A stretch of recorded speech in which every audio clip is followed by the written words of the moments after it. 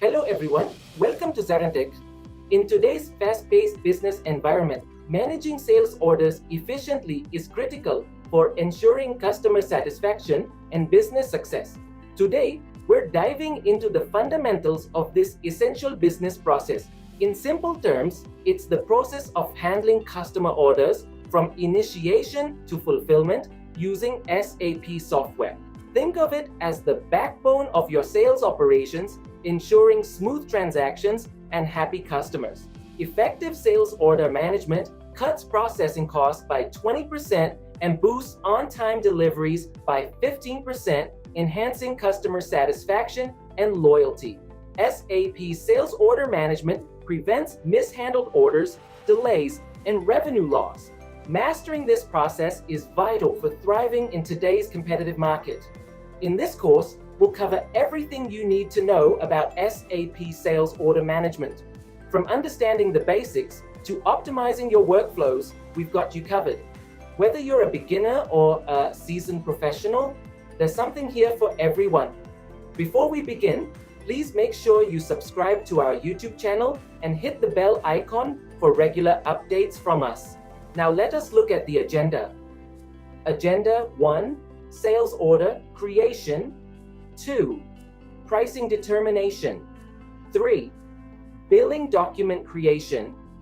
4, SDLC methodologies. 5, delivery document type. Let's dive in. So topic for today is basically getting of sales order creation, sales order confirmation, pick, pack, ship, invoicing and billing, and then payments and customer communication. Can you tell me anything that you know about, first of all, what do you mean by sales order? Sales order, usually the sales engineer created whoever responsible after the BO has been received from the customer.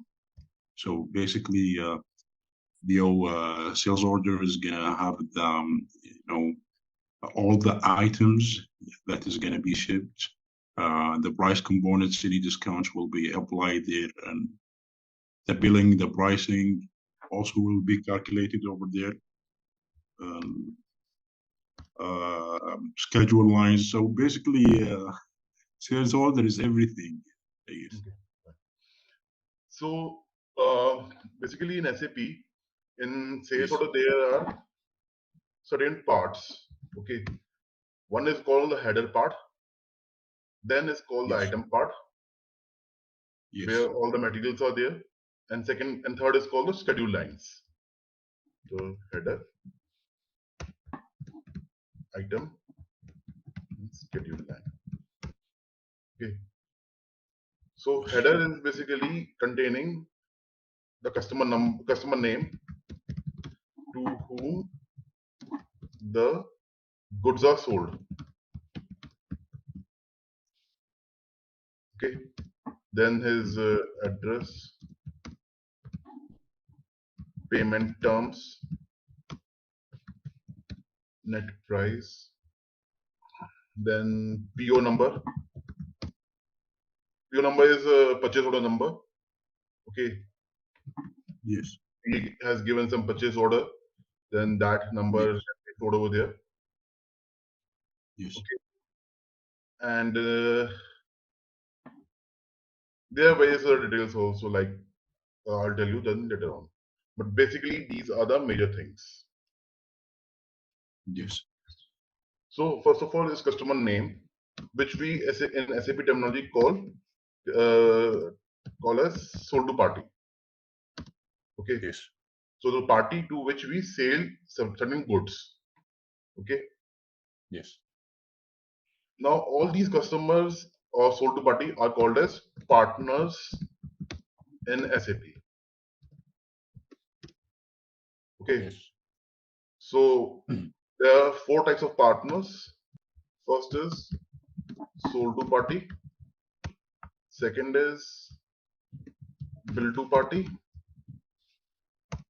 Third is ship to party. And fourth is payer. All these 4 types of partners, they can be same or they can be different also. Okay, Okay. like your sold to party can be your head office. Okay, Yes. bill to party can be your accounts department. Okay, Okay. where and that can be somewhere else also, Okay. some other country, some other city. Then ship to party, Yes. like a regional office where you want to ship the goods.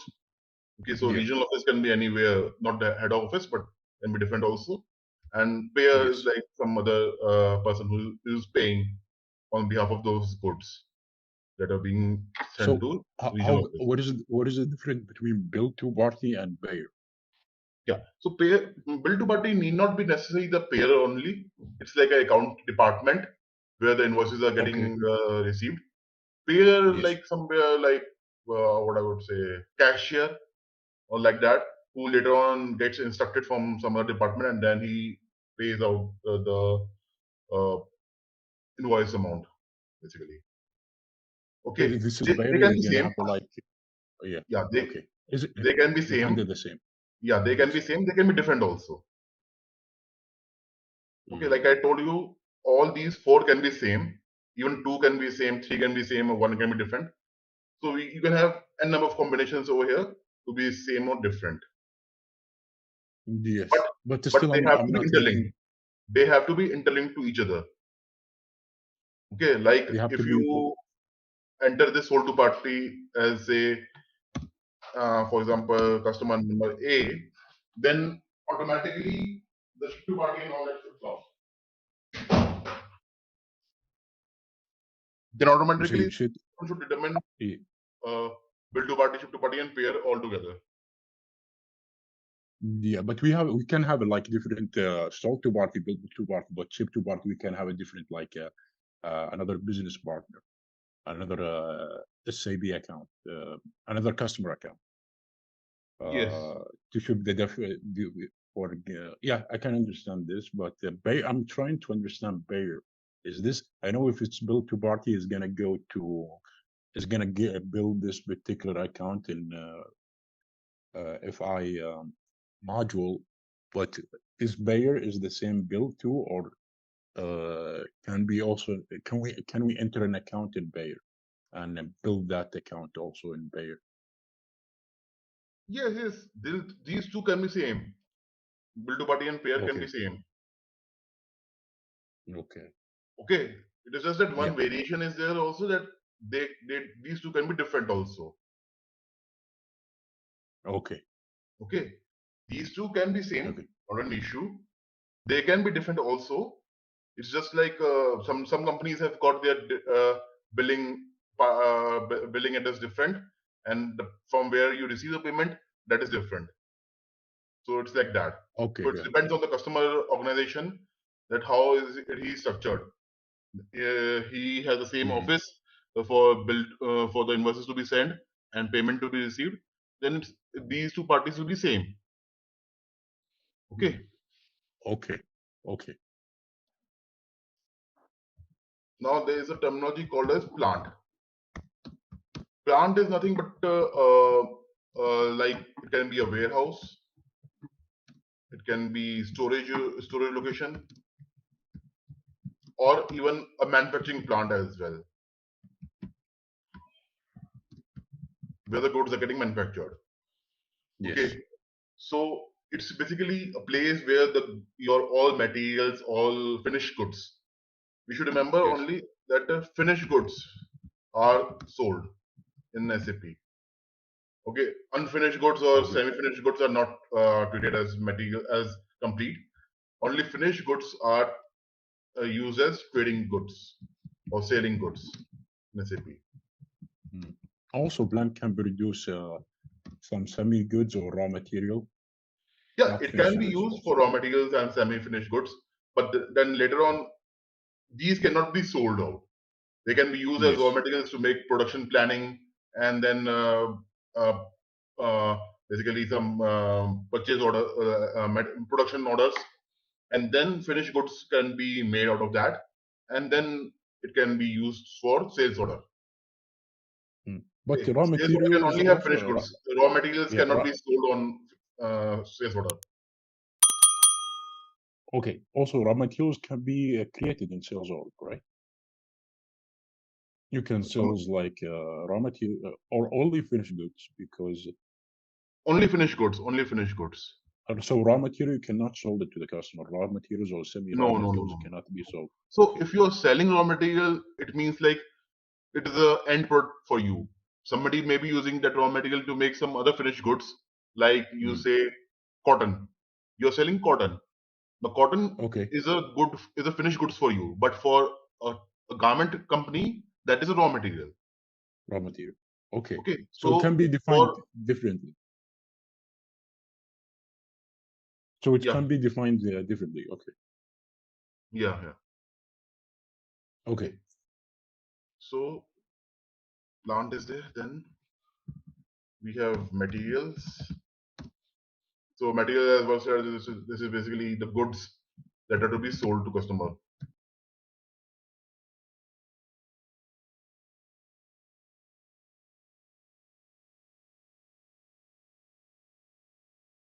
Then we come on to the second one, item area.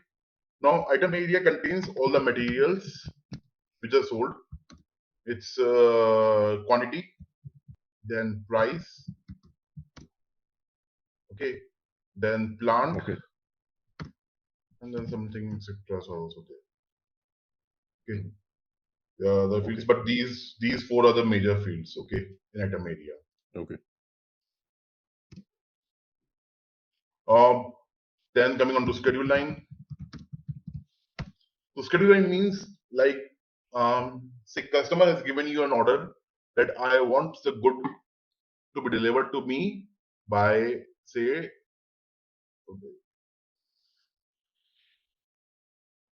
by 27th.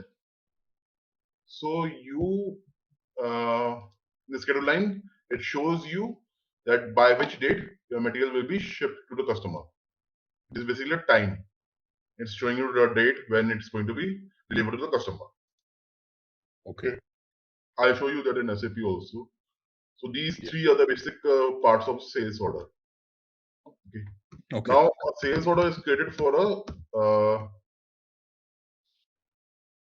certain things that I'll have to tell you more again. One is sales area. Okay. Sales area is Yes. basically the area in which the premises in which from which the sales can be taken care. Okay. Yes. And it's a combination of three things: sales org, Sales distribution office.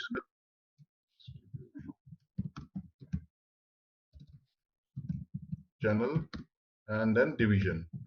Mhm. So sales org Okay. is nothing but the company. Okay. Yes. Distribution channel is the mode of sales through which the goods reaches the market, like your Yes. retail, then online, or your physical shops. These all are distribution channels. Okay. Yes. And division is basically what type of goods you have. You have, say, cars, and the cars also like SUV and MUV or small cars, sedan, hatchback. Mm. Okay, Yeah. then you have trucks. So these are different divisions, type of products that you have in your types of product that you have in your Mhm. company. Okay, Also, sales group is not coming under sales area. so that is sales group also comes under sales area, but that is not an important thing. These three are major. Okay, Okay. if you don't have a sales group, it's fine. Okay, Yeah. you can still it will work, but if you don't Yes. have one of these three, it will not work. Basically, sales group is done to club the customers. Okay, you make a Mm. group of certain customers, say northern region customer, then you club all the customers which are in northern area of your country into one group and make them a sales group. Okay, that is Yes. called a sales group Okay. basically. I will start on and then I will show you one thing, one by one, all the things. So first of all, the T codes that are important. So here for everything that is being created, basically for opening of SAP, we need to enter certain T codes, transaction codes, okay, to open a particular page in SAP. So Yes. the transaction code to open create sales order is VA01.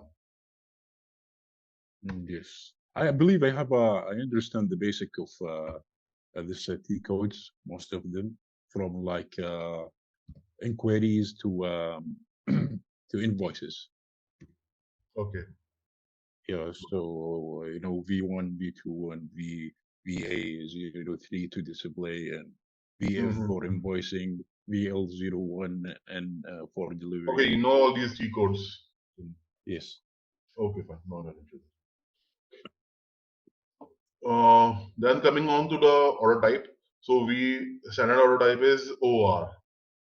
Okay, order type. Then first of all that we need to enter is the sold to party, which is a customer to which we are selling the goods. So I will Yes. take a reference from this itself.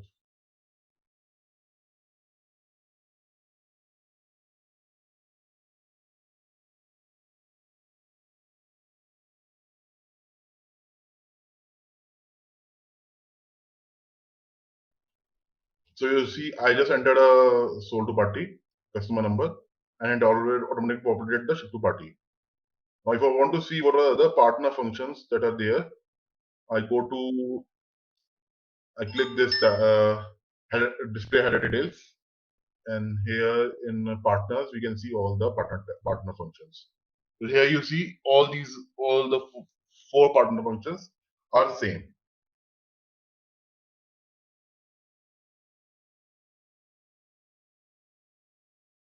You can add more the ship to this account, right? For example, sure, Yeah, for partner functions. so no.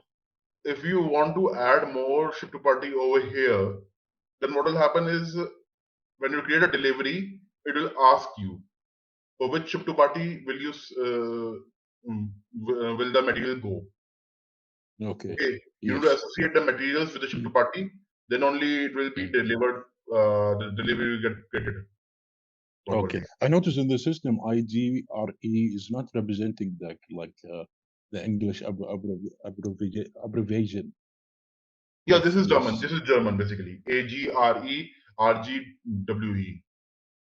Okay. W, This it's is like in German. English CH,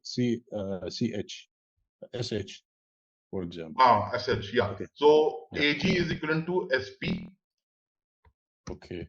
AG is in German basically. Okay, and is its English is SP. Sold to party. Okay. Okay, RE is for German and bill to party BP. BP, okay. Okay, and RG is German, then payer is PY. Okay. And got W you. is ship to party, and then ship to party is called SP. Yes, I got SH, sorry, SH.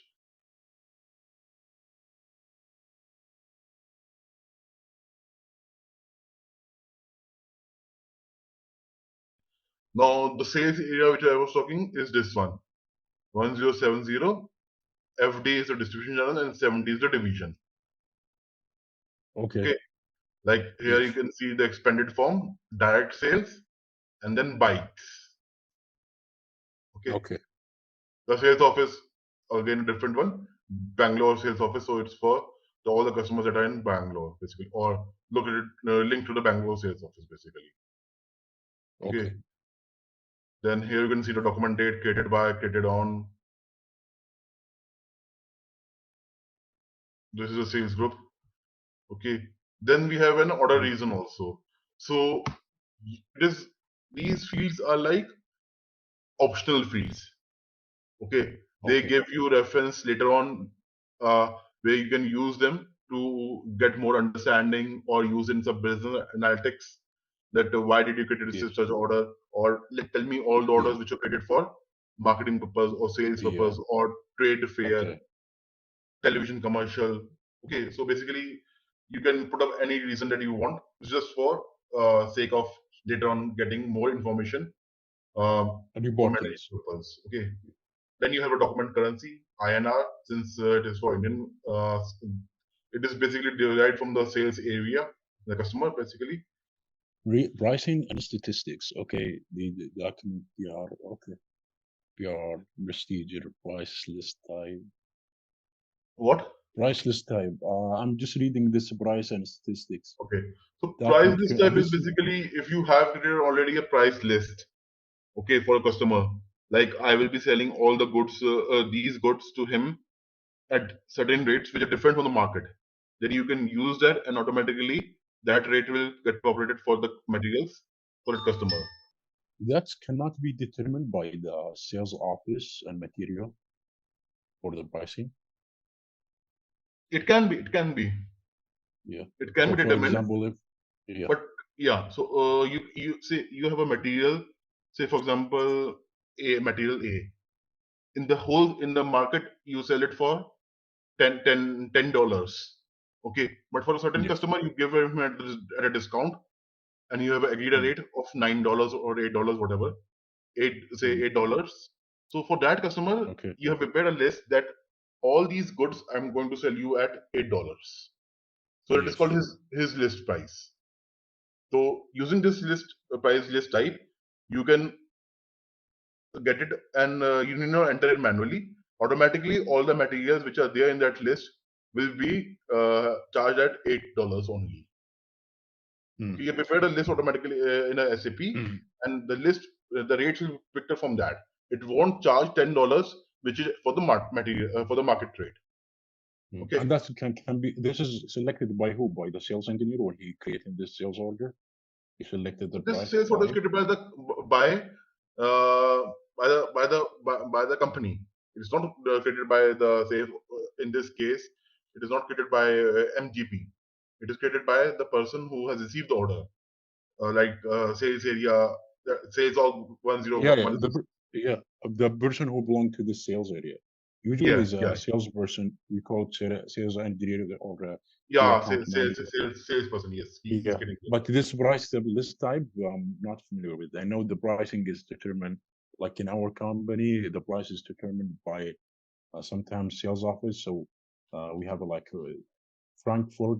If you sell from Frankfurt, this material is different from selling it from another sales office which existed in another city. So the prices be different, and the system will be determined that based if he selected this sales office in Frankfurt or another offices, in subs and other cities within Germany, for example.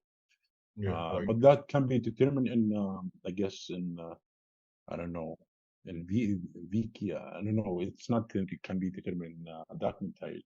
Can be determined where in transaction code VK12 or something. What? So yeah, I know. Maybe I jumped to another topic, but okay, I understand this. I'm interested more about the price prestige. Okay. We Okay. come to the pricing and all that. Just hold on. Yeah. Then Okay. we have a delivery block. Say want to block the sales order for delivery till certain time. Then we can put a block. Okay, over here. Then a billing block also can be put up. Like we want to block the billing to happen for this sales order till this block is removed. Then we can do that as well. Okay. Billing block. Okay. This cannot be done in the customer master data. No, no, no, no. This Okay. is say customer master data will have it. Then all the sales order will not be able to deliver our billing. You want to do only for particular sales order. So, say for example, Okay. this sales order I want to block till the earlier sales order is paid. Okay, so credit Okay. limit I can put Okay. the credit limit. Then it will be blocked till credit limit is reached back again. Yeah. Credit Okay, limit like until his older payments credit are not limit has received, been and released. this will not be delivered. Yeah. Okay, Billing block. What does it mean? same for billing block. I don't want to get it billed till, say for example, payment terms are not clear, or the terms of delivery are not clear. Okay, Mm, or anything I want regarding that. So I can put okay. the billing block, and billing will not happen for this sales order. Delivery can happen, but the billing cannot happen for it. Okay. So Okay. Mohit, in our company, the usually all the blocks has been determined by the customer master data. So if the customer, as you said, has an overdue balance or anything, that will be blocking the master data. And if the sales person he trying to quote on this customer, he will not will be able to, for example, proceed to the billing or the invoicing because this customer has a block. But here I see the block can be applied also on the sales order. You can Yeah, apply so the sales block that block. Okay. you're mentioning is a different, that is a customer block. That is means like Hmm. this customer will not be sold any goods. It's a blacklisted customer. Oh yes. Okay, that is different. This is like it's a normal customer for you, but you have put certain block on the sales order. On this sales order only, though you have taken the order from the customer, but you have own regulations in your company, your regulations in the company itself. You during that you cannot until unless those regulations are not clear, you cannot sell goods to the customer.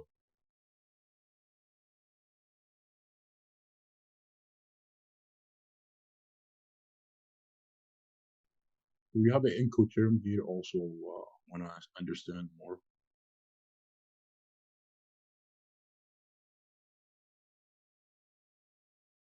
So Incoterms is basically EXW. The different types of Incoterms that are there. Like, what does it mean? Basically, it is like what types of payment terms or tax system, the tax terms are there. So X works, okay, delivered X, shipped, delivered duty paid, delivered duty unpaid. Like these are basically for different uh, terminologies for the taxes that are to be paid or not to be paid. Okay. X work means mean after all of the work has been done, Yes. the customer will pay, or how is that gonna be like? This Yeah, one's no. So these are some. basically terminologies in economic terms. I'm not very clear about what would they interpret it, but it's like this terminology only. Okay. Yeah, but what does it mean if the sales engineer into a term X work, like you able to do the billing after the work has been done or something, or this like how can I say it, like after the after all of the work has been done, this payment will be So billed basically, to in you. X works, it is like the seller. Okay, the seller has got a minimum responsibility. Okay, for whatever the damage that is happen. Okay, if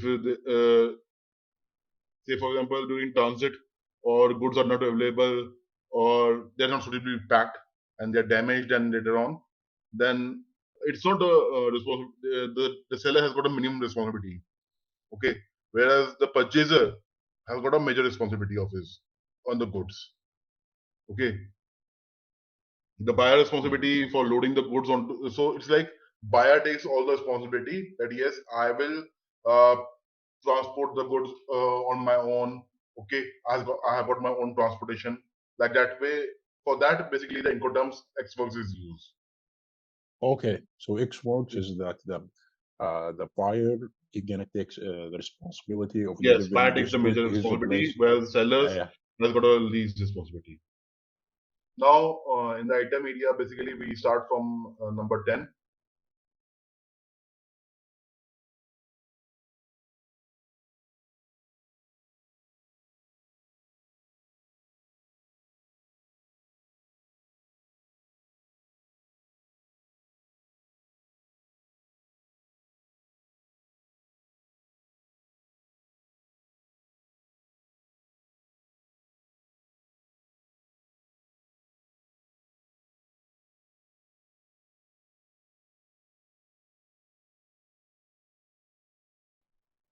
Now I will enter the material 2124, one piece. Okay, I will double click on it and then I'll go inside.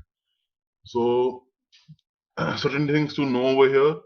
First of all, item category. Item category here in SAP standard is TAN, which means standard item. mm, Okay, there are various yes. other items like third party item or your inquiry item, free of charge item. You're getting something free. Then your non non-stock, repair material, or anything which is different type of material that you have, you basically put up an item category against that, and that gets signed over here. Okay. Then you Okay. have Okay. 21 piece first delivery date. So the date over here basically system date is 6, so it's 11/8. I think it's wrong somewhere in the system itself. Then coming on to shipping, then here is basically all the things. Delivery priority. So you can increase the priority also, like you want to increase it, want to prioritize the sales order, you can increase the delivery priority. Then coming on to the conditions. So here is the pricing of the material. So the Okay. first of all, the base price. The base price is denoted by condition type PR00. Okay. Okay. So this is like 100, 1 lakh INR. Okay. So Okay. you have the different things like gross value, discount amount, rebate, net value 2. So these are basically different subtotal or subtotal like that. Then you have a cash discount also, which is currently 0%. You can maintain it, and then the discount will get applied over here, and then the material will be lesser. The price will be less, and Yeah. then Okay. some profit margin that is there. Okay. Mm. So this basically pricing is coming from the condition record. Okay, like I told you, there is a material with the market price. So this is like a market price because you see it is for sales of distribution and straight away material. This price is not for this customer. It is for open market. Anybody who buys this material will get for this one. If you want to make it special for a particular customer, here at this point, you can add one more field of customer, put up a customer number, and then the rate which is defined for that customer will get applied. Okay. Okay. So this is the pricing. I'll go in more depth after this session to let you more about pricing. Okay. Okay. This was schedule line, which was referring the third area. The first was header, then second was item, and then the third is schedule line. The schedule line, it shows you that delivery date is 11th, order quantity is 1, rounded quantity again 1, and confirmed piece will be 1 because when it gets confirmed. Okay. Well, sorry. What do you mean conform quantity here? So say for example, right now you don't have material at your warehouse. Okay. You need to manufacture it, or it will take, say, you need to manufacture it, but to manufacture it will take 10 days. Okay. Okay. Till So such time, the confirmed quantity will be 0 only. Once it is manufactured and the stock is there in the warehouse, and then the salesperson confirms that yes, the material is now there, then only it will change to confirmed quantity will be put up as 1. Till that time, it will be 0 only. Okay. Okay. So delivery date is determined by the system, you know. No, so And this is delivery date is determined from here. Okay. Requested delivery date. I can change this thing. okay. I can change. Today's date is 11th here in system. I can change this thing to anyone. Say for example 31. Okay, but the system showing until that day, this the material is not going to be available if you go to the schedule line, right? What? So when how so we wanted to deliver this this material at the 31st of August, and how do you know this material is going to be available by the schedule line? So that basically is a calculation that a salesperson does. A salesperson does after discussion with the manufacturing team, that if this Okay. this material is not there, then how much time lead time is there, manufacturing time is there. Basis that, how much time will it take for it to come, raw material. Okay. Yeah. In SAP, Okay. there are certain things also, like you can check the availability also. You can check what? Display the availability. Availability. the Okay. availability of the material. So you can select the material, select the line, and go to display availability.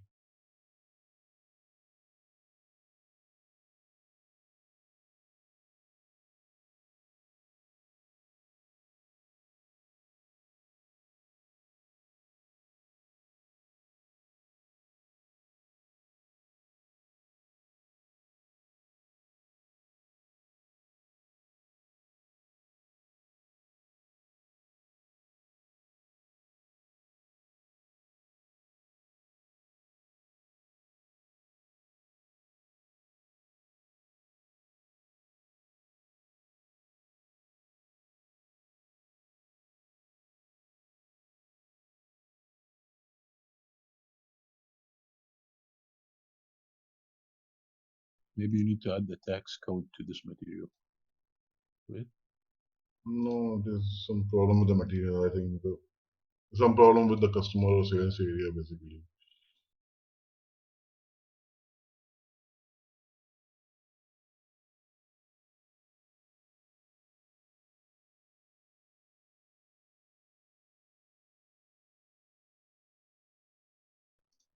Now we save it. Now it is showing. It will show us what all things are not updated. Receive invoice, receiving glance, schedule line 1, schedule line 2. I'm not familiar with those.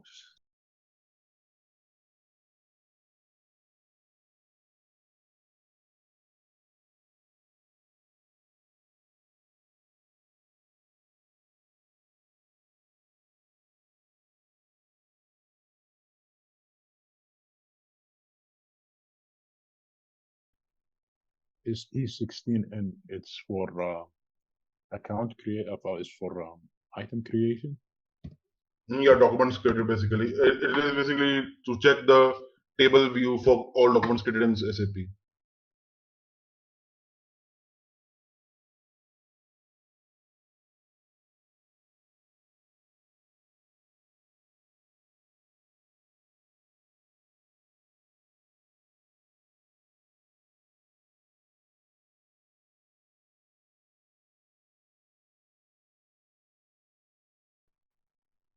VBAK is the document type. No, maybe basically a table for sales order base.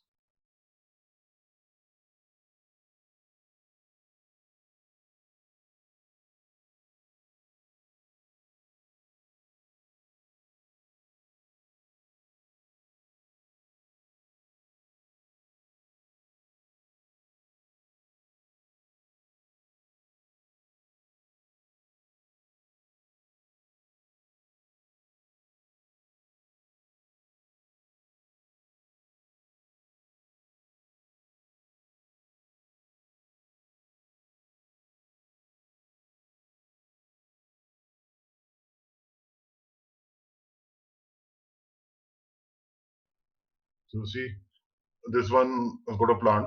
So when I click on availability, my item availability, it shows me the stock.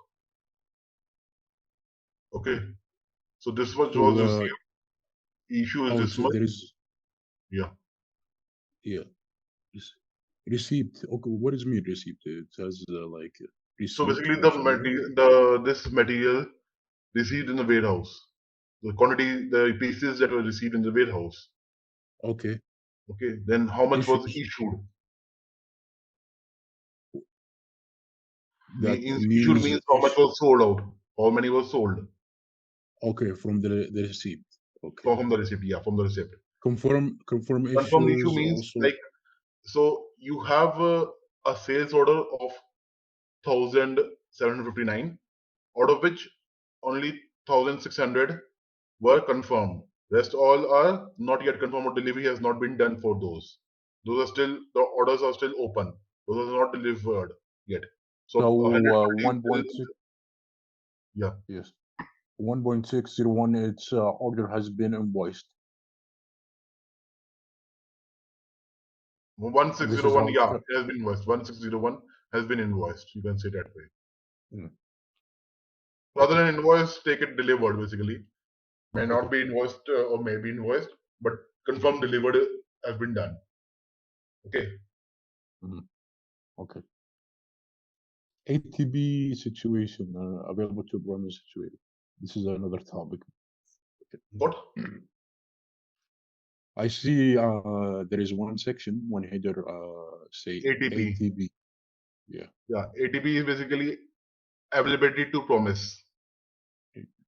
Okay, it means like it's like basically you have promised to the customer that you have the goods in your warehouse, or you can manufacture them and then you can deliver it to the customer by a certain date. So its in his availability is promised to the customer. So here it shows Okay. you under which situations you can promise the customer to be delivered the goods. So here only in this view, availability overview or an ATP situation, one can know as by which date will I get the goods in my warehouse.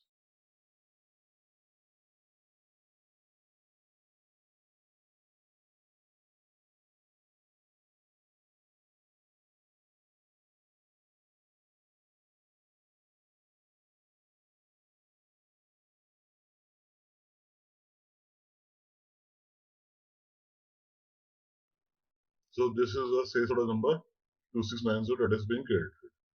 We can view it using VA03, as you know, already know. Using VA03, we can view the sales order. Also, we can take it as a printout from document issues. What? Can we have it on a PDF printout? Printout of sales order.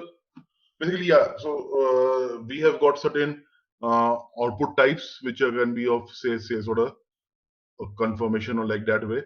So those are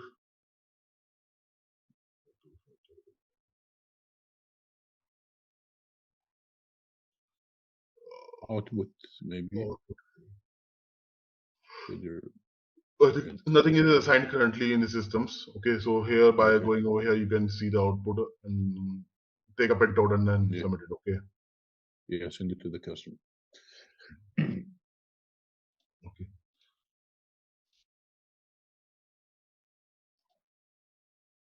To create delivery, we create delivery using a reference to the sales order.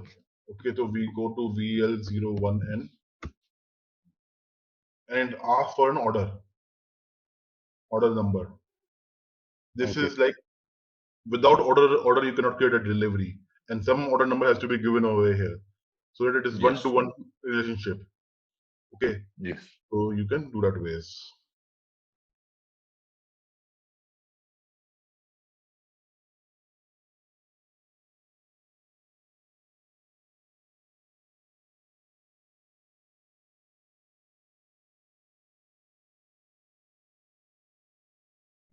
You know, the most issue when I try to create a delivery, there is one error coming as a schedule line something. I forgot what is it.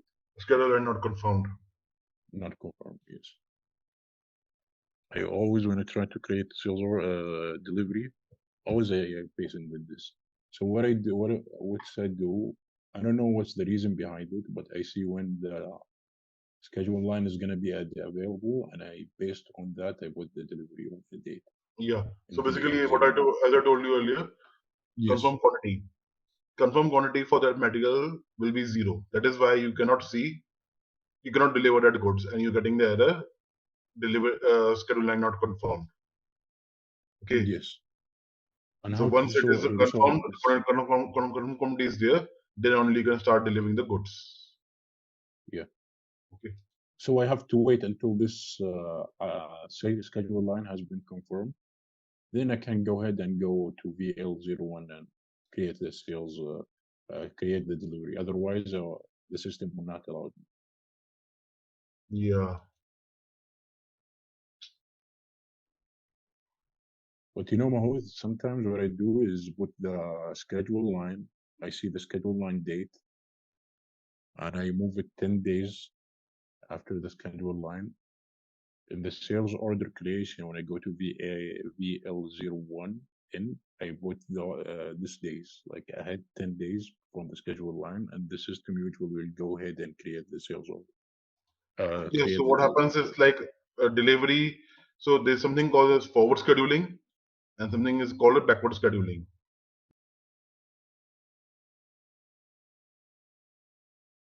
So these two terminologies are there for basically your delivery creation, okay, or confirming the goods in sales order. So what does forward scheduling means? Forward scheduling means, say for example, from today is 11th, okay, as per system date, and I want to deliver the goods, say for example, on 31st 08. So between these days, I do forward scheduling at how many days are there, and basis the material availability date and all that dates, by when latest can my material be there. Say for example, I do a forward scheduling and see by 21st the material will be there with me in the warehouse. So I create a delivery for 21st today itself. So that on 21st, I don't know, I need not to go into the transaction and then punch the delivery, or then by 21st, the system using a forward scheduling says that for 21st, the goods will be there in the warehouse and it will be confirmed quantity will be there. So you can create a delivery for 21st. Okay, so that's the way that when you change the date, sometimes the system allows you to create a delivery. It is because of forward scheduling. The system does a forward scheduling and checks that on that day which we are trying to create a delivery, will the goods be there in system or not. So it does a calculation and it finds yes, that date the goods will be there. So it allows you creating a delivery. Backward So the scheduling system. means, yeah, backward scheduling means, say for example, 31st is the delivery date. From 31st, it starts counting backwards. Okay, it starts counting backwards that by when earliest can your goods be there. So either of the two scheduling can be used. Not both can be used. Only one of the scheduling is used in SAP. Okay. That is defined in the configuration when we put up the ATP check, ATP configurations, availability promise configuration, that which strategy are we going to use? Are we going to use forward scheduling or are we going to use backward scheduling? This is that only the dates are decided for the delivery creation. Unfortunately, I'm getting this error in the system. I don't know what to do now. So this ask you to configure some warehouse management or a storage location in this particular document, or No, related to some movement type basically. maybe you can proceed with another C code. Sorry, material.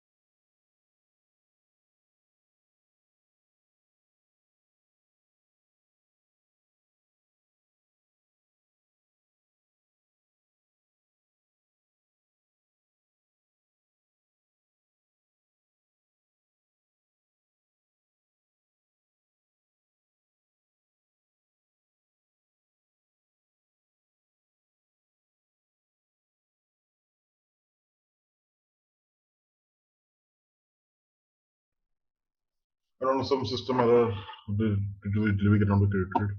So we will reference already created delivery. Okay. So delivery is created, as you already know, by T code VL01, changed by Yes. VL02, and display by VL03. Yes. Okay. So here you can see the material, the quantity. Okay. Mm. Here in delivery, you don't have pricing. You only have delivery information. Okay. Yes. Then picking tab is there from where the goods will be picked up. So it's got Okay. these statuses are important. Overall pick status. What does C means? So there are 4 statuses for everything. First is blank, not relevant for picking. A is not yet processed, means the picking has not yet started. B means Okay. partially processed. So partially processed means, say for example, you have got 2 quantities and you have picked up one. One is still left to be picked up. So in that case, it will be B. And C means when full quantity has been picked up. Okay. Okay. So this is after you create the delivery, right? Who get the person who gonna update this overall back steps? It is basically done at a plant. This delivery is created at a plant or in the So the warehouse, wherever. supply chain Yeah, will supply update chain. Yes, this. yes, yes, yes. Okay. So then here only you will come to know whether a warehouse order is required or not. So in certain companies, you require a warehouse transport order. Here, basically, for example, this one, this status. So certain companies say that I need to create another document for picking up my goods from warehouse. Another document is created. So that is called a transport order. Transfer order. Transfer order, yeah. Transfer PO, order. yes. TRNS order. Okay. So Okay, so here it is configured that no transfer order is required. So it will be blank only, not relevant. Okay. yeah, in my company they have this PO requirement here to transfer of movement. So if you create deliveries, if you try to, for example, you have this item and you go and click on save, there is an error code there is an error will throw up at the screen and tell you to create TO. Or if you're trying to create it, there is an error going to show the item has not picked up. So you go to the Yes, select yes, yes. document and create transfer order, and you have to go to LT02 LT01. for Yeah. LT01. Yes. And then you have to conform it in LT12, I guess. Yeah, yeah, yeah. Yeah. So this is like warehouse management movement, Yes. for example.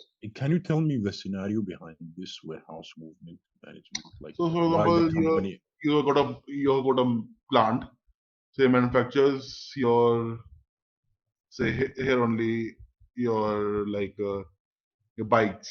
Okay, they manufacture the bikes. They've got a plant. Now from Okay. the plant is say somewhere in very remote areas, and the warehouses are situated near to the sales offices. Okay, where Okay. from all the plants, you collect all the goods from all the bikes from all the different plants, and put up in the warehouse. So So warehouses they put it are in the somewhere warehouse. near the sales office from where Yeah. can be sold easily. Okay. For delivery also. Yeah, for delivery, yes, for delivery. Yes. Okay, so every time you need not to go to plant. Okay, from plant basically the goods are being transferred to the warehouse, and from the warehouse it's being sold to the end customer. So it's a like Okay. intermediary place where the goods are sold. So Mm. whenever you take out a delivery, you create a delivery, it asks for transfer order that yeah, now the goods are being transferred from the warehouse to the sales basically. Okay, Okay. so From the that document is required warehouse. at that time. Okay. So if I create a TO, this plans of this finished goods has been basically asking the supply chain to transfer this goods from the plant to the warehouse. And when it's received in the Yes, yes, warehouse, usually yes. I don't know who's responsible, who's the end user who gonna go to LT. So it's again Maybe a the person. plant in charge only or the warehouse Yeah. in charge that creates the transfer order for transferring of Okay. the goods from plant to warehouse. Yeah. Okay. So if the goods are received from the from the plant to the warehouse, person from the warehouse will go to LT12 and he will confirm this TO, Yes. right? Yes. So Exactly. there is like whoever create, for example, the delivery. For example, let's say I don't know how they communicate the person from the warehouse to the person who create the delivery. Maybe the person who create the delivery is something from the customer care, and he create the person from the warehouse will communicate to the person who create the delivery that the TO has been confirmed. So you can go ahead and create a delivery. So the person from No. who's created the So transfer order confirmation is from the delivery itself. Okay. okay. Once the delivery is created, then only once the delivery is created, then only your transfer order will get created, and then your transfer order will be confirmed. After that, But you you will cannot. do your picking and packing, and then Yeah. dispatch of the goods. But TO confirm is before delivery. So you need to create No, TO. You after need to delivery. So confirm. basically, after delivery. So you can't create delivery with the delivery Yeah. number in See, the system without the so TO. delivery creation in those steps basically it's like a 2-step or 3-step. Okay. So the delivery creation 2-step means there's either delivery creation 2-step or delivery creation 3-step. Okay. So 2-step is basically like you have your delivery dock and then pick and pack. In Okay. 3-step, you have a warehouse also. So you have a delivery dock, then TO, that is transfer order, and then pick and pack. Okay. So your Okay. TO, the transfer order will be created after delivery document is created. But Okay. it is still the property of the supplier. The materials are still with him only. It is still not packed, or say it is not picked properly. It has to be packed. It has to be packed in a carton box or whatever goods have been packed.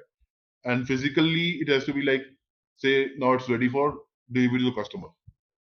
Till the transfer order is not created, the goods are not ready to the give to the customer. Once pick and pack is done, then only it is ready to be give to the customer. Okay, so this is 3-step Yes. delivery creation. Then 2-step is like delivery order has been created and straight away you send it to the customer. So it's not the warehouse is not there, transporter is not required. You straight away pick the goods from the plant, pack it, and then give it. Okay, you do Yeah. not require a transfer order. So that is these are the two things. But transfer order is just, I want to understand the scenario because behind the TO. So you try to create you try to post a good of issues, but the system show you have to try. For example, the system show you a message of order has not been picked. So you go ahead and create TO, right? Right. For example. Yes. Okay. I So just want to TO is basically for picking from the plant and putting in the warehouse. yeah. Who's the person who created the TO? The No, person it's who the plant clerk or the warehouse clerk, basically. okay, and who is gonna confirm the TO? Same person. Say, The no, same person in the confirmation will be warehouse. done by the other party. Say TO creation can be done by plant clerk, and confirmation can be done by warehouse clerk. That yes, now the goods have been picked up from the warehouse, so you can confirm the TO. Okay. So who's the person who's gonna create the delivery as a whole? Delivery as a Whatever whole who's can be created from, say, for example, by the sales employee only. Okay, okay. and send it to the plant first of all. That I want this material to be delivered to the customer. Then he creates a TO for the warehouse, and then warehouse clerk confirms the TO, and then the goods are being packed and then so delivered to the customer. That is the basically whole Mm. flow. So yeah, so the sales will create this delivery, and the end he's gonna submit the delivery note to the customer. Yes. I have some question, but I forgot it for right now. Maybe we'll come back later. But yeah, good. I Then understand there this, is like the something known as process. shipment also. So shipment means when you club certain deliveries into one. Say for example, you have got 5 customers on a particular street, and you want to deliver all the 5 customers together. Okay. Because they all on the same district or the same Yes, street. same on the same district or street, same road. Yeah. So you can deliver all the 5 together. So you club all those orders together, put up in a truck, okay, and then you follow a particular route. So you put up a route also over here, okay, and then basis that you can deliver that 5 deliveries together. That is Okay. called a shipment. Did you list the sales delivery number here, or how the system knows all of the Yes. uh, So we uh, get a shipment. We get a shipment and assign the delivery numbers. So the delivery numbers are assigned to the shipment. Okay. So this is that it knows that for which customer this delivery is for. okay. So this status shows that whether this is required for transportation planning. Transportation planning is basically nothing shipment. So if it is required or not, then it will be yes or no. This is this status. Transportation planning. That's the PO, right? Yeah. Okay. Now there is so all these tabs have gotten their own statuses. So this is pick and pack status. The C means pick and packing have been done for it. Then packing status, then warehouse overall warehouse status, picking confirmation, then goods movement status and billing status. So this goods movement status means the goods have been received at the customer side. Who's gonna confirm this? This is like confirmation from the customer. Once So the goods the have been customer. delivered, the customer says, okay, fine, I have received it. He sends certain confirmation like he gives you a signed copy on your invoice on a delivery delivery thing that okay, fine, I've received the goods, Okay. I've signed it. Now you can send me the invoice copy. So that is a Okay. And that. confirmation that the goods have been received to him. He signs Yeah. that. So okay. So the salesperson who gonna update this. No. Sales representative is not looking at it. That is like a delivery person. So when you get a The del- courier, the courier boy comes and he asks you sign a document that you have received the courier. So that sign is a proof that you have received the courier. Okay. In certain companies, you get a customer sends you electronical acknowledgement. He sends you a mail that I have received the goods yeah. and they're in good condition. So that mail is also confirmation. Yeah. It can be Our anything. customer. Yeah. Our customer. He sent this by email or on Yeah. delivery note. He sent it. Yeah, But email, I'm wondering fax. who's the. Yeah. Who's the person who go to the system and confirm this, and how he confirm it? Like He can be anything. Okay. In certain SAP, there may not be any customer also. It is like an iTalk that comes. Okay, a certain message that comes into SAP, and then automatically this status is changed from A to C. Okay, so need not be a person.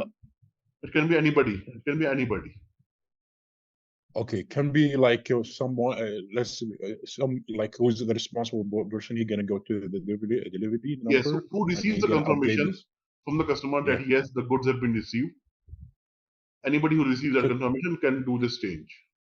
so for the scenario, he gonna go to VL02, and he gonna go to the status overview, and he gonna update it from there, or here how he No. gonna update? So you see your thing over here, post goods Yes. issue. Yes. So we click over here and it changes to C. So Mohit, sorry, where is the status gonna update it in GM? Yeah, he's gonna update it as C completed. Okay.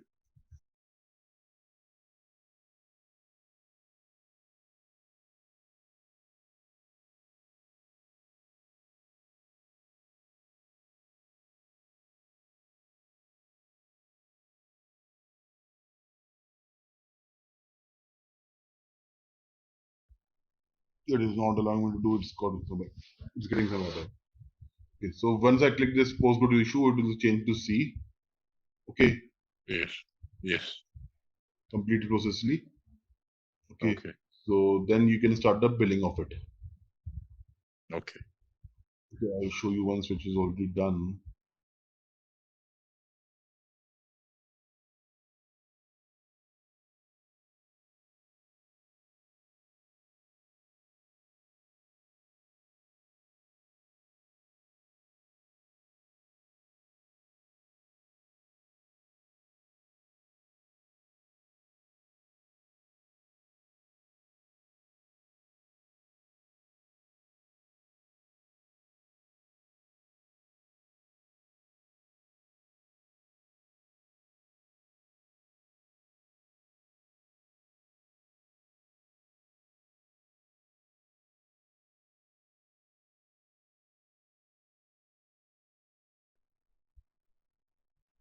So see here it is C because the goods Yeah. have been okay.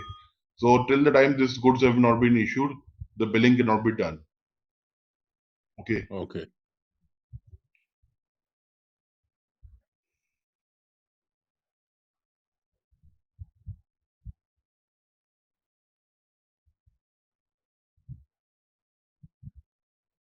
Okay. One more thing is that once you see that goods have been delivered, goods issue have been done, then you see another document getting automatically in the background. That is this document, GD goods issue delivery. This is created automatically in the background once the good have been delivered. Okay. Okay. When the picking is done, then this document picking request is automatically created in the system. These documents are not created by any user or like that. These are created automatically in the system. Okay. Okay. Good has been issued. This is like it is going to the FI module right now. Like FI consultant is going to use this, or No, this is not FI model. This is again your WM or WM basically. yeah. WM on PM, plant manufacturing, plant maintenance or warehouse management module. Yeah. Okay. How about get the issue delivered? Yeah. So once you do the PGI, big what do you call it? Goods issue. So certain FI entries are also done automatically in the background. So those entries are like customer account. No, your not customer account. Your cost of goods sold. Okay. This cost of goods sold account is debited. Debited means the value of the cost of goods sold comes down. Okay. Mhm. Your stock is also reduced. The stock value.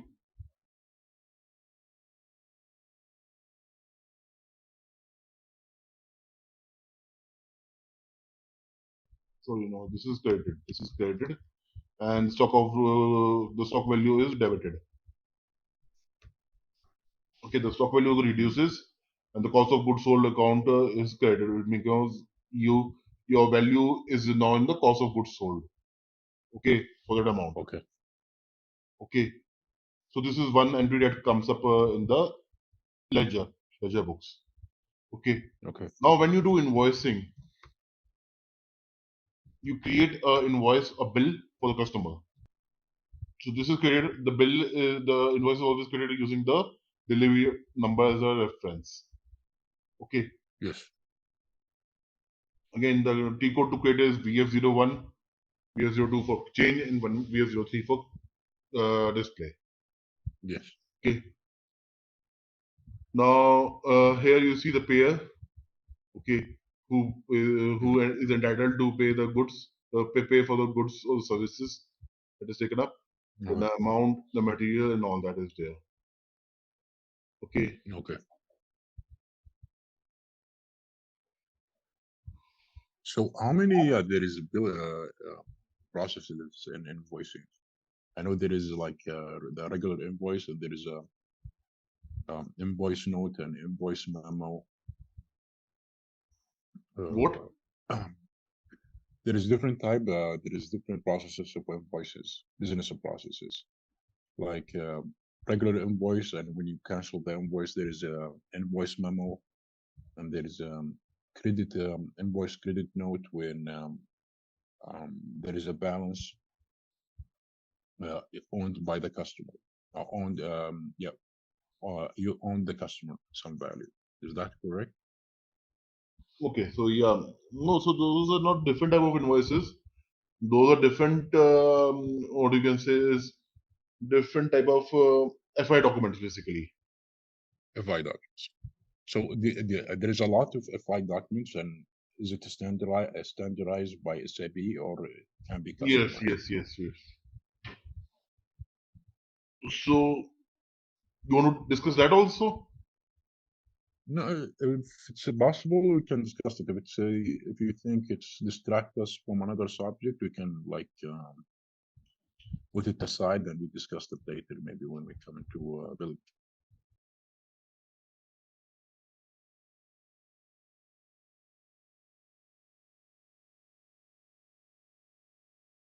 So basically, Mahout, when you do the post of git issue, this is will integrate with FI modules and MM modules, right? As you described Yes. in notes. It is both. No, it is FI and WM, MM. And when you do invoicing, it is like between the customer account getting debited and your revenue account getting credited. Okay. Okay. So this is the document number of the invoice. Can you explain this to me? Because this is like something new. This is document. Yeah. So this is like, so this is the invoice document. Okay. And then you have the accounting documents of it, which is getting generated automatically. So here you can go and see the accounting document. The first one is the accounting document. Okay, it shows you the different accounts. Okay, and the amount, so whether it is credited or debit, plus or minus amount. Okay, the posting key is also there in this. So it shows you basically, say for example, it is 40 means debit entry. Okay, in accounts you have debit and credit basically. So you can see revenue account is debited. Okay, and work in progress difference receive is credited basically. Yeah, it is like that. That is okay. Okay. Okay. So for each invoice is gonna be two accounts. One has been debited and another one been credited. Yeah. Okay. So this document number is the what is this document number? This is the accounting document number. The account what? Accounting document number. The accounting document. Okay. This is of course it's used by the FI consultant.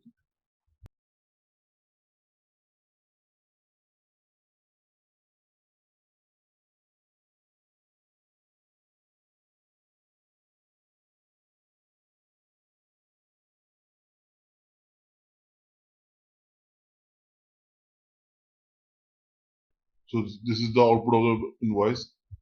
Okay. Okay.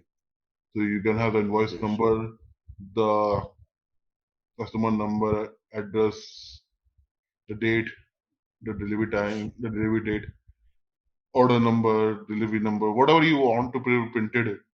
You just put up in the invoice output and then it will be printed on the invoice output. Okay, materials, quantity, the pricing, everything is there on that. So this is the invoice output. You can also, so that is also searching to see how the invoice output is there. So you can see it using this, go inside and then see the output and then give it to the customer. So this is another thing. Pricing. Okay, where I will let you know the pricing, the discount, the tax and the taxes. Okay. I've also covered you the output. Okay, output invoice output also. Okay, tomorrow you mean? No, today I already did. Not just I show you the invoice output. Yeah, the output. Yeah. Yeah. So that is also done. this SE16N, it's basically transaction code for material creation, or it's just for No. So document sales? SE16N is basically to create to view tables. Tables of? SAP. So there are various tables like sales order table is BBAK, delivery Okay. table are like LIKP and LIPS. Like this is standardized table, or standard tables, it's standard like tables, standard tables only. so no, it's coming across all of the SAP. No one Yes, can yes, customize yes, this. yes. And then you have billing tables. These are VBRK and VBRP. So the first one is basically for your header data, and second is Mhm. for your item data. The Okay. same apply with the sales order and delivery also. Yes, delivery also. So you see, wherever K is there, K means header. Okay. Okay, and where there is no K, like there is P. Okay, the second letter is P in all the three. It means basically your item data. Okay, got it. How is Okay. that different from the document type? Document type I already told you. So document types are like order is OR. Yeah, I know about this about that document type. It's just is the how is the order behaves, or how the delivery behaves, or how the billing is behaves. It basically this document type you can customize it. Yes. This document is gonna behave. Yeah. My question So is what is the you difference go between over here, tables? you go to T code called SPRO. Yes. Okay. And click SAP reference IMG. Here you define all your customizations to be done basically. Yes. Okay. So regarding all the documents that or anything that you need to do in SAP related to your backend functionality basically. That you need to do over here. Yeah, So I done some this configuration. With the sales order, sales offers creation, and distribution channel creation also. So I'm a little bit So familiar here you with define this. the sales or document type and the behavior as how it's going to work in SAP. So document type is customizable. Tables, yeah, it can be customized. It can be used standard also. Yeah. SAP tables is not also as well customizable. as data customer also. Okay, so like this OR is standard order. Okay, so there's called this number range assignment. So means which number. So the number range is there for it. Okay, and which number range it is going to take up. So it's taking up 0, 1. Yeah. Okay, external number when you want to assign. When you are putting up a number, it is for external number. Internal number is when SAP is giving a number to the document. Okay. Yeah. Item number increments. So when we entered the item, it started with 10 and not with 1. Yes. So here you put that thing over here. Yeah. Because when you mentioned you have to, you started from 10. I remember another system I have started with 1. So from here, So here it is where you put that 1 or 10, whatever you want to do. Okay. Then output. You can define the output applications. What if you want to get some outputs, you put up over here V1, V2, V3. What is this output application? So in standard SAP, we call V1 for sales order, V2 for delivery, and V3 for billing. If you want output to be determined, say an output to be showed for sales order type, then you assign this output application to that document type. If this is blank, output will not come for the sales order. Okay, so if I wanted to create a custom delivery, for example. No, not delivery. Not delivery. Say, for example, you want to create a sales order confirmation. sales order Okay. confirmation that yes, order has been confirmed or order has been received. Okay, you take a printout of the sales order. That printout of the sales order is basically from this thing only. I'm still sorry. I don't understand this. So, like Continue. you created a sales order, okay, Okay. and you want to take a printout of that sales order. Yes. For reading that printout, you need to put up something over here. Otherwise, that printout will not come. Okay. And based on what? Based on V1, like Yeah, printout based on has V1, a what? Yeah. V1 is defined for sales order. So if you put V1, SAP will read it like yes, output or the printout is required for this sales order. It's required, so we'll force you to Yes. print out this sales order. Yeah. Why there is no other options of this output application? So there are other options for different document types. V1 is specifically designed for sales order. Okay, got you. Maybe Okay, another the structure of the another structure, output application. the structure of it is like it is defined with V1 and is saved in SAP. So you have different like shipping. So you have a different type of layout for shipping documents. So that is with V2. Then billing is like an invoice. So invoice has got different layout. So we take Okay. it with V3. Okay. Mm, okay. So different layouts are saved with different application types. This is for the output. Yes, this is for output.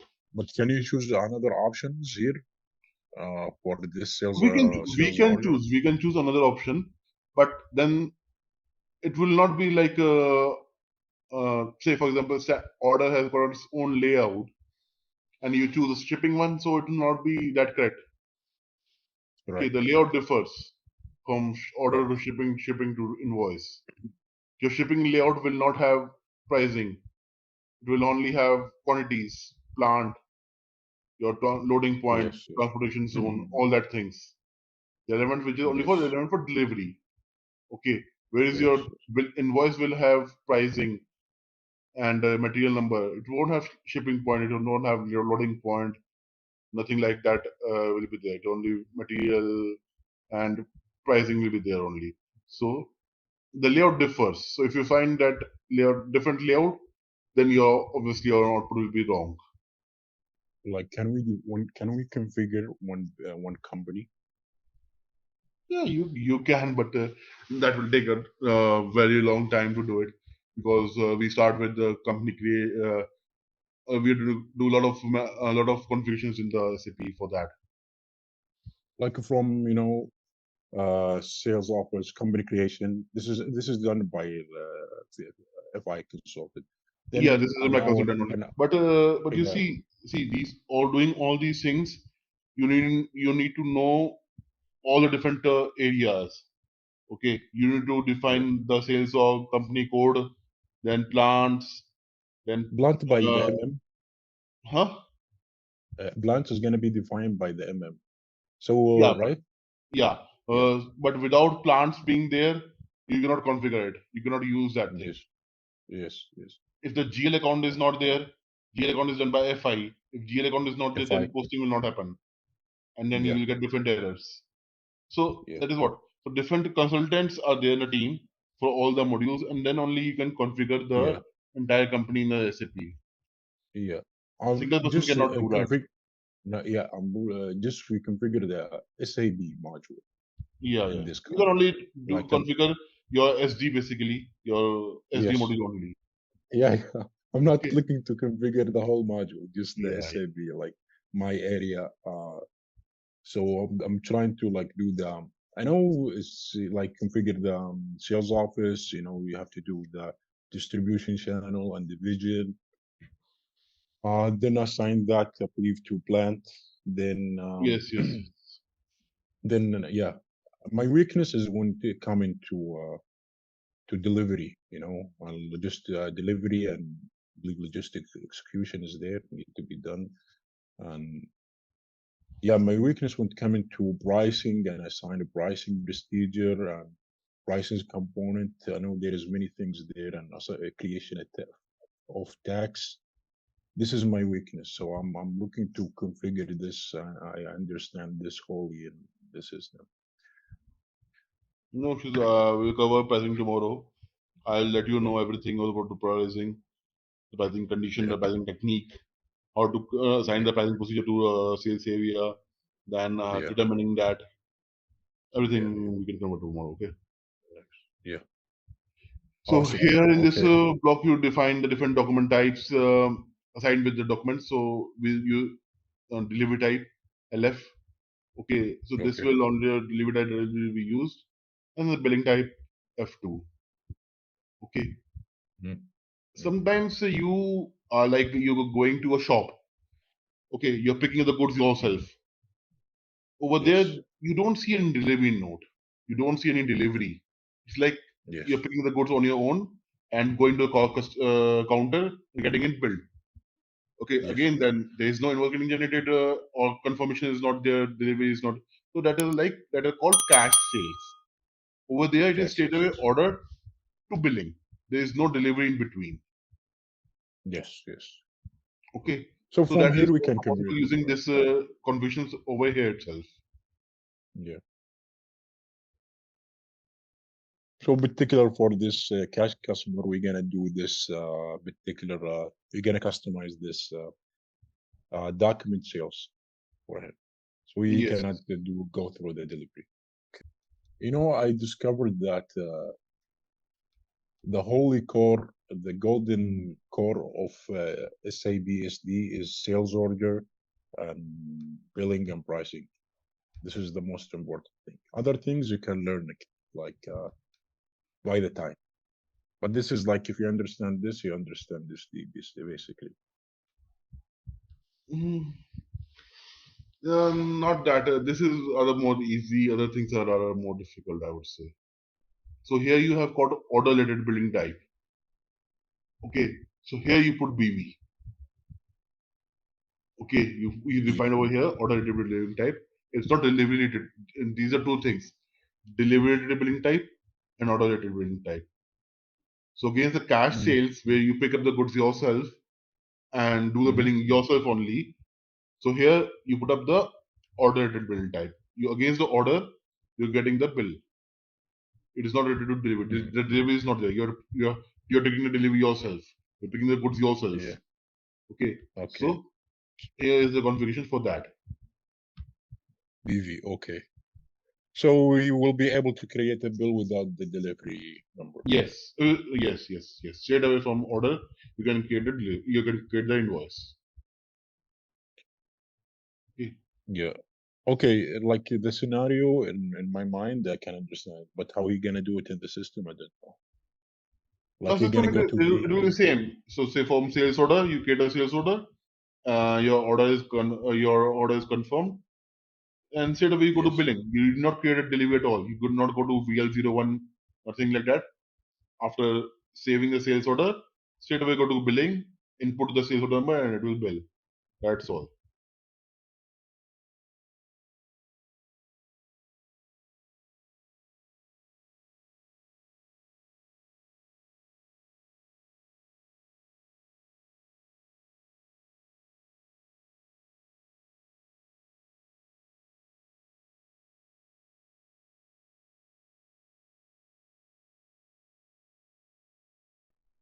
So this was the document sales document number. Okay, and then straight away the billing.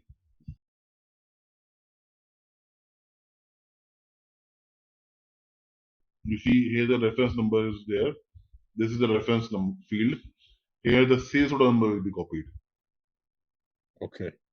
Okay, so this Mhm. is what determines whether Can how you to complete it. can you go to the document overview? Yes. They We have put created up they have put up a BVO here, delivery type, but that is not required.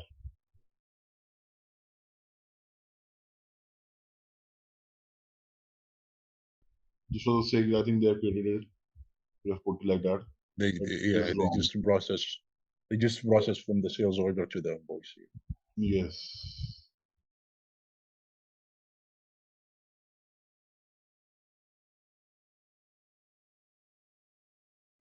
Then you have something called as rush order also.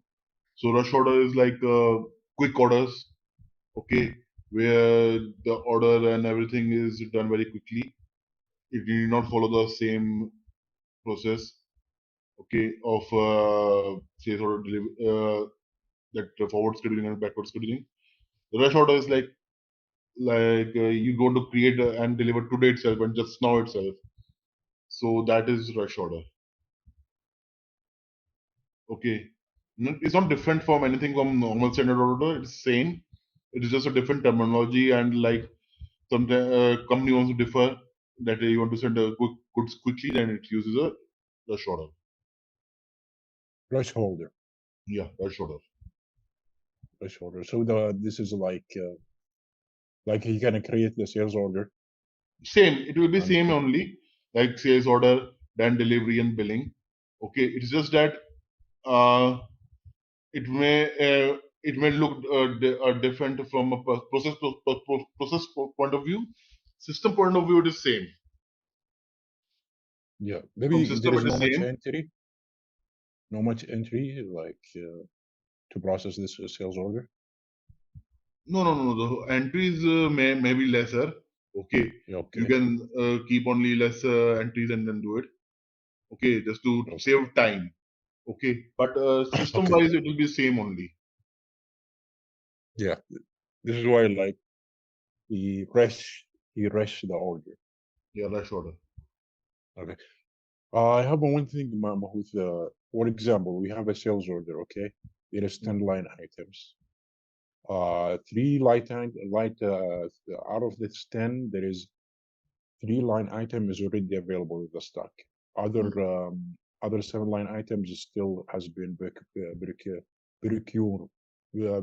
from the supply chain department. Mm-hmm.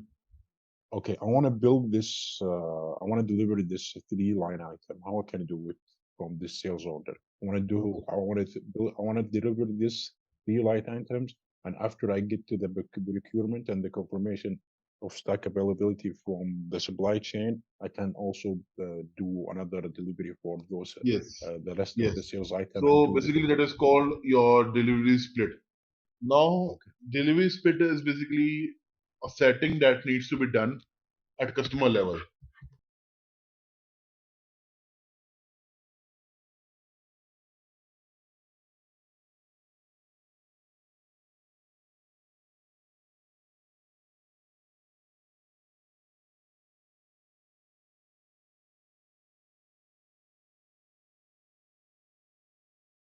You go into BP for customer. Yeah, this is actually S/4HANA system. So here BP only works. BP is like transaction code. Yeah. This is for customer creation code. Yeah. I usually when I create customer, I go to XD01. Yeah, that is in old system it is XD. In S/4HANA it is BP. And it's going in the same BP 01, 02, 03 for display also. The same only actually.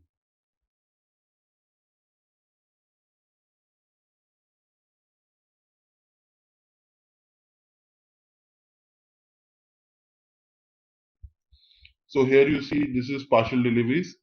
Complete delivery tab is there. Okay. What does this mean? This means whether we are going to deliver the sales order completely in a single delivery or whether the order can be partially delivered also or a multiple number of deliveries. So like your example right now, you get 10 quantities, 10 different materials, 3 are confirmed, 7 are not confirmed.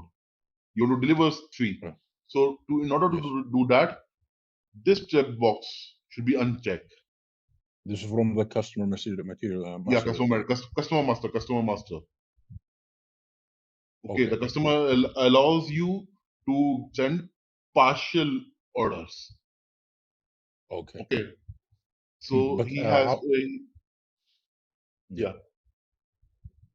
So if you check it, you will be able to do partial orders. No, if you check this mark, if you put tick mark over here, then you won't be able to do that.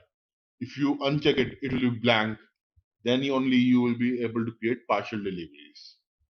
Okay. Okay. It's possible to see how we do this. Like, I try to create sales order and there is line 3 items, but I cannot build. How I can build this 3? How can I deliver it? Only this 3 line items. Can we see it like from VA 03?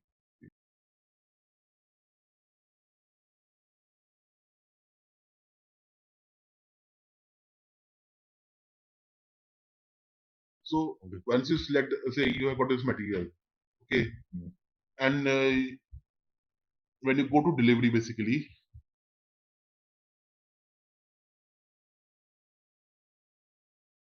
so here it will show you from item to item. Okay. Okay, and your sales order is there basically 10, 20, 30, 40, like that way. Okay, you want to deliver first two, 10 and 20 only. So here you can put up from item 10 to 20. Only those 2 rows will be selected. Rest 2 rows will not be selected. Okay. Okay. For example, let's say I have a 10 and I want to build 10, 17, and 19 only. 10 and 30. Say for example 10 and 30. Yeah, I don't want to build 20. I want to 10 and 30. If I put 10 and 30 here, it's gonna be selected 20 also. No, right? so then so here what is happening? This the 20 will be not confirmed, right? 30 will Yes. be confirmed. So once you start creating delivery, system will automatically take only confirmed material, and that is and the customer has got yeah, I accept partial deliveries. The only materials which are confirmed, the SAP takes only that into delivery creation right now, and not the not confirmed ones. Okay. Even if I put it from 2, right? You don't put anything from inform and 2. You remove that. Okay. You just put up the order number and then do it. Since the 20 is not confirmed, it will not get picked up in the delivery creation because the delivery quantity is not there. It is 0. So Okay. SAP will understand here. Yes, the SAP will if one understand it is not there. automatically. Yeah, it will not pick up it automatically. Okay. So can I build each item? Like if I wanna, can I deliver each item? How can I say it? I want to deliver each like certain items, but it's not coming in an orderly fashion. Like I want to deliver 10, 40, and example 80. Only this and item lines. Can I do it in the delivery, or I have to structure it in the way I can only put from 2, so I can select No. item? You can deliver it without that also. Like from the same way you showed to me? Yes. Like Without from and 2, you can use that because others are not confirmed.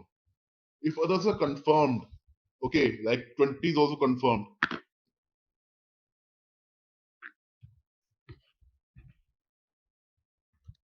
Okay, but for some reason you don't want to deliver it. Okay, you don't want to deliver 20 Yes. for some reason, but it is still confirmed. Yes. Okay, then you need to do some changes in the sales order, block somehow 20 so it doesn't get delivered, and then do the delivery. Can I block one certain item in the sales order? Yeah, you can do that way. There are various things that you can do. Say, for example, you can go inside and the schedule lines, put a delivery block over here. So only this material, 20 or 10, whatever, will get blocked. Rest all will be open. And in that way, SAP was selected for delivery. Only the items, and this one will execute it because I have. Yeah. So against 20, you can put a delivery block. Okay, and then it will not be delivered. Okay. Only 10 and 30 will be There's- delivered. Okay, understood. Also, Mahmoud, there is also something called sales order lock. That I told you, no? Sales order block or Lock. lock? Yes. Like, can you lock the sales order for some reason? Sales order lock. I haven't heard that thing. No. I came across this issue, but I forgot how we dealt with it. This was a very old sales order, very old, like 4 years ago, and there is a lock on it, and he released it from somewhere. I forgot where. Archival, you want to say archive? It was archived, but the sales order is not like proceeding to delivery. Okay, I cannot understand your question basically. There's something lock, sales order lock basically. Yeah, maybe something else on that. So archive means that the order has been saved in open text, right? So basically, archival means it's not no more in the system. It is like put up somewhere else. Okay, it is very old and Okay. it has been archived.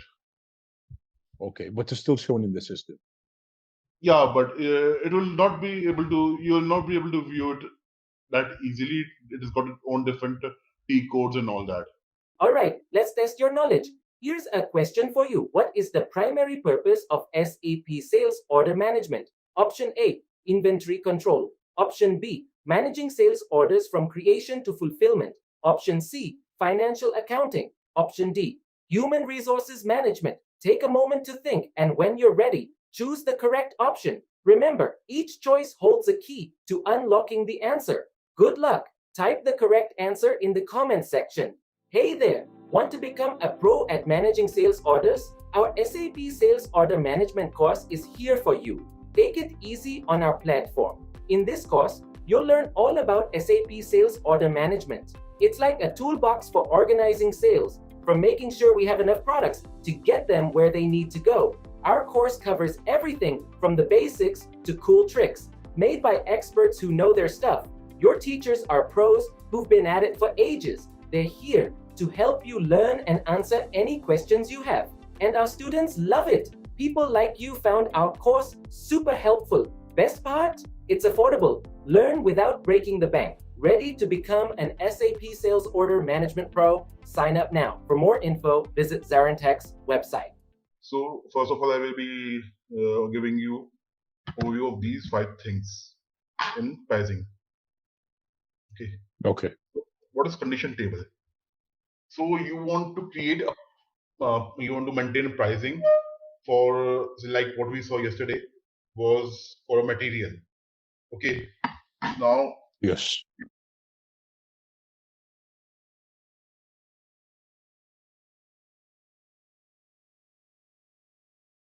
so it's a table basically to store values for a particular record.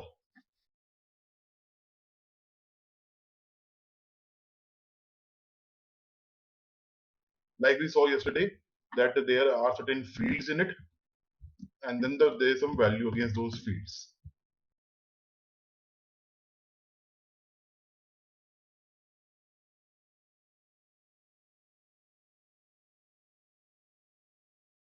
So this is a field: sales org, distribution channel, customer, material. These all are fields. Okay. Yes. And the value inside them is 1701, 10, 63, 0001, material 3019. These are the values inside these fields. Okay. Yes. So Okay. we call this as a table. You see over here, it's table. The table number Yes. is 005. Okay. And it's basically what does 005 denotes? It's for customer material. Okay, so all the records inside the table 005 will have customer and a material as the fields, apart from sales So org. based on these 2 criteria, customer and materials, the price is going to be determined. Yeah, the price is going to be down. That is 10, say for example, the first one, 10 USD. So this material 3019 can have say $20 as listed price. But for this customer, it will be always $10. Okay. This is a condition record that is maintained inside a condition table 005. 005. Okay. Okay, so the table is 005. BRZ. The fields are sales of distribution, customer, and material, and then amount. Okay. And based on that, the price is going to be determined for this. Yes. Can we view like the regular price for this material, or the regular price of this material is going to be entered by the salesperson, for example? But if he want to quote for this particular customer, as soon as he put the customer number, the price will be determined and he cannot change it, right? Yeah. So see, as soon as he punches an order, say for example, this customer, okay, and this material is there, then automatically it will come $10. Okay. But Okay. say for example, some other customer buys it, only this material, some other customer buys it, then the cost will be $95. Okay, I got you. Okay, Okay, so how did you get to this table? You just so basically, I just put up the material number over here, and I got all the pricing for the records maintained for this material. Okay. Okay, so these are two tables. 005 is for customer material, and 006 is basically for priceless currency and material. Okay, so if you want to create a condition, one more condition, you have to go VK 11. Okay. That is condition record, basically condition record. Say for example, a customer Abdullah, material 3019, amount, whatever amount, say 20 USD, it will be coming over here. I'll show you how to create that. Okay. Once we go inside, I will show you that also. Yes. Now let us see how these tables are made in SAP. So you go in SPRO, then you go into basic functions. This is where we create all the things like configuration, like pricing, free goods, bonus, taxes, and all that. So we go inside pricing, and here we can see all the things that were when we go to pricing control, and here we can see all the things like defined condition types, condition table. Then we have a field catalog. Field catalog is nothing but a catalog of all the fields in SAP. Okay, like sales of distribution channel, division, and material. Okay, you can be having some custom fields also, which are created. Okay. Then you can have address, document type, dynamic key, object type, preference, customer hierarchy, any field in SAP, you can file it over here, and then you can use it to create condition tables. Okay, basically fields are attributes on which you can create condition tables and then condition records. So these attributes have to be associated with either customer or material, because only then the value will come inside these attributes. They will get populated, and then this is that it will help getting the price of the material. Okay. Okay. So these are So only attributes. this is only based on the customer and materials. These attributes. Yeah, either of them. Like this is material usage, material group 1, material group 2. So either these fields have to be associated with customer or with material. Okay. Okay. So that you can use these fields. Then if it's say associated with the customer, the value will be inside the fields, and then basis that value, it can be used to determine the price. If it is inside the material, then again it can be used that okay, fine, this material and the value is over here, so this price will it refers to this material. Then it can use the pricing for that material. So it contains all the fields inside SAP. It's a huge list basically. Then you create condition tables. So condition tables, I will show you 005. So we just saw 005 over there. So this is the table structure of table 005 customer material. The first field over here is with validity period. It means that the record that is going to be created in this table should have a validity period from and to date. By default, SAP takes from date as the date when the record is created. Okay, and to can be anything till the end of the universe. It can be anything. Okay. Okay. Table number is the same as we saw just a few seconds ago. It's the same as BR00. Yeah. We saw it over here. So this is the same table 005. I have opened the same one for your reference, and we see it over here. Okay. Then if we want to say how do we create right now I'm going to show you, but at the first creation screen, all the fields are in this field catalog over here, in this part of the screen, on the right hand side of the screen. Okay. Yes. Then you select, say for example, you select this field, and then let me try if I can, I don't know whether I will be able to create it or not.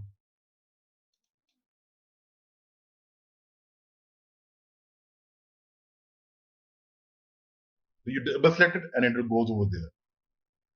Okay, build to party, I double click it and it goes over there. Whichever field I want to select, I just double click it and it goes over there in the selected fields. Okay. Yes. Once I select all the fields, I click over here, generate, and then the table will get generated. Okay. Yes.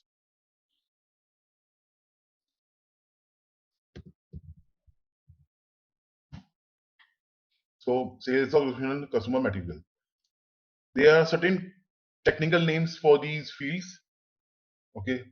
So technical name for sales org is BKORG. Then for institutional VTWEG, customer Kunar, and material Matner. Okay. These are basically required for programming purpose by the technical team.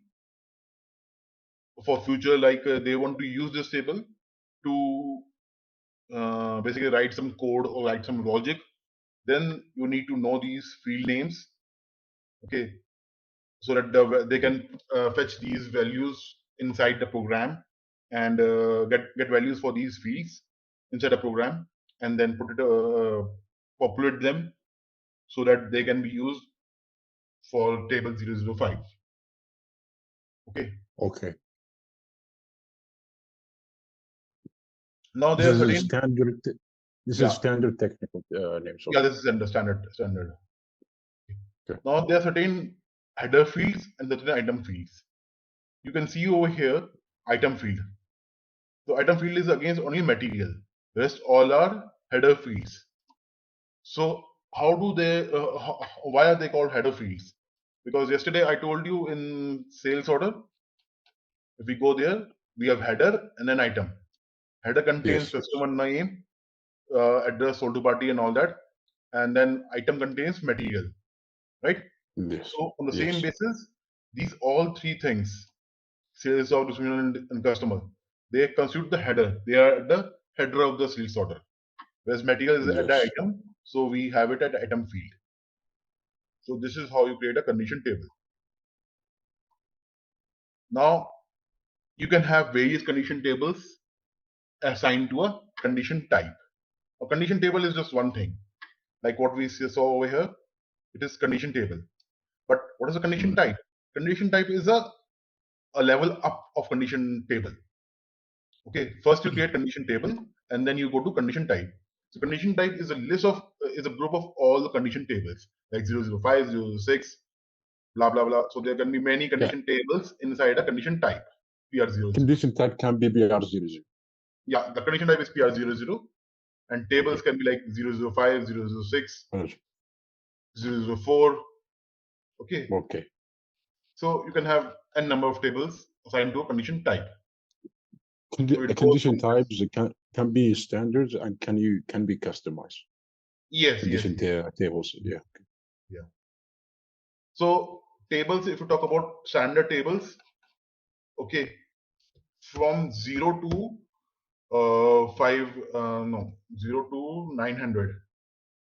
Yeah, 0 to 900. These are SAP seller tables.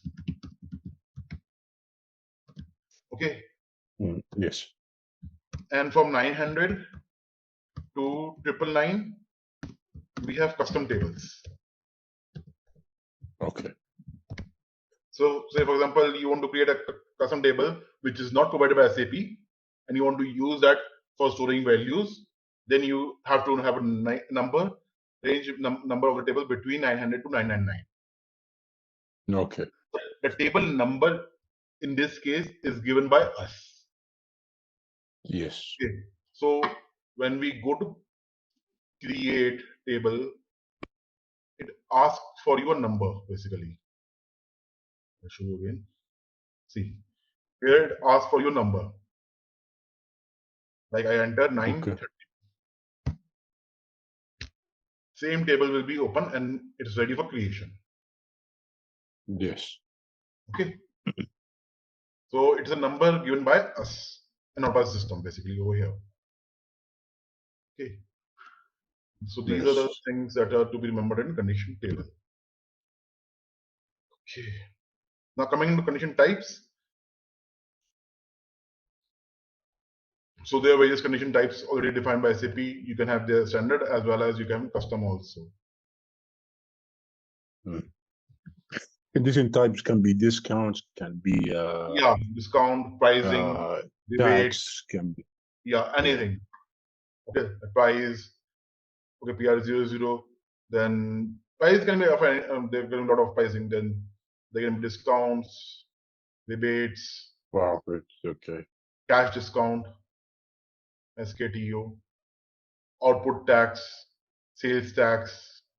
Down payment, and our company use something called more. It's about down payment, retention, and Down payment is something different. Okay, down but payment is it's something like comes. You need to define. That is not a pricing basically. That is a strategy of payment to be received. it's under a condition. It's under condition So pricing. you I'm basically sorry.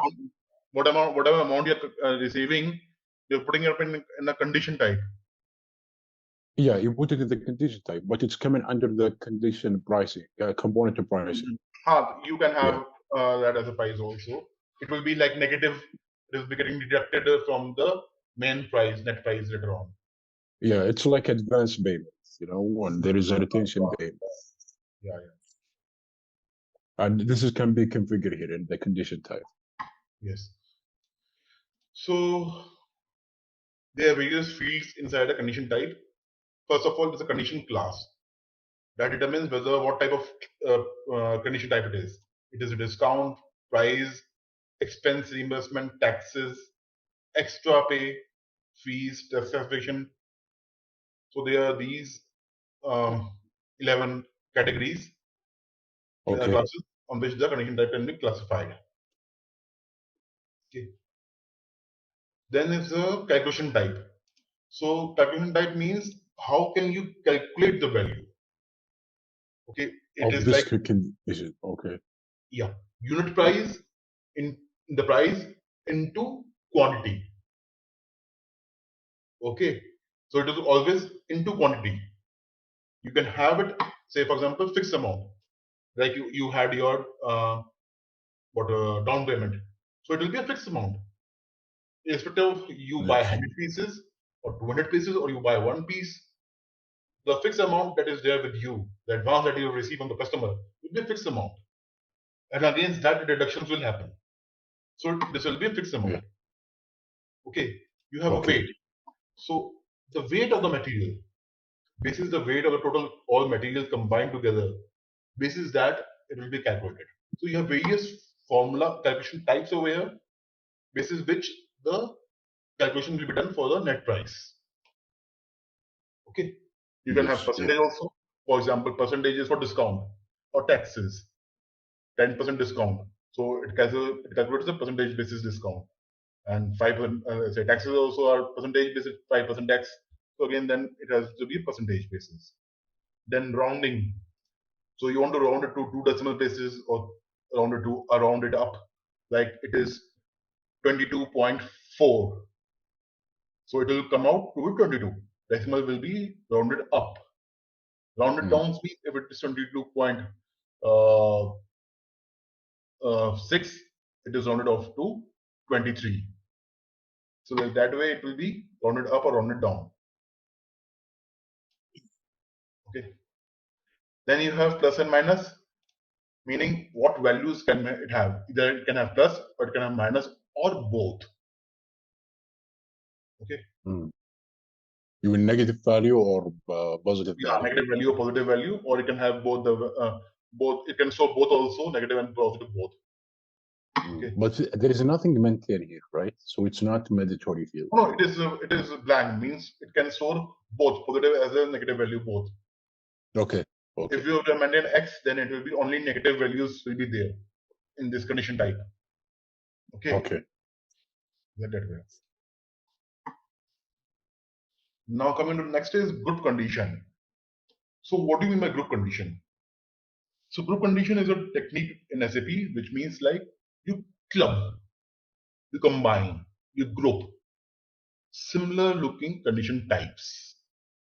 Say for example, you have pricing PR00, PR01 and PR02.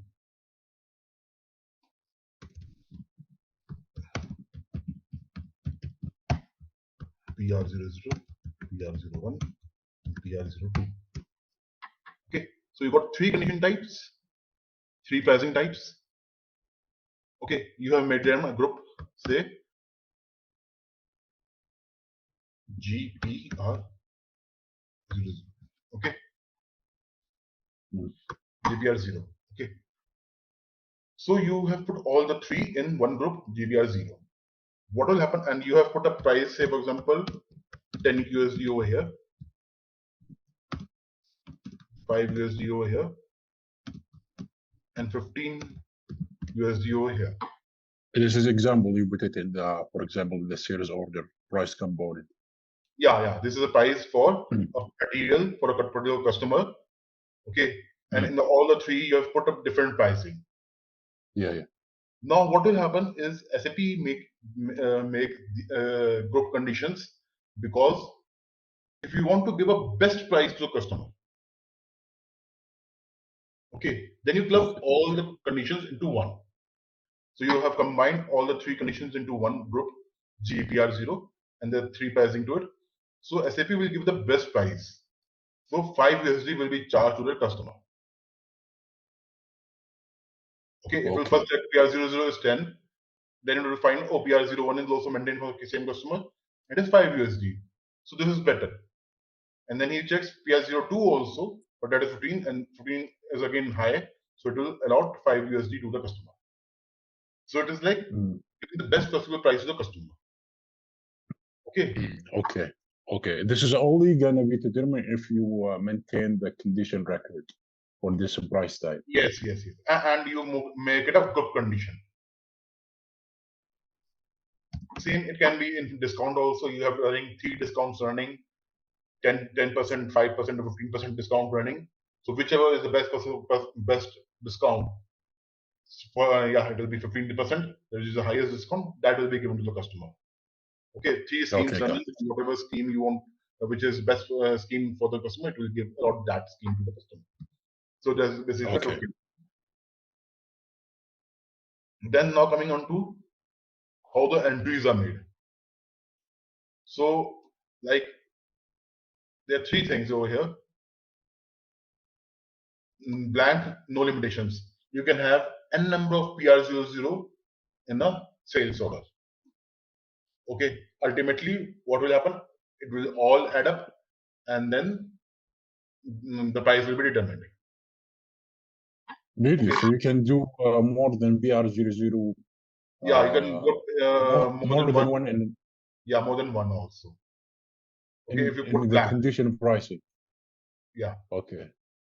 So I don't want the user to enter more than one. I just want PR00 to be entered just once as a price condition. Yeah. So that is as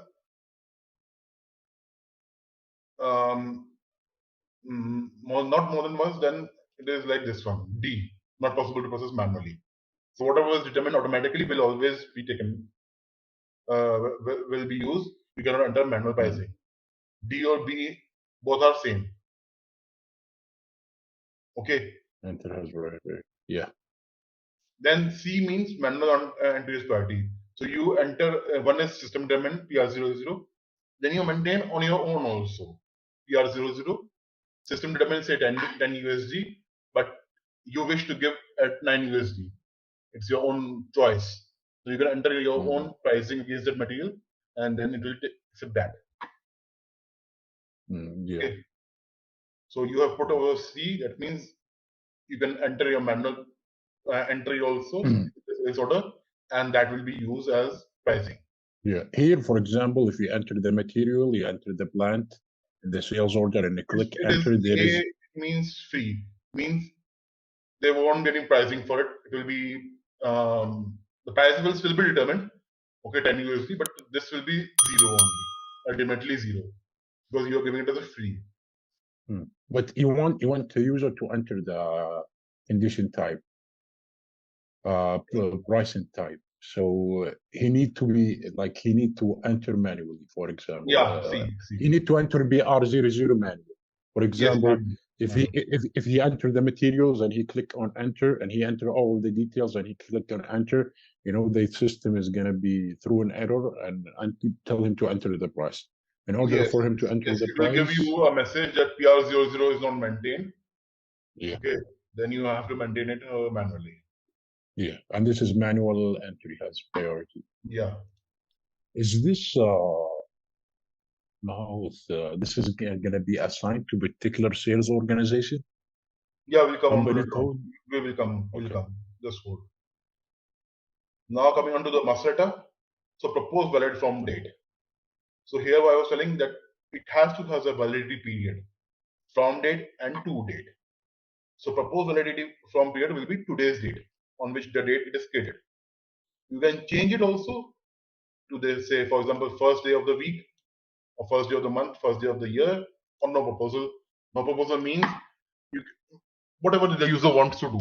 He wants to maintain for future, he can maintain it for future also. He wants to maintain it for past, he can maintain it for past also. Okay. If you maintain it for, then system will not propose anything. It will wait for your input to the record.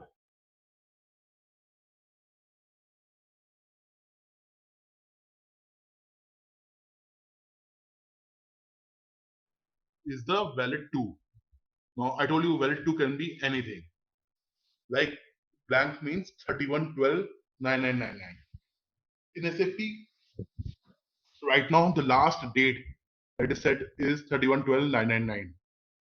Mostly by default this will come as that only. If you want to change, for example, end of the year, end of month, you can do that way.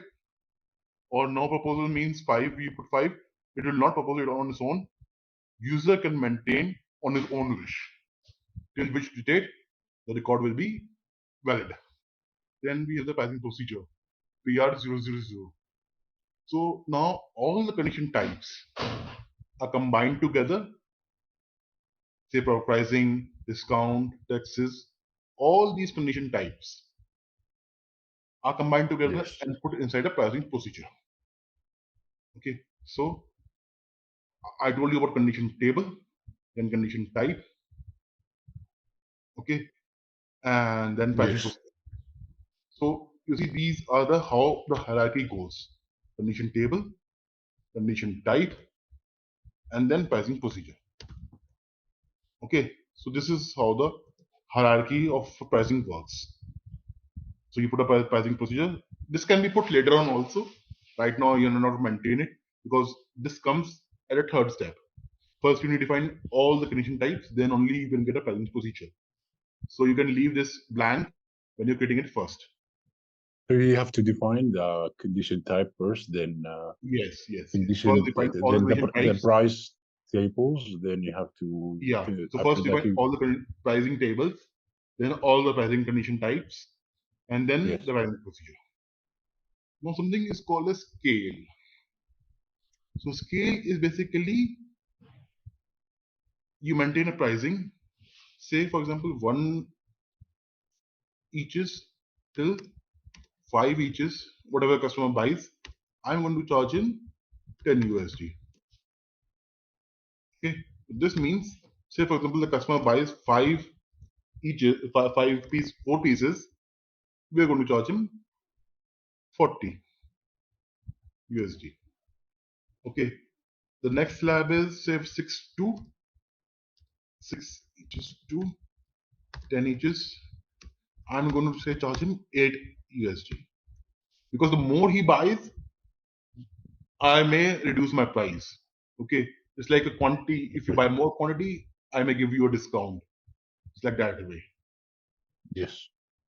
Okay, so now if the customer buys, say example, 8 pieces, so he is going to charge 8 and 8 to 8, 64. Okay, so this is Okay. called a scale. This is called scale 1 to 5 and 6 to 10. So this is called scale, and you are maintaining a scale basis eaches, that is units of quantity. Yes. So here you say quantity scale. Okay, you can have your value scale. Say for example, you buy goods worth from $10 till $20. I am going to give you 5% discount. If the value of the goods is between 20 to 30, I'm going to do 10% discount. So this is that you can have value scales also. Okay, gross weight scale, net weight scale, volume. These are all the different type of scales that are there. You can have the scales like descending or ascending, whatever you want, and then that can be used. And scale type can be maintained in the condition record. So in condition record, we maintain the scale. I'll show you one how to do it. We go over here.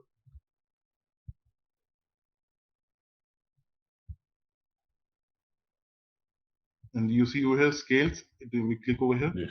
If it is not maintained for this one, I will show you once I create it.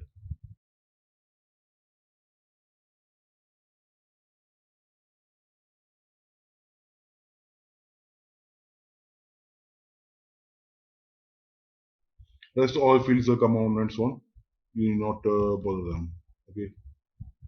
So these are typically these fields which we need to enter, and these are important fields. Okay. Okay. Then discount. I will take. This is our discount condition type, cash discount.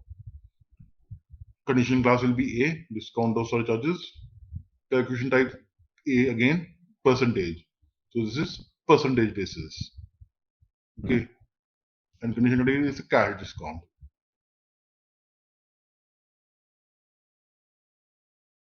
Why you need to categorize this? So there can be different type of discounts over here. But You is have that going to be say, affecting? Is that going to do any effect on the discount itself, or it's just discount? Because he already defined the determinant of this discount. You know, he gonna do it based on percentage. what? So a condition category is not gonna do. What is the effect? I know condition type is gonna do the percentage discount, and condition class The identify condition this as a category discount. basically determines uh,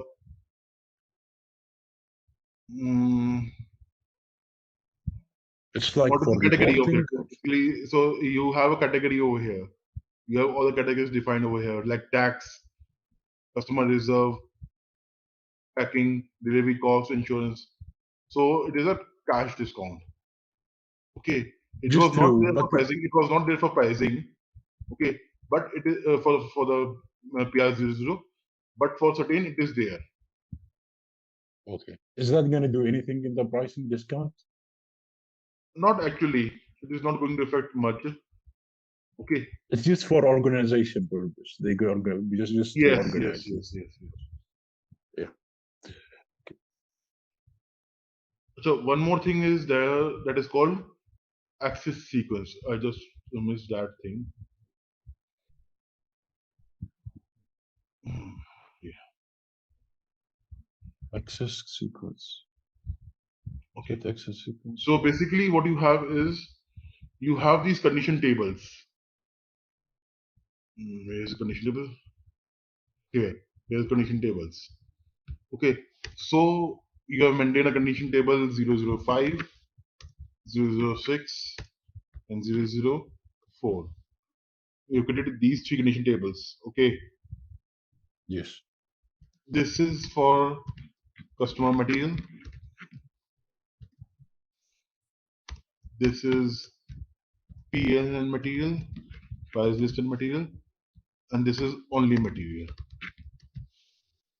Okay. So right now you maintain three tables under one condition type. Yeah. This is what you. Yeah. Okay. Yes. Okay. Now, system, you have maintained pricing in against all these. Okay, you have maintained a condition record against here also, here also, and here also. Okay, the customer material, then price material, and the material. Now, okay, you want obviously because when you create a sales order, if it doesn't find over here, it will go to here, or it will go to there. Okay, wherever you find okay. the value, he will display it in the sales order. But Is it gonna take it by in a hierarchy or? sequence? It will always follow sequence. First, it will go to 005, 006, and 004. Okay. Okay, this sequence is stored somewhere in SAP. You need to make a Okay. sequence of it, right? That first it will go to 005, then 006, and then 004. System Yes. cannot say on its own decide, I want to now go to 004 first, 00, then 005 or 06, or 06 also first. It cannot decide on its own. You need to tell the system to which access which table first, which second, and which third. So that is what we Okay. call is access sequence. What is the sequence of accessing the condition tables? Okay. Okay. Can we maintain one right now?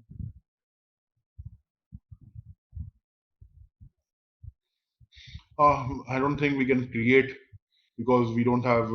We require certain accesses and TRs to create. I think these things.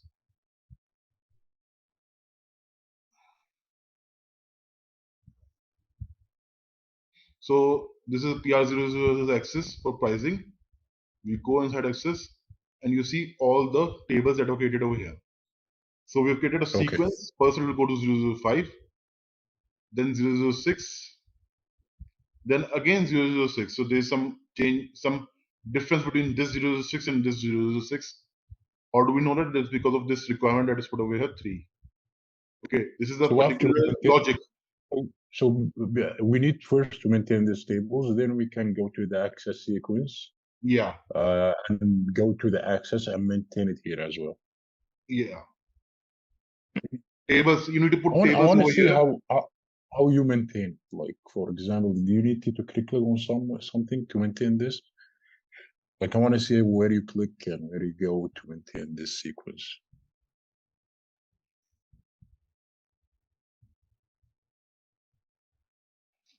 So again, the SPR only. Here is access sequence. Beneath condition tables, there is access sequence. Here and then set access sequence.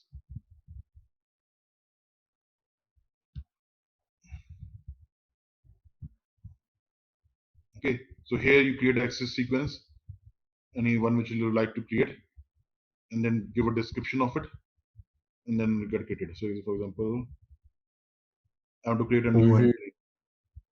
I create a new entry, ZPR0, Z test. I've created this, I've made this one, then I go to access. Okay, it will show you as blank. I put 1, then table 005. I press enter. It will pull that table 005 and put it over here. Now, once I put the access, I need to assign the fields also to it. Okay, the fields that I put up in the table, and to assign that also to the sequence. Without this, it is incomplete. Okay. So you need to follow all these 3 steps defined by SAP. Mm. Then you select this one, Okay. and then you go to fields. Field assignment has not been made. You click enter, it will be done. Okay, these all fields have come up over here now. Mm. It's already retrieved from the table. So Yeah, it is in a already second. coming from the table itself. Yeah. Okay. Now, for example, Okay. you want to what should I say? You want to change something right now. You want to change the field right now. Instead of Kunal in the sold to party, you want to change something else to make it something else. Then there's field catalog over here as well. Okay, Mm. you can change the field from here also for this particular access sequence. So table will still have sold to party, but in this access sequence, this will get changed. So we're gonna substitute this this field with another field existing in the fields. Then when I come out, it is assigned. Then we can put another access sequence 006, then 004, like that way. There's one thing called as requirement. Now, requirement is what? If this condition gets fulfilled, only then this access sequence will be used. You have a requirement that first this will be fulfilled. First, this condition will be hold true. Okay. So you ask technical team to write certain things, certain code, certain condition types, requirement condition types, and then it is basically too technical for right now. It is not linked to us. It is to SAP technical team. Okay. Or if we go later on into deep sessions, then I can tell you later on. So Okay. these are different routines that are there right now, and whichever we want, we can put up over here as a requirement. This is like telling SAP to go to if this requirement fulfilled, you can take up Yes, take if up this the requirement is sequence. fulfilled, then only it will be allowing it to populate the use this field, otherwise not.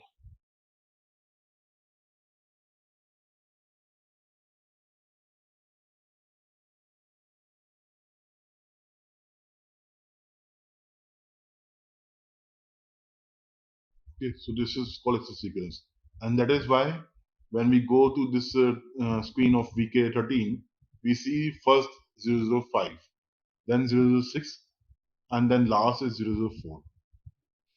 Hmm. Okay, so basically in SAP we maintain the first axis as the most specific condition table as the first axis, where the system will check first. So the most Okay. specific is customer material. For this customer, this material will be always given at this price.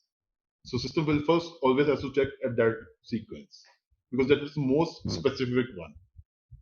Customer is there, material is there, straight away it will find it out. Okay. But you see, in this table 004 is not that specific. It just So it is showing. not that specific, it is material. It's just a material list price. Okay. So it is not specific Okay. at all. It can be for any customer. Okay. Okay. It can be a new And customer, old the customer. SAP SAP in this case is gonna take the 005 Yeah. first. So a sequence can be defined in two ways: by numbers or by requirement, right? No. So requirement is basically sequence is still there, but the requirement has to be fulfilled first. Otherwise, you cannot proceed with the sequence. Yes. Okay. Okay. Say for example, the specific is this one. Okay. If the specific is this, it has find that the pricing is maintained in this level at level 30. Okay. The material the price is maintained at level 30, but the requirement is not fulfilled. the requirement, the code written, the logic written inside this is not fulfilled, then the price will not get determined. The material will have zero pricing. It will show an error. Okay. Okay. But the Yeah, it system will is show not an error. going to come. Requirement 3 is not fulfilled. Okay. Okay. So this has to get fulfilled for this to come up in the sales order. Okay. Yes. Otherwise, there will be error. Coming back to condition types. So whatever access sequence that we defined over there will have to be populated over here as well. Access sequence PI0. Since that this is all a discount, cash discount, it doesn't have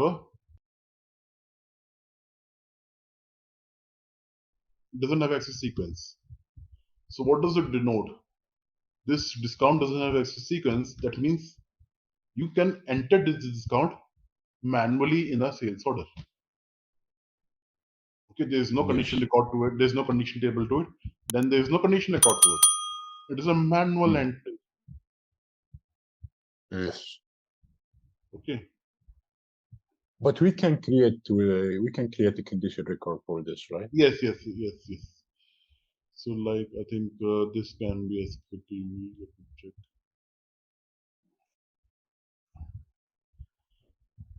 Also, can we assign an access sequence with the same thing?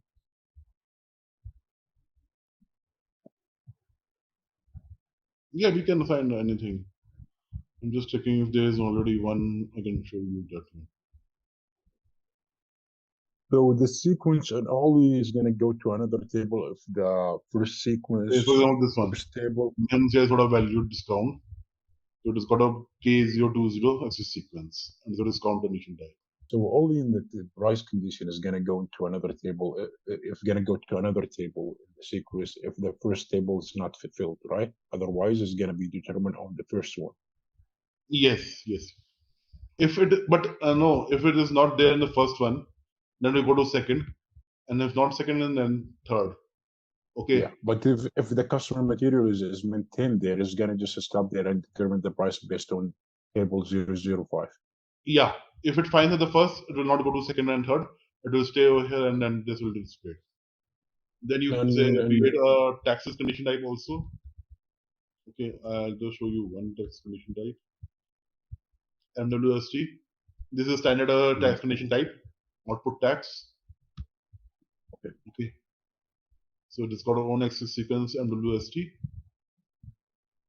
Then the condition class D for taxes, and it is percentage based taxes are there. 10% tax or 20% tax, like that way. Then positive or negative values. So group condition. So group condition here it is there. That means there are a lot of taxes inside the system. Okay. And it is like a series of taxes, and the highest tax will be there against that. Yeah.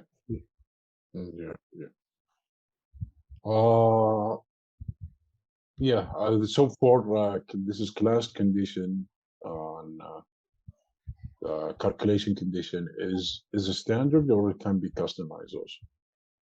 What? Condition class and calculation type is no, standard. This will be standard only. You cannot customize this. Okay. Even with calculation. It can be any of these 11. There cannot be any 12th entry in it. Okay. They cannot be. Okay. If the tomorrow same thing applies. SAP comes with something else, some other category, SAP only will release that 12th value and it will be there. We cannot do anything in this thing. Okay. And same for calculation type also, and all these. These all values are standard. Nothing can be changed in this. Consultant cannot change on those. No. We can change this. We can say, for example, but taxes will be always taxes only. You want to create a tax condition type, you have to define it as other taxes. Then only it will come inside a tax category. So you see, you go to sales order.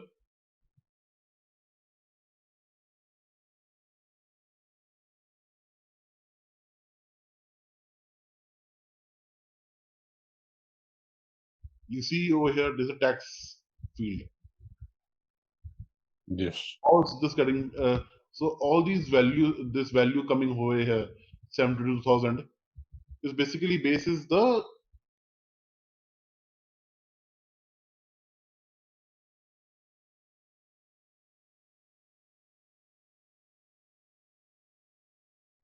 you have NWST is 18%. Okay, this is Why 7. there is so four type of condition type in tax? So I show you now it is a group condition. So they've maintained group conditions on taxes types. So there are 4 different type of output tax: MWST, IDM2, IDMW, IDM3. Yeah, but the system only it's all have the same percentage. Yeah, it is Because the having all the same system, percentage. Yeah. So it is having all the same percentage, but only one will be active. This is active right now.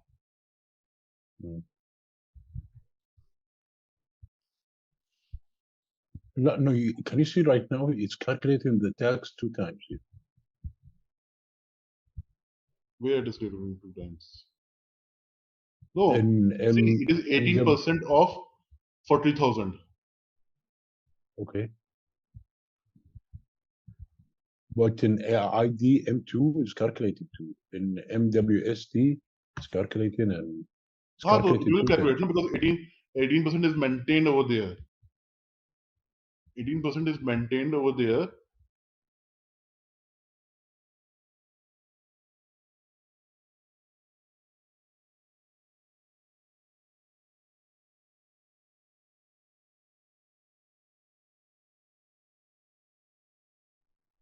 To 7,200. It is what is coming in the discount in the taxes.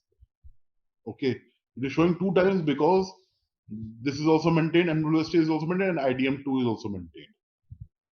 Okay, but since this is a group condition, only one will be used to calculate the taxes and show in the tax value. Okay. Okay, it will not be like Yes. both will be used. It will be only one that will be showing us because it's a group condition.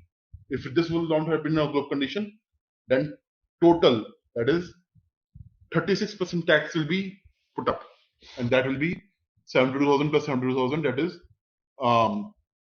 for 14,400 rupees. Okay, this is what Yes. is the thing with the group condition. So that is why we need taxes over here in the condition class.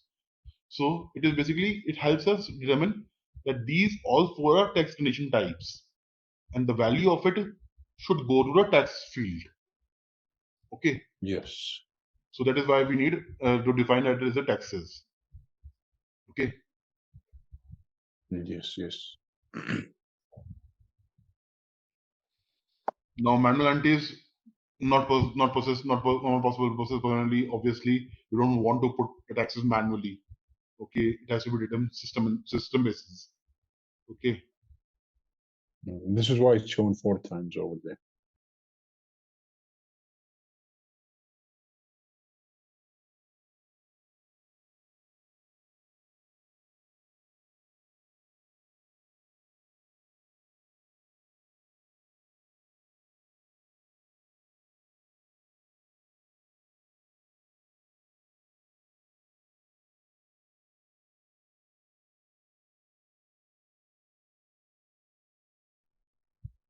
So I told you about the 3 condition types: PR00 for pricing, then SKT0 for discount, and NWST for taxes.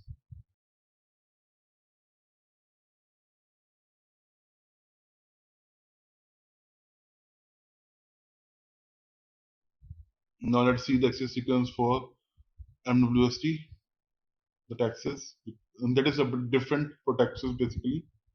Okay.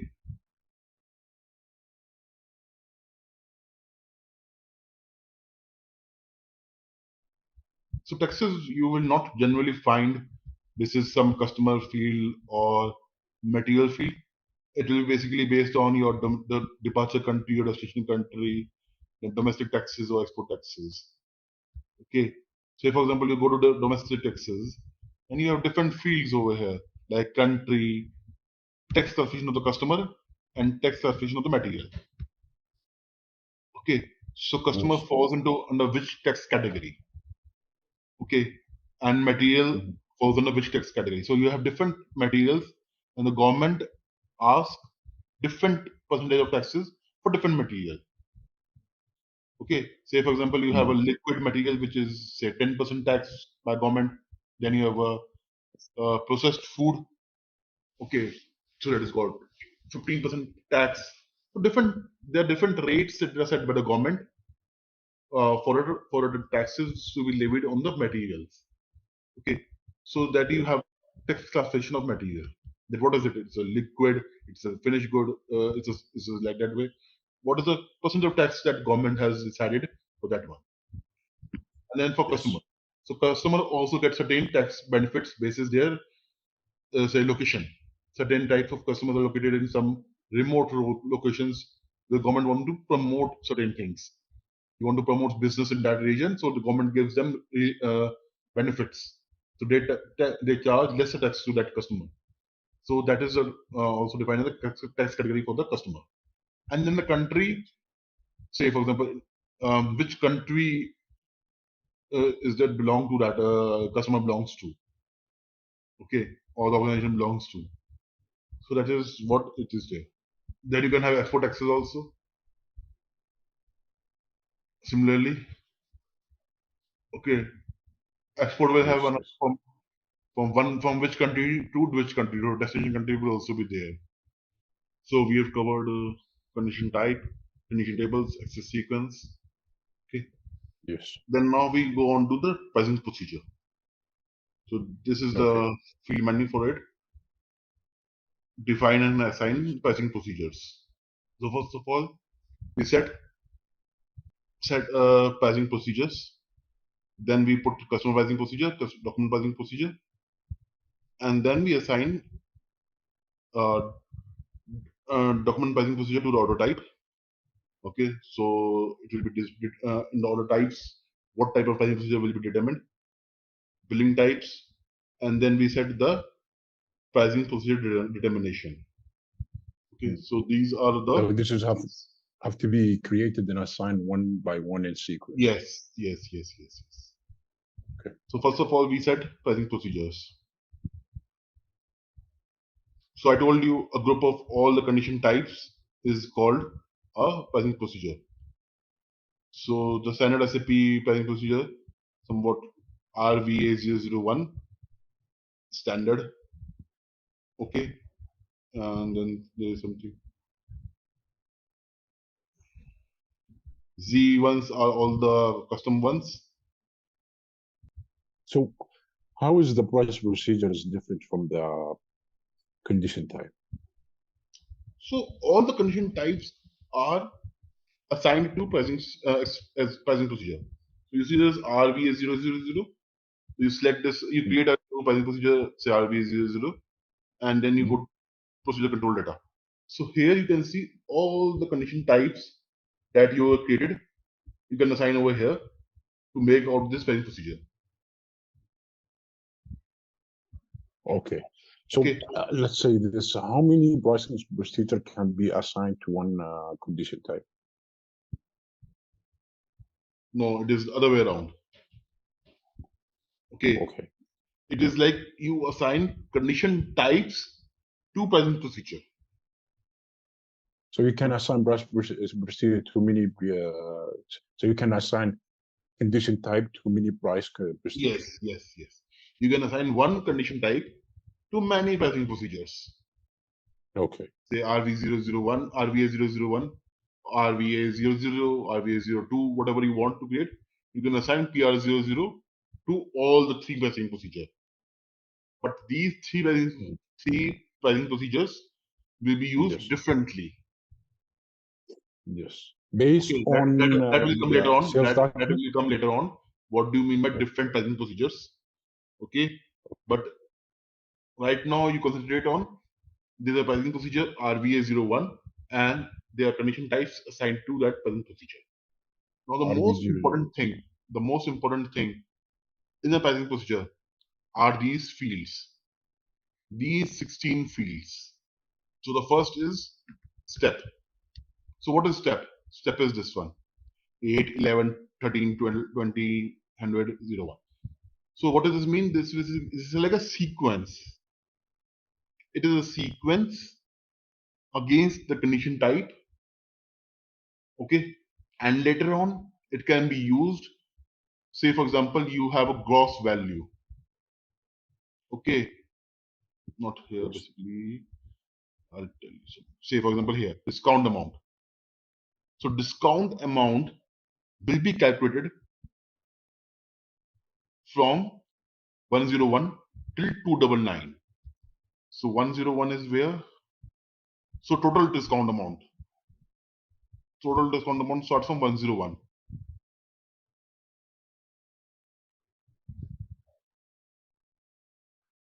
Say, so from here. So sum total of all the condition types from step 101 till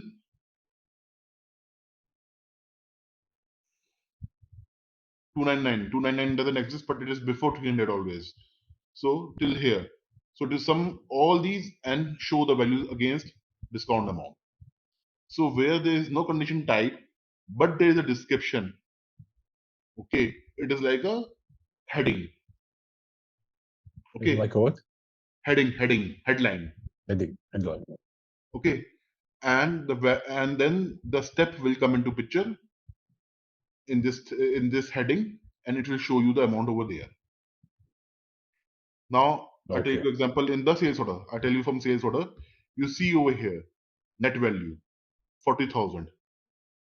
There is no condition type against it, but this net value is coming up after totaling up, or say net value 3, net value of item.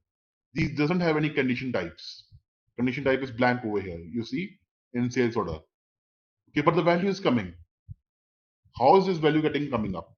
It is getting coming up basis the condition type above. So it is getting displayed from here. Similarly for gross value, the gross value is nothing but will be having the value from here, from the pricing, from the PR00. I'll open this only. So it is RVACCN.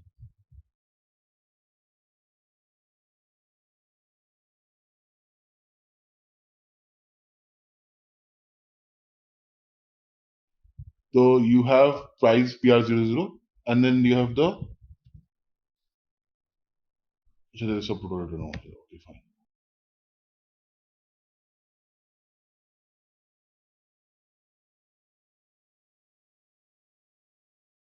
So you can see over here also price discount from 101 to 1999.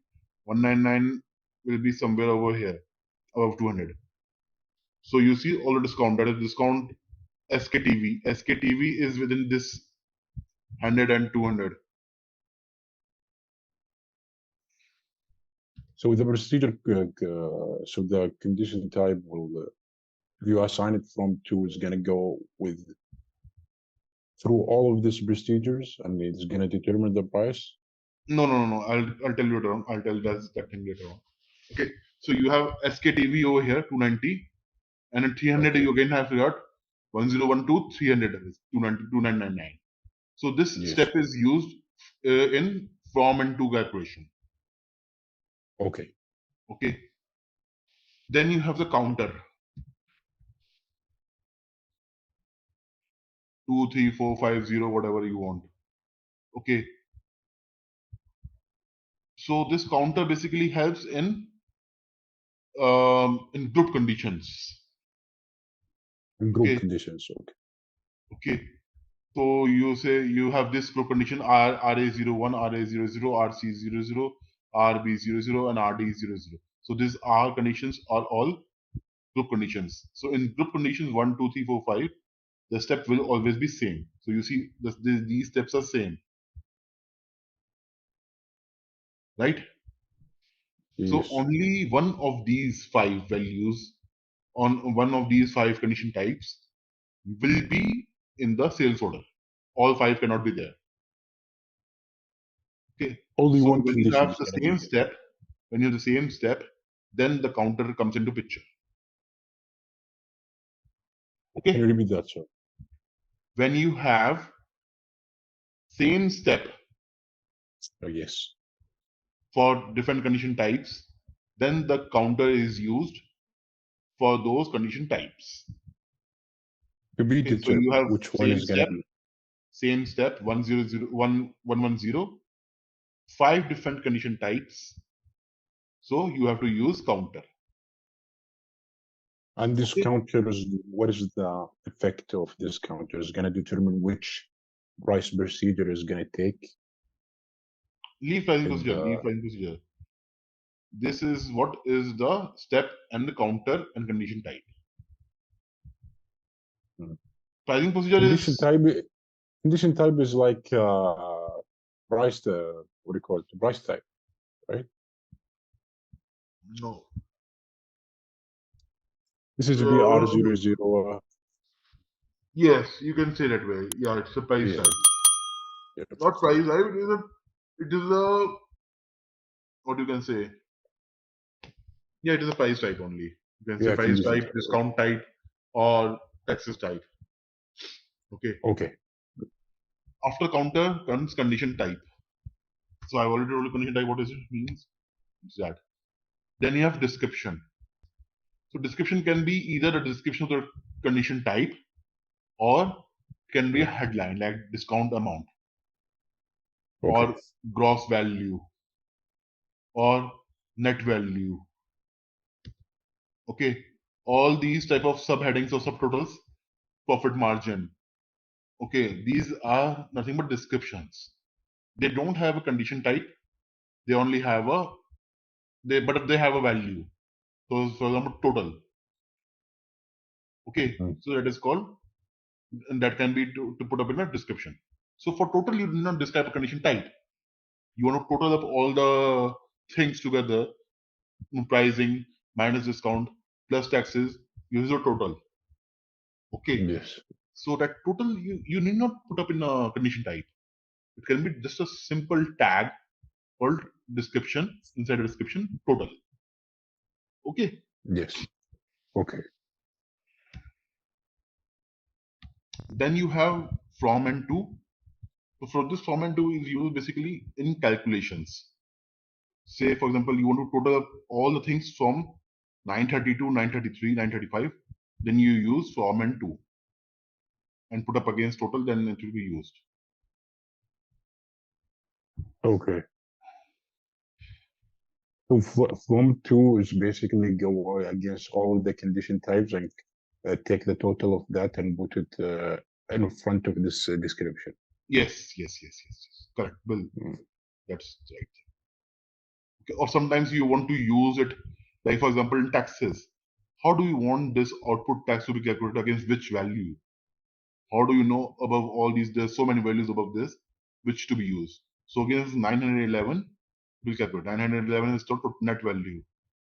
So against the net value, this output tax will be calculated. Okay. Okay. Then you have manual. Manual means it will be entered manually into the sales order. So, Yes. for example, in SKTO will be manual.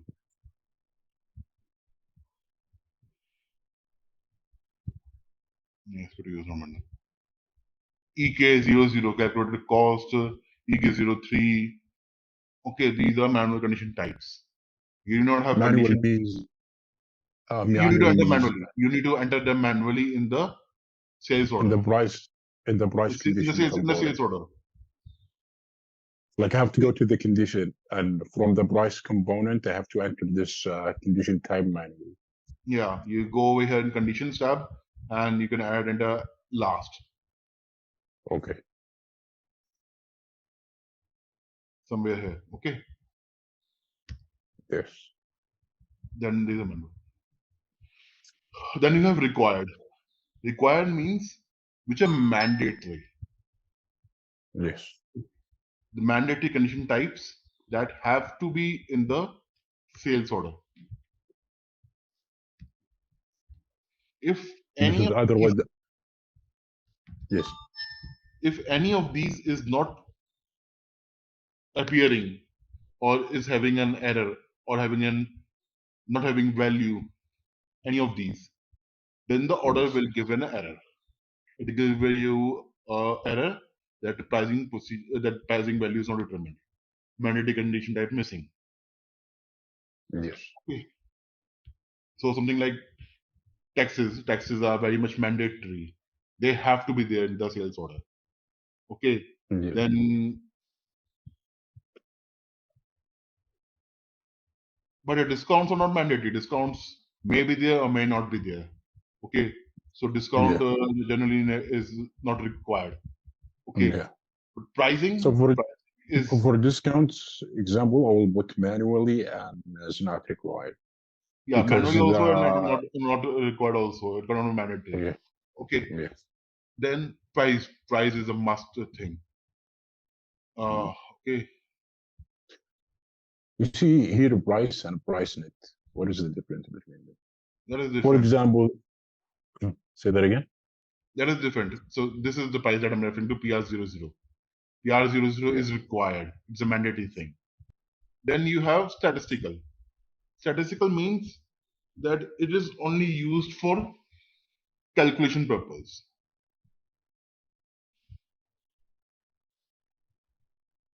Only used for calculation purpose. Only used for calculation purpose, and not doesn't have an. It is not stored, or it is not used in say to determine any pricing or like that. Okay, it is used only for statistics purpose and calculation purpose only. So say for example, that will be something like these: factoring discount, statistical value, internal price, calculated cost. So these are internal pricing only, the internal condition types, and only for statistics purpose. Say for example, tomorrow you want to do some reports. Okay, this is that what is total discount that I've given. So you can use that as a statistical. You can put up SKT is 0 as a statistical also. Okay. So cash discount is basically So no. is You have given a discount above. Okay, but that is used as a discount as a calculation. Okay, but later on you want to showcase that discount in certain reports also. Okay, or use it as a so statistical value to do some calculation later on. okay. Okay, so then you can put up again the same condition type and put it as statistical. So it will not be used in any calculations. These all condition types, the value is against these condition types. This will not be used to to calculate the value of that material or of the document. Okay, so like there's a shipment cost. Shipment cost will be always internal to the company. You won't charge a shipment cost to the customer, Yes, right? You won't yes, charge until unless you have agreed terms and conditions with the customer that I'm going to charge you shipping costs also, delivery charges also. Till that time, you won't charge him. Delivery charges are for your thing only, your consumption only. That will be deducted from your profit margin. Okay, but you need to yeah. maintain that somewhere. You need to store that shipping cost that I'm incurring this much shipping cost on this order. So you just maintain over here. You can maintain it over here, but that will be statistical only. It will not be used against any calculation in the sales order. That will not be shown to the customer, but it will be a statistical value. Okay. Is it gonna show in the price component Yeah, as it is an showing the price AK, component in the sales but order. it's not gonna No, it affect is on not the going to affect. total It is not going price. to affect the customer price. But it's gonna calculate for some internal use for Yes, reporting yes. within the company. Tomorrow you want to say you want to do some calculations or you want to prepare some reports that how much total shipment cost I'm getting incurred for this customer. So you sum total all the sales order. This is this condition type EK03, and you can know. But this cost you are not going to charge the customer. or Yeah. charge against a sales order. So that is there in the sales order, but not used in any calculations. Okay. So for this transactions, like this AKV03 is condition type, right? Yeah. This is condition type is already used. Tell most of the condition types is a standard. Yes. So this is condition type is already standard with SAP. It's there. We just have to customize the condition type document. It can do the calculations like Yeah. without putting a headache in doing this. Okay. Then you have relevant for account determination. Okay. What does it mean? That this condition type is relevant for account determination, the GL account determination. Okay. Okay.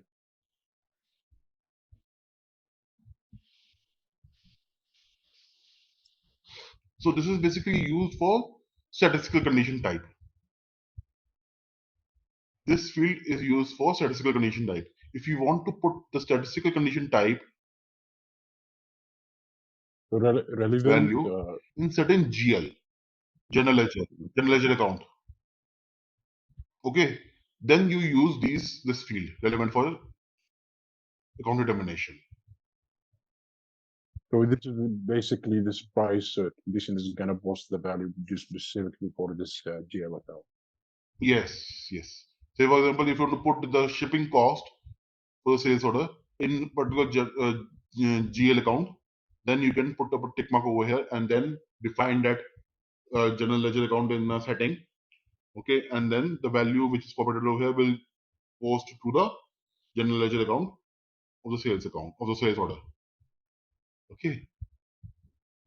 This is a new field that is there in S4HANA only.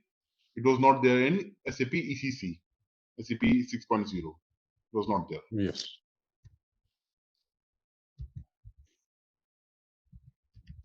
So how is that gonna help this like relevant for a statistical account is like because within like the company there is some criteria or some requirement says for this pricing condition for discounts, for example, or for whatever condition type that has a value, we need to store it for the specific GL account, for example. Yeah. Just hold on. I'll tell you that also. We still have some fields over there, so that will cover that.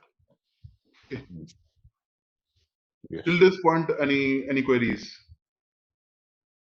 Actually, I have a queries with the form 2. Can you go to the sales order? Yeah.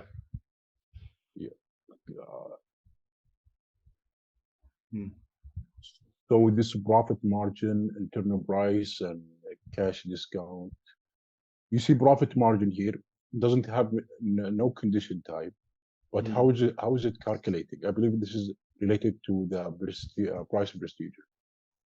So you see profit margin over here. Yes. Okay, and this profit margin over here, it is basically okay. This one is different. This is got a calculation routine. 11. That is how it is coming up. This is not a good example for from. Say you see over here, IDM2. How this is getting calculated? This is getting calculated 911. 911 is net value. So you have your net value over here.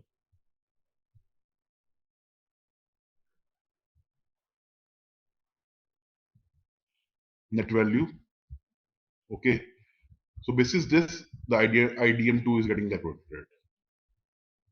Okay. So MWST. Yeah. IDM2 is getting calculated based on the net value here. Yes. 18% of 40,000. How do we know 18% of what?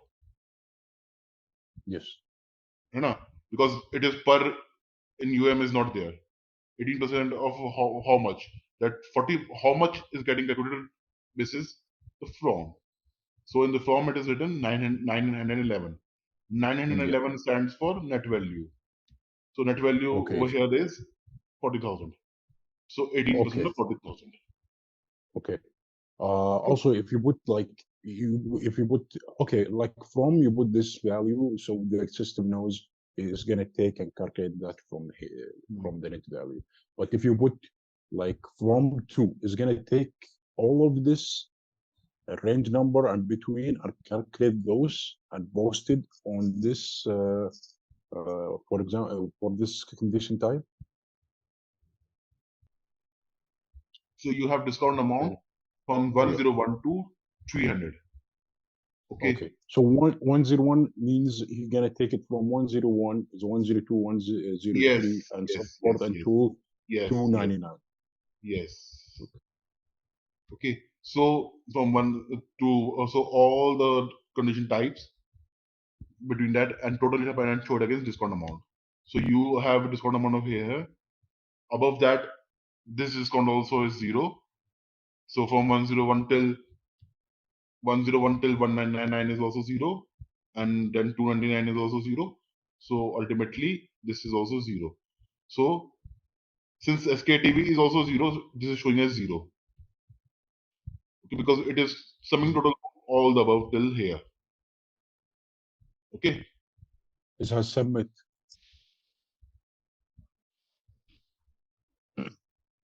Sum total of all the discounts. Yeah, has submit all of that discount. Yeah, and it's turned out there is no value. It's 0. Yes. Okay. Yeah, actually, I need to do some practice on this. Maybe later on I will come up with some questions. But so far, so yeah, so good. Okay. Fine.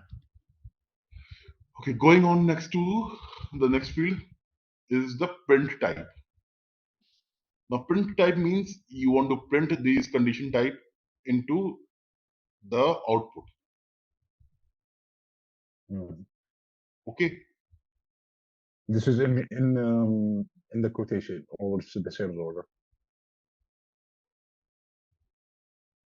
In the not it will be the sales order, but later on in the invoice also you want to print the pricing. You want to print the condition type, then you use the print type. You know, also quotation have a sales component pricing. Quotation doesn't have any pricing. Quotation doesn't have any pricing.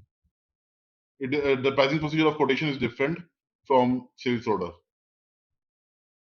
But in the end, this is the condition of the, for example, the sales engineer, he's gonna go and bring this quotation. So what do they do if they got approval BO? They will copy the same pricing and same everything to the sales order. So I remember I went to the sale quotation, and if you go to the components in the header, it show you all the condition, it give you all the price components over there as well. Yeah. But those have those are like statistical only, and those are not stored in GLs. Okay.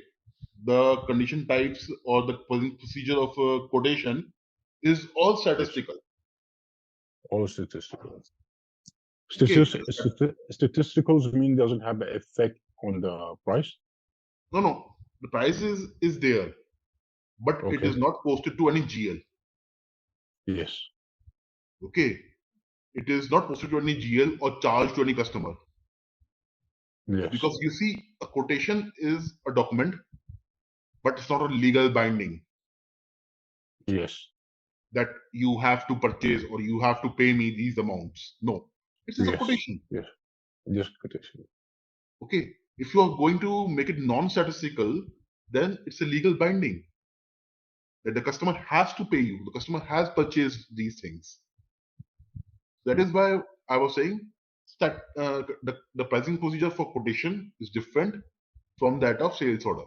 Because in quotation, it is all just statistical. It hold these value hold no meaning.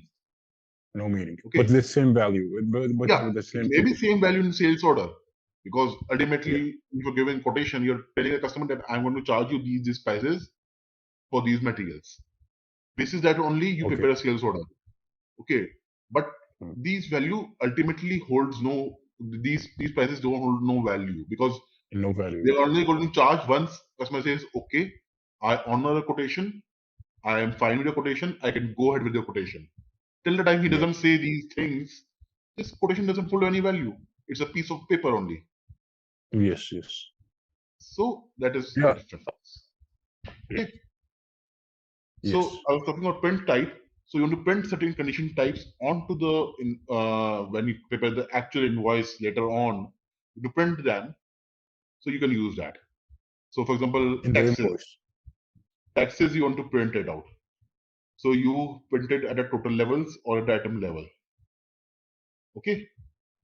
Mm. Sales price for that material, actually it's coming automatically. You not put up a print type over there. Sales Okay. price. Yeah, sales price will come automatically in the invoice. Okay. Mm. Print type is only used for condition types which you want to specify specifically. So taxes, discount. This will you have to put specifically. Okay. Yes. Then you have called subtotal. 12th was print type. 13th is subtotal. Now subtotal means there are certain fields in SAP which store the value. So certain fields in certain tables which store the value for these condition types that can be used later on for doing calculations in a program. Okay, so you have got these subtotal types 1, 2, 3, 4, 9 till 9, and then A, B, C, D, E, F, G, H, I, J, K, L, M, N, O, P. So these are like that. Okay, 28 subtotals are there which can store the values in a particular field of table. So the tables are like KOMP. KOMP is a pricing condition table which stores the value of the price condition. Okay. Okay.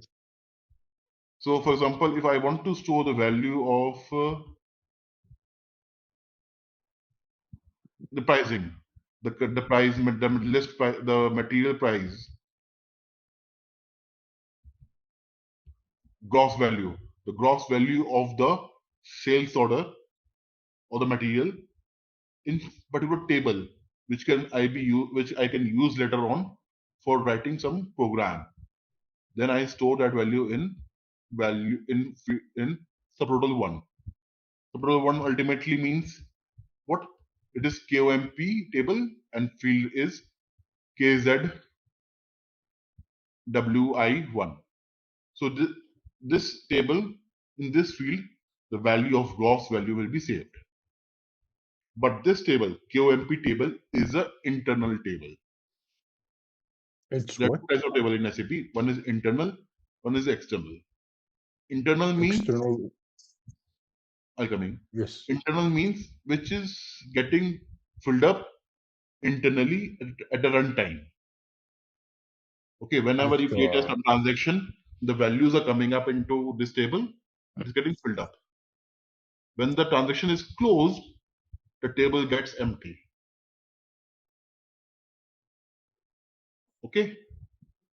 Mm. This table doesn't hold any value. Like what we saw yesterday using XE16 VBAK. VBAK is an external table. VBAK saves all the data. It has data every time. Okay. But this table, KOMP, will not have data all the time. It will have data only at the runtime because it's an internal table. Okay. The values contain what? The value, Amount? yeah, so the gross amount. So in sales order, if you go, the gross value is 40,000. So this 40,000 will be saved in table KOMP, KZWI1, at the runtime when this is getting created. When we save this document, this table will be freed again. This entry will be deleted. So only the value of the price condition. Yeah, this is basically used later on to write some logic in these two columns. In requirement or in alternate calculation type. Okay. So if you want to write some logic of requirement that this should get fulfilled, only then this should get populated. Then you put a requirement and you use these fields which are there in the subtotal. Or you want to write calculation type, how to calculate these things. Then you use these subtotal fields and get the value, do a calculation over here and display it over here. Okay. Okay, this is calculation type, no? Or it's Yeah, alternate calculation type. Alternate calculation condition amount. Okay, alternate. Okay. So how about the scenario of external? What external? You said there is internal and external tables. Yeah. So no, external tables are like I told you now, VBAK. Okay. Yeah, that saves the table, that they save the value of the sales order permanently. Permanently. This is for the external. Yes. And this is external table is within SAP system. Both are within SAP. Internal also and external also, both are within SAP only. Internal doesn't save any value permanently. It is only getting values at runtime. External table saves the value permanently. Okay. Yes. So, for example, if you want to save this value, you should put external tables. If you want to do some requirement or calculation for this particular type condition. So if I want to save this value permanently, okay, say I want to save the value of PR0 permanently in a table, okay, so I need not specify anything. Okay, I did not specify anything. It will be saved. This thing will get saved automatically. All right, let's test your knowledge. Here's a question for you. Which of the following is a key component of the sales order process in SAP? Option A, purchase requisition. Option B, material master creation. Option C, sales order creation. Option D, payroll processing. Take a moment to think, and when you're ready, choose the correct option. Remember, each choice holds a key to unlocking the answer. Good luck. Type the correct answer in the comment section. Hey there, want to become a pro at managing sales orders? Our SAP Sales Order Management course is here for you. Take it easy on our platform. In this course, you'll learn all about SAP Sales Order Management. It's like a toolbox for organizing sales, from making sure we have enough products to get them where they need to go. Our course covers everything from the basics to cool tricks, made by experts who know their stuff. Your teachers are pros who've been at it for ages. They're here to help you learn and answer any questions you have. And our students love it. People like you found our course super helpful. Best part? It's affordable. Learn without breaking the bank. Ready to become an SAP Sales Order Management Pro? Sign up now. For more info, visit ZaranTech's website.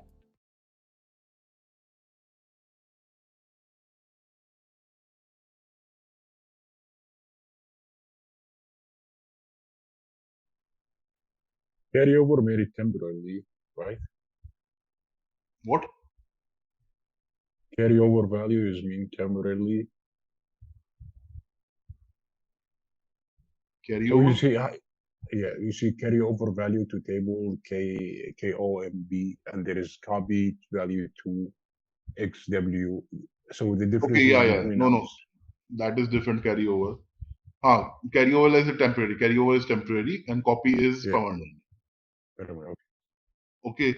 So if you put up these D, E, F, G, H, then it will save permanently. Okay, but these are different tables. This is a different table. X word K is a different table. Okay. Yeah, this is like you have to communicate with the technical team to know which table they want you to store it in, so they can do that the specific calculation that you want to do for the specific condition type.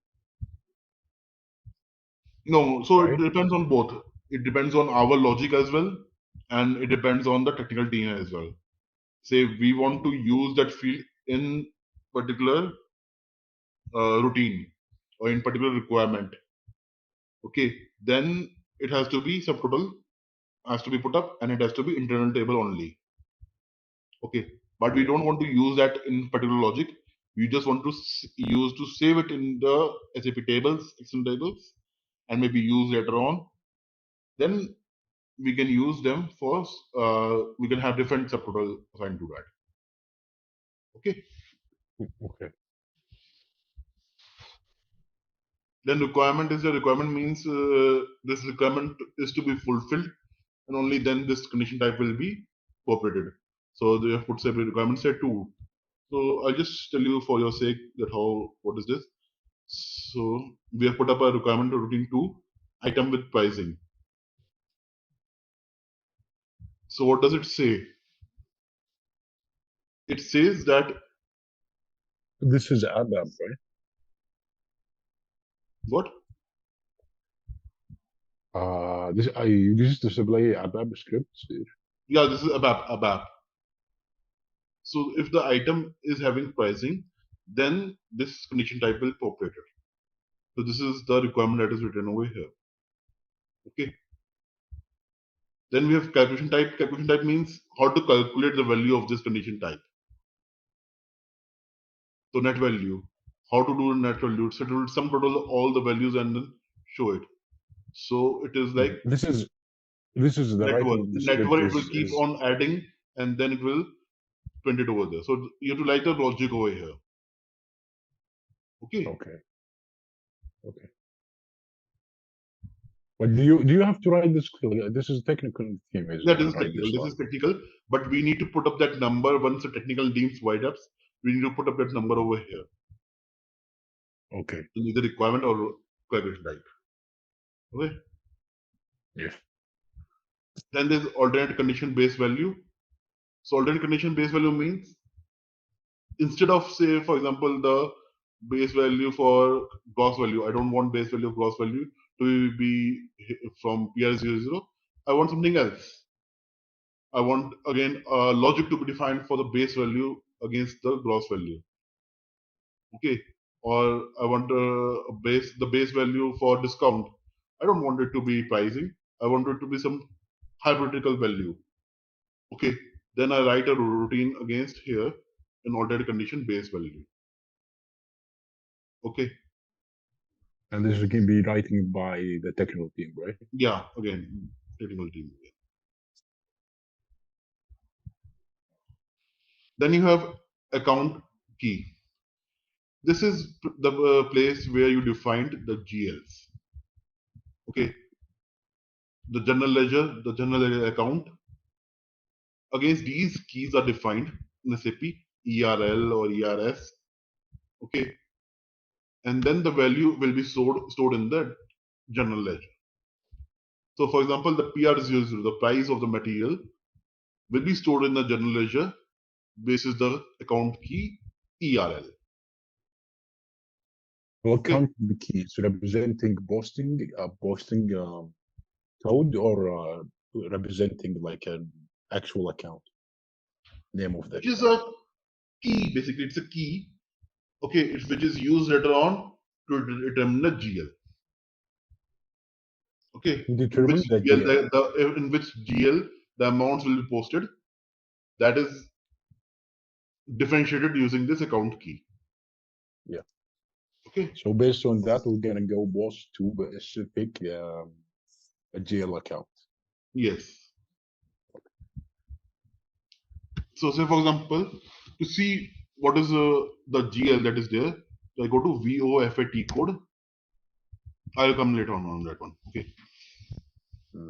then the account key, and then the accruals. Accruals is basically used for rebates.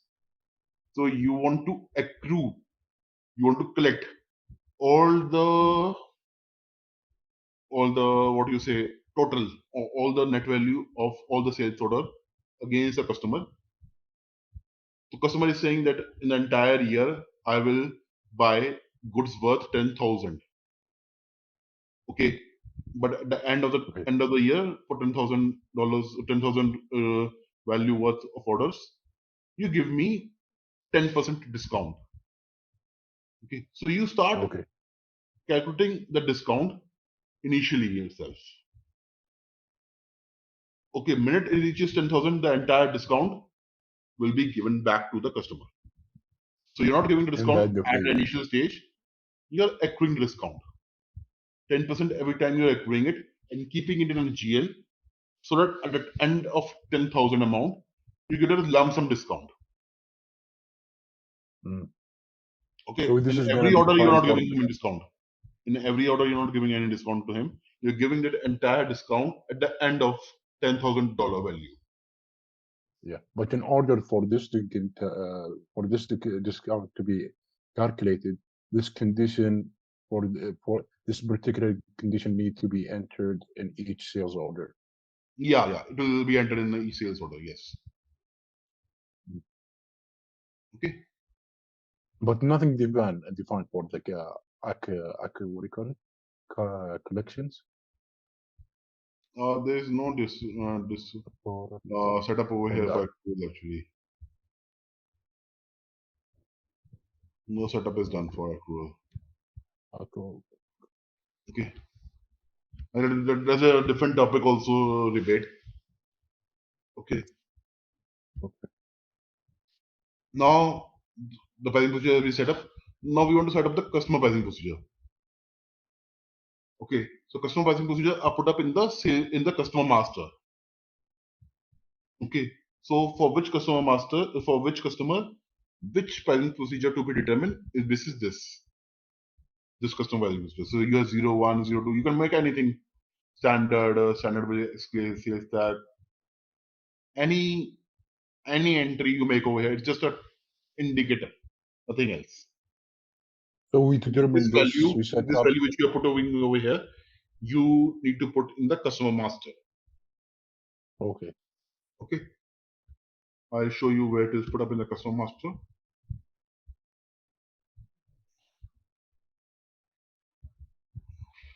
So I thought the prestige and pricing is determined by the sales document.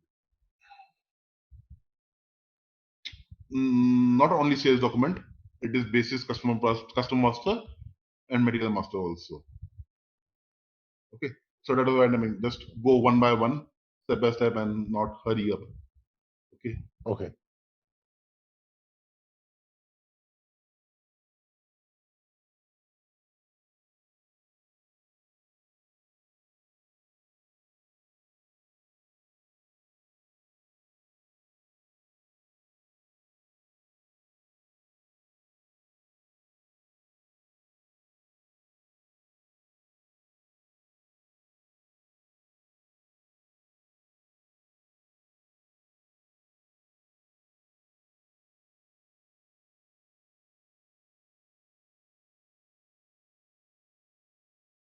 This value needs to be put up in the customer master custom pricing procedure.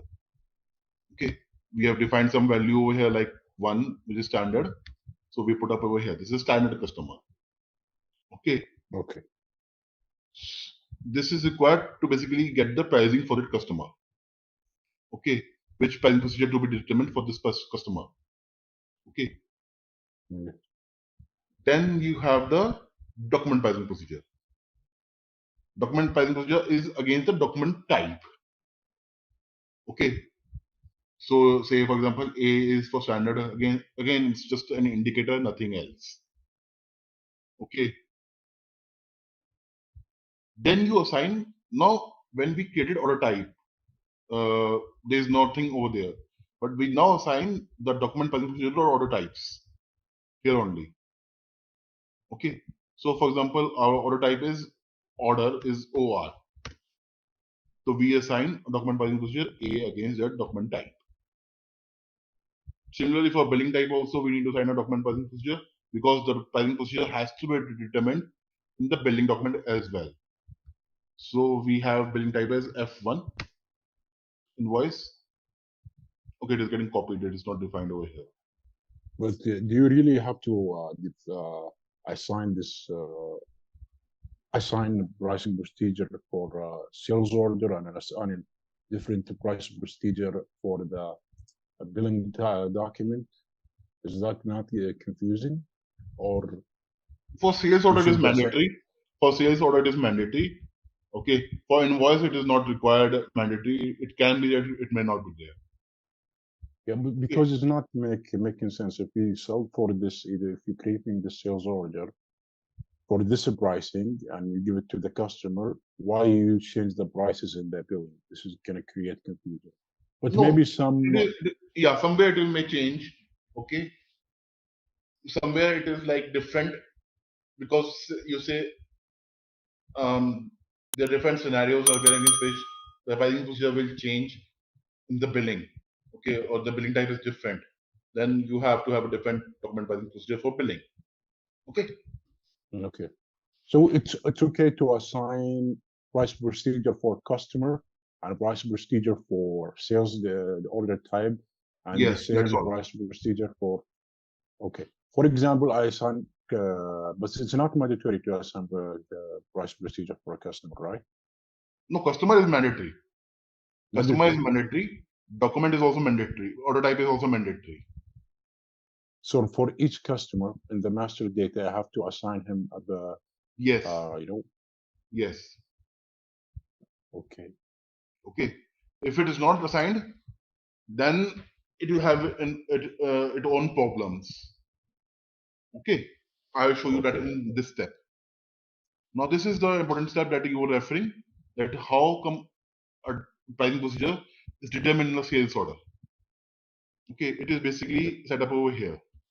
So you have different combinations. Combination is setup basis, sales org, distribution channel, division, document pricing procedure, and customer pricing procedure. And then your pricing procedure. So say for example, this is the sales org 001, distribution channel 00, and then 01. You have only specified document pricing procedure 8.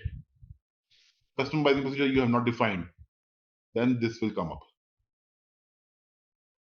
But if you have defined 1 as a customer pricing procedure, then this will come up. Incidentally, both are same. Both are same. I will give you a different example basically.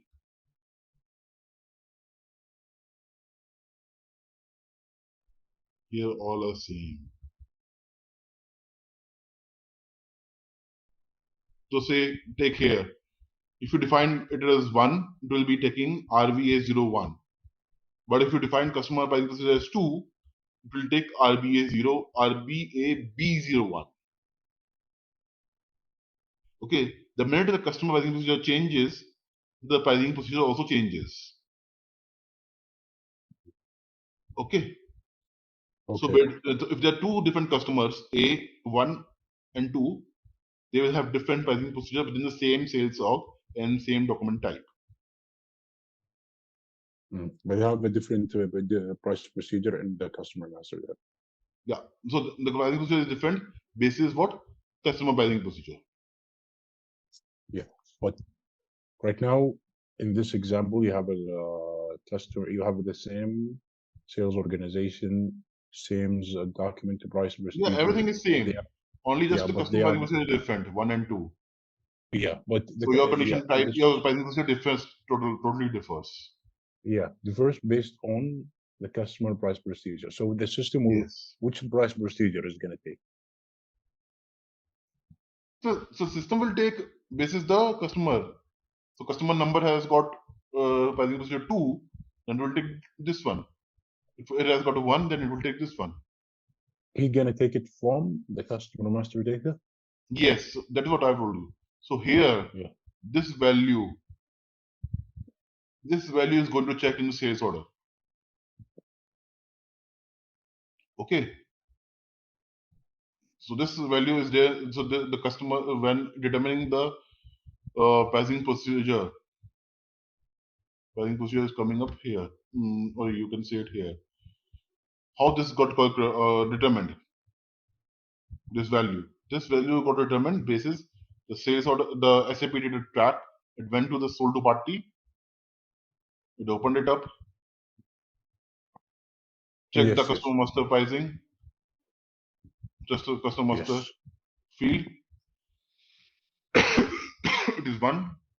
Then it went to the configurations here, and then it got it. Okay. I'm like wondering why it's not taking it from why we have to put like so many pricing procedure here, So this is and we know basically different sales org. This is all the different sales org it is coming out.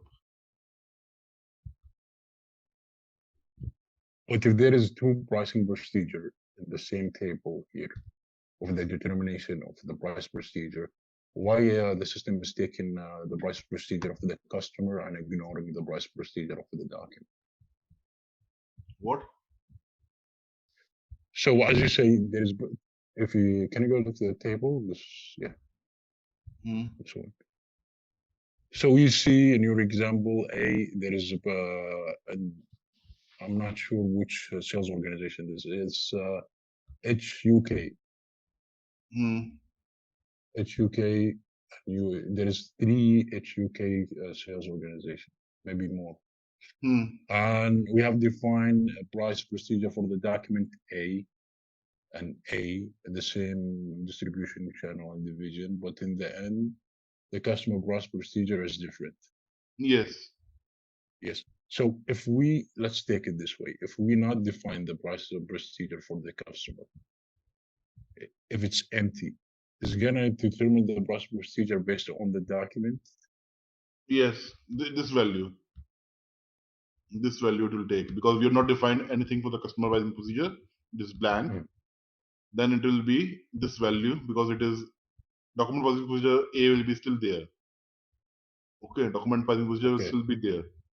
So the system will take it as a sequence. If it's gonna take it from the customer price procedure, if it's not there, it's gonna take it from the document price procedure. Yes. So it's gonna prioritize when it's coming to which price procedure is gonna take. Yes.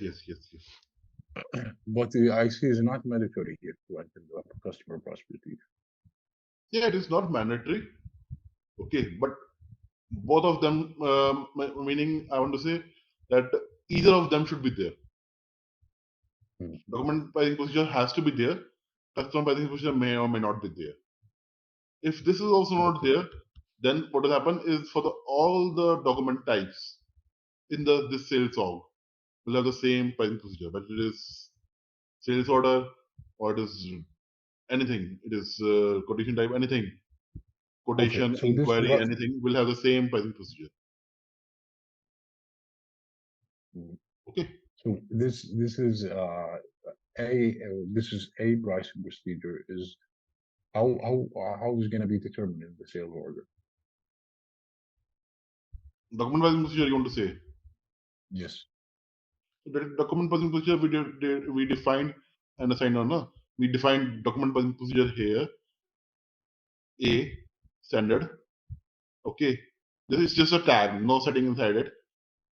And then we assign the document pricing procedure to auto types.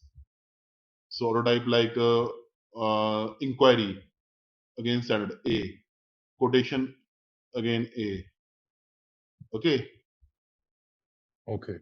Only one pricing procedure for document for each sales order document, right? Yeah, this may be made like that way. But I don't think so. You can assign different, more than one document procedure to one sales document. There can be only one document procedure to one sales order. So it's one-to-one, yes. Yeah. Pricing procedure, you want to say pricing procedure to one document type? Yeah. But there can be only one pricing procedure to one document type. Yes. So sales order can only have a one pricing procedure, one document pricing procedure. See, sales order can have, this is A is all sales order. Yeah. Okay, it can be It's- sales order, quotation, whatever, but A denotes, let's say, sales order. Okay, it will differ only basis your customer master. Yes.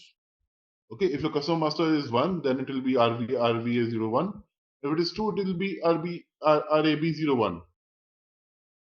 Mm. Otherwise, if it is customer master is always showing 1, it will be only this one only. So I've done this pricing procedure determination also now. Okay, now Yes. coming on to condition record. The condition record is nothing but Okay. this one that I showed you earlier. So let me try show you how to create a condition record basically. So we go to VK11, enter. Say I want to create a PR00 price.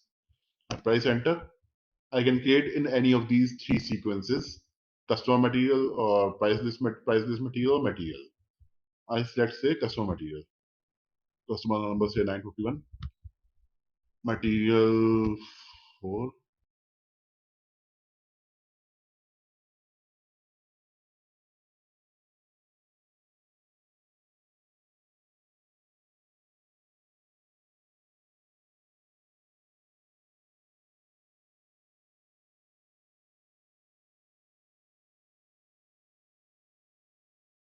Say I take this material, enter. Okay. And I specify value to 400. So you see, valid form is automatically coming as a date, the system date, and valid 2 is coming as the 31/12/9999. Okay. If I want to change it, if I want to change say valid 2, I can change it to say end of this month. Okay. Okay. I want to maintain scales for it. I go to this scales. This is on the fourth tab, fourth button. Top. I go over there. Then I can maintain the scales format. Okay. So always it will start from 1. 1 will not be over here, but then you can specify scale quantity is 5. So say from 1 to 5, it will be like that. Okay. Then I can make, then it will be 10. So I can make 300. Like that way. So Okay. if he put 5, he's gonna determine as 4, and if it's 10, is gonna be determined as 300 for the price. Yeah, 300 per pieces. Yeah, if he put 10, is gonna be the price for 10 or say 9 or 8, whatever. Anything greater than 5 will be having 300. Okay. Okay. Then But the skill is not mandatory, though. no, it's not It mandatory. It's not will- mandatory at all. I save it. Condition record is saved. If I go to change, you see over here these tabs. Yes. One is deletion, second is supplementary, third is scales, and fourth is if you want to maintain some text against it, you can maintain some text over here. Okay, and scales, I have maintained scales, that is why showing tick mark. So I select it and delete this condition record. This is deletion means you cannot use this item. Yeah, this will not be valid at all. This means deletion. Yeah, but the system is going to be in the system, but the Yeah. sales It will mark engineer for or it. supply will not be able to use it. Yes.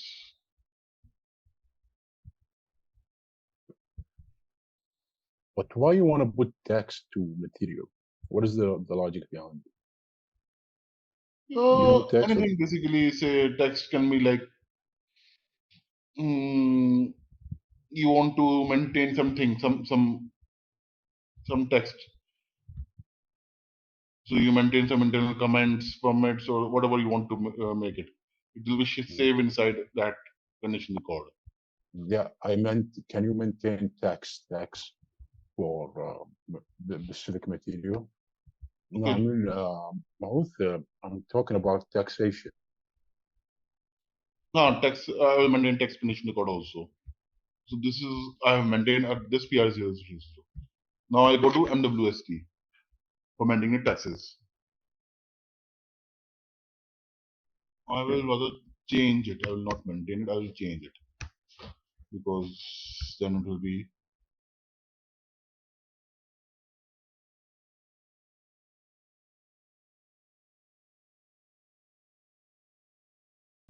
IN and 00.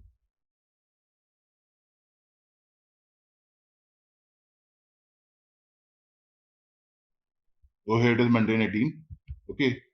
I'll change it to 15%.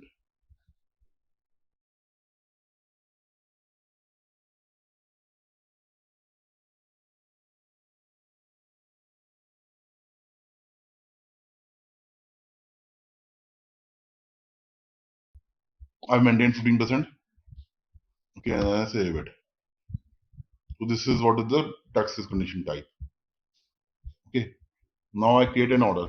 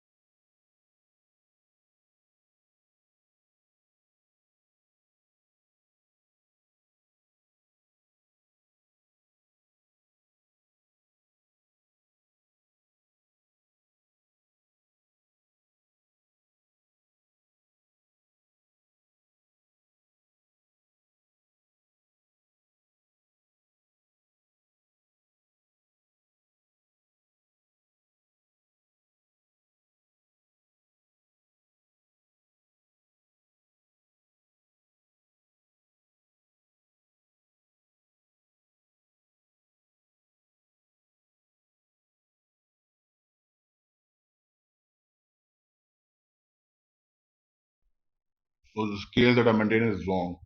This it will be The say what? 1, then 5, and then the scales that I maintained was wrong. The Okay. scale, okay. Okay. So I entered 5. Now it's picking up the pricing basically. It has to be 5 and more in order to determine the price for this material. Yeah. Actually, it has to be first scale has to be 1, then it has to be 5, and then 1.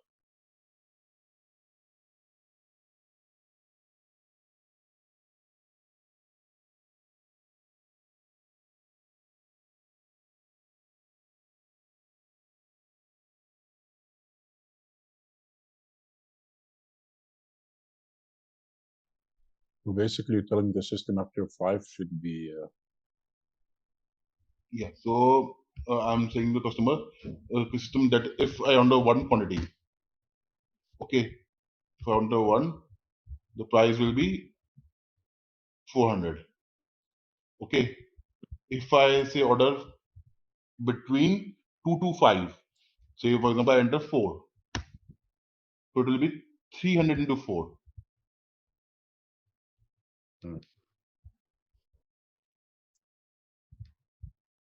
Where is the Okay. price? Let me see. 400 into 4. Yeah, but if you go with the more than 5, it's gonna be 300. Yes. And if you go more than 10, it's gonna be you maintain for like for 10, I guess. If I enter 6, so it will be more than 5 will be into 300. Okay. Till 5 it will be same. Until 5 it will be 400. More than 5 it will be 300, and more than 10 it will be 200.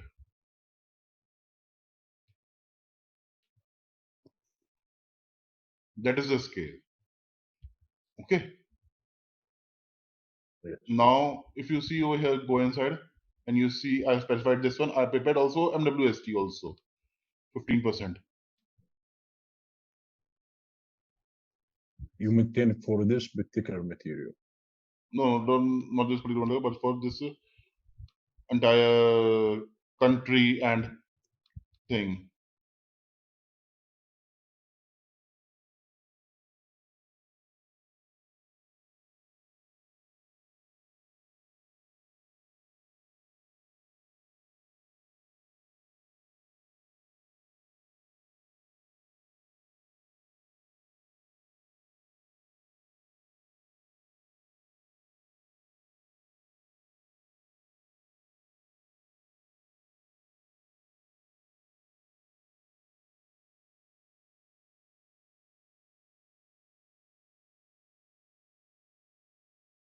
The taxes are not coming because of the plant is not there. Okay, because it is a transportation of the customer and material. So material is coming from the plant basically. Okay, so that is why the taxes are not coming. Anyways, So you just maintain the tax for this material, right? no, so taxes are not maintained for the material. Taxes are, you see, I maintain it for the entire country.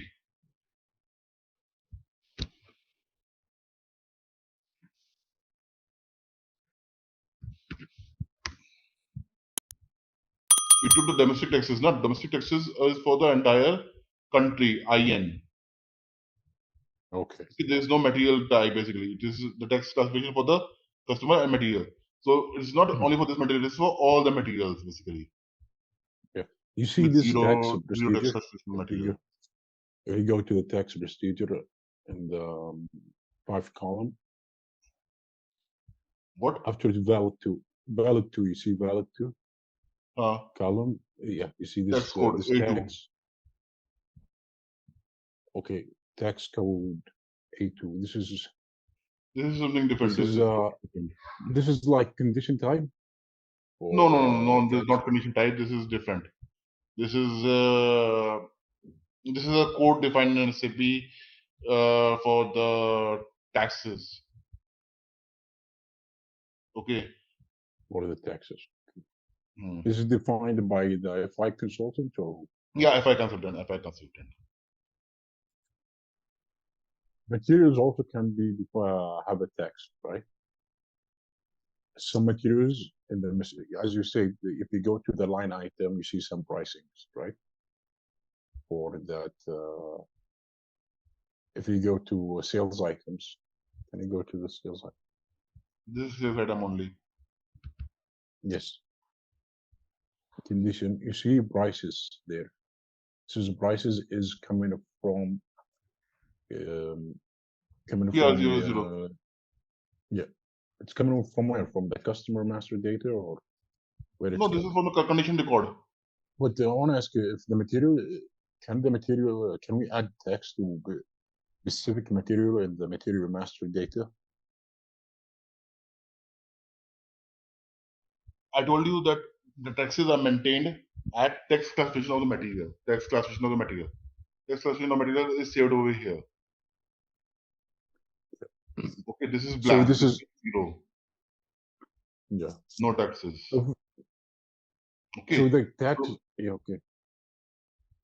No, it has to be certified over here. Yeah, but You have why to you put want the to put indicator over here. 0, yeah. 1, 2, 3, whatever you want to put in indicator. 0, 1, 2, 3, 4, 5, 6, whatever indicator you want to put. You put an indicator over here. Okay. And basis that you maintain the condition type. You cannot put a condition Okay. type. This is a material. Say, for example, material is Honda 100 engine, 100cc engine. You cannot put a tax always say 10%. Normally that doesn't work in taxes. Taxes are always based on tax classification type. Okay. Yeah, and that tax classification type is coming from customer master data. No, customer also material master, both.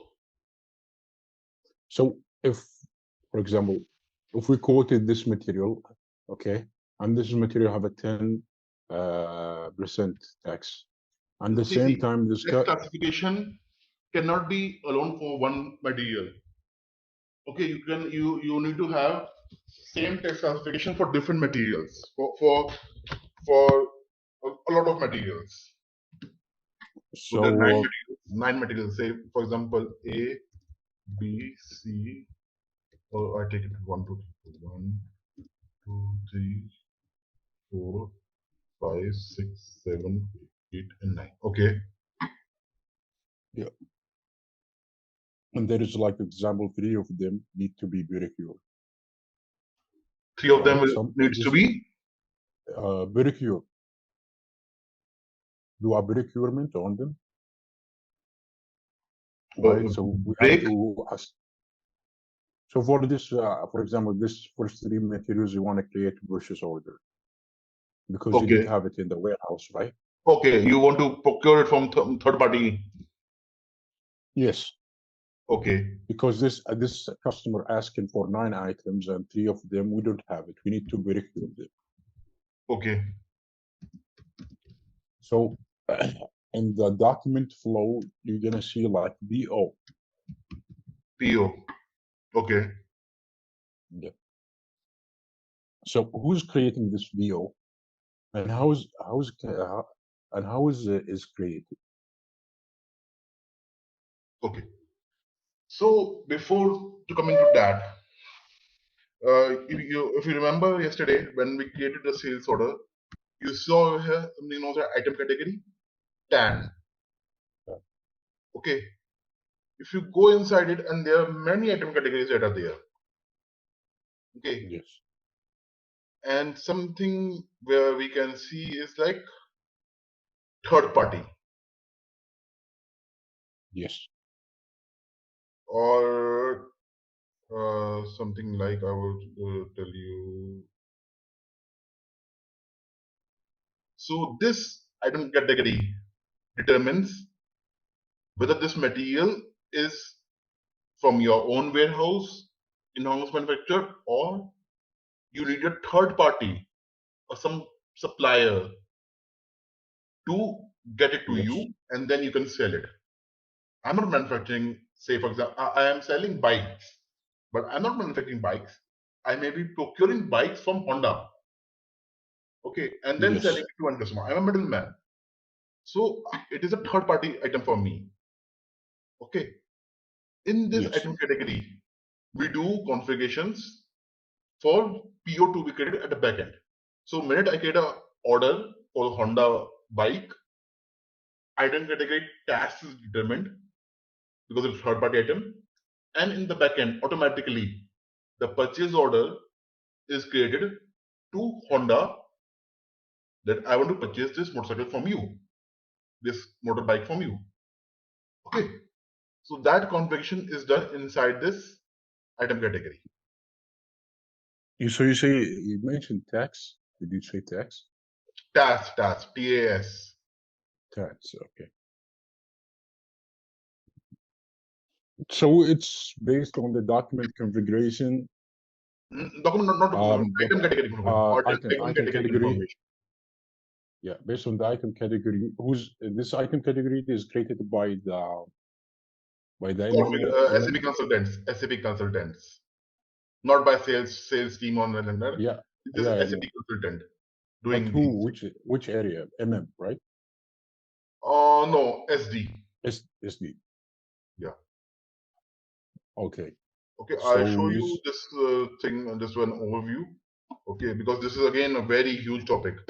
This is very huge, and this is not related to what basically you asked for. But if you just ask a question, I will show you from that perspective.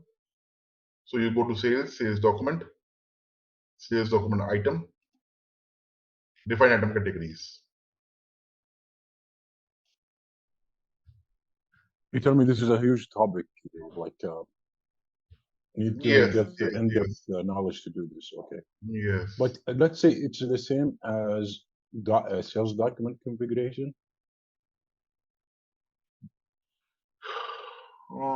Somewhat that, but more huge than that. The entire sales document header item, then serial lines, these all are like the configuration of it is very huge. Okay, and if you configure this one item category item category, you need to go in sequence also with the Yes, same with yes, other yes. configuration. There is one picture I want to show you just to regarding my question about this procurement of one item. What? You know the question I asked you? Mm-hmm. There is one image I want to show you. So can I share my screen? So basically, you see this order. He have 3 invoices on this particular sales order. 1, 2, I believe this 1, 2, is 3, 4, 4 invoices. 4 invoices, and one of the invoices got a purchase order here. So no, but one of the delivery has got a purchase order basically. One of the deliveries has got a purchase order. So this is delivery must have got a material which is like procured from some third party vendor. Okay, Okay. so So in this is order to get purchase that order. material, so and that material will be like first company will get it and then it will be given to the customer. See, there can be two scenarios in this third party material. It is like third party material where the third party supplies it directly to the customer. You need not get that material onto your own premises and then give it to the customer. You can directly send it to the customer itself. Okay, from the vendor itself. Okay, in So that case, yeah. so he did like this invoicing, and then he did the purchase order. How is that coming secret?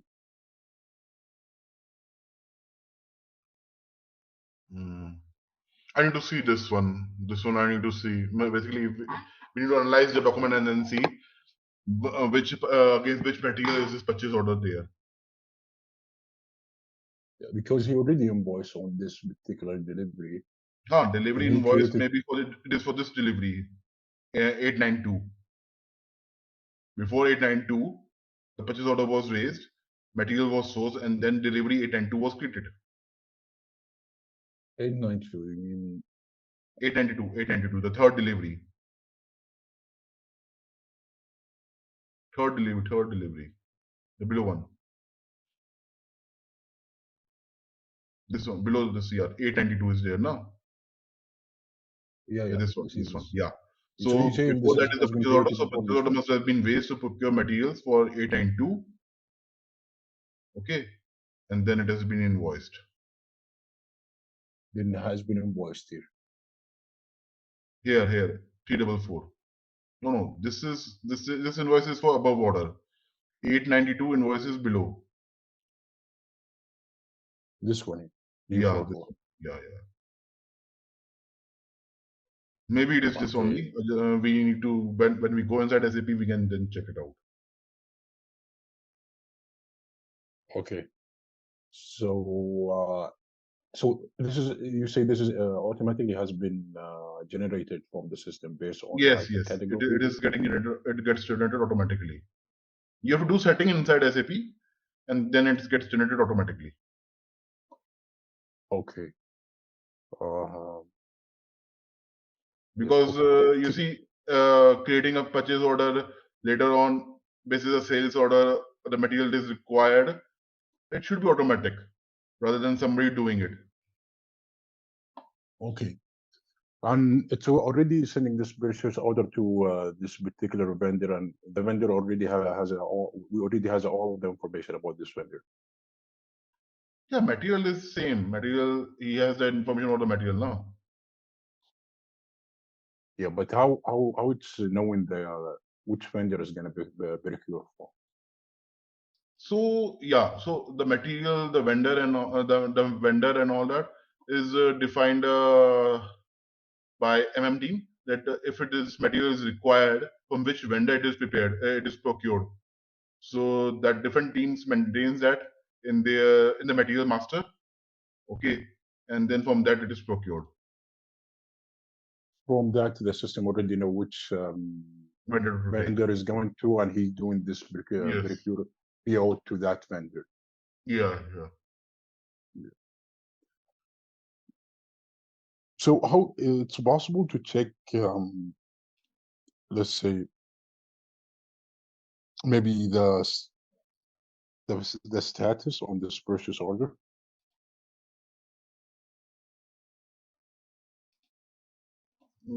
That yeah, you can check the status of the purchase order.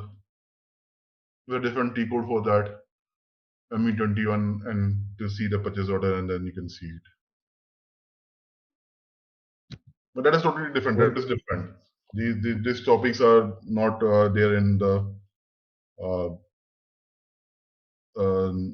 these topics are vast and you need different more trainings for that basically. Yeah. But it's I'm just wanna it's within the sales order. I just wanna see No, like it is, see, these all maybe you are seeing within a sales order, but this is like a purchase order. So purchase order is a different topic. Okay, purchase order okay. is a different topic altogether. Okay. Sales order purview is only sales order.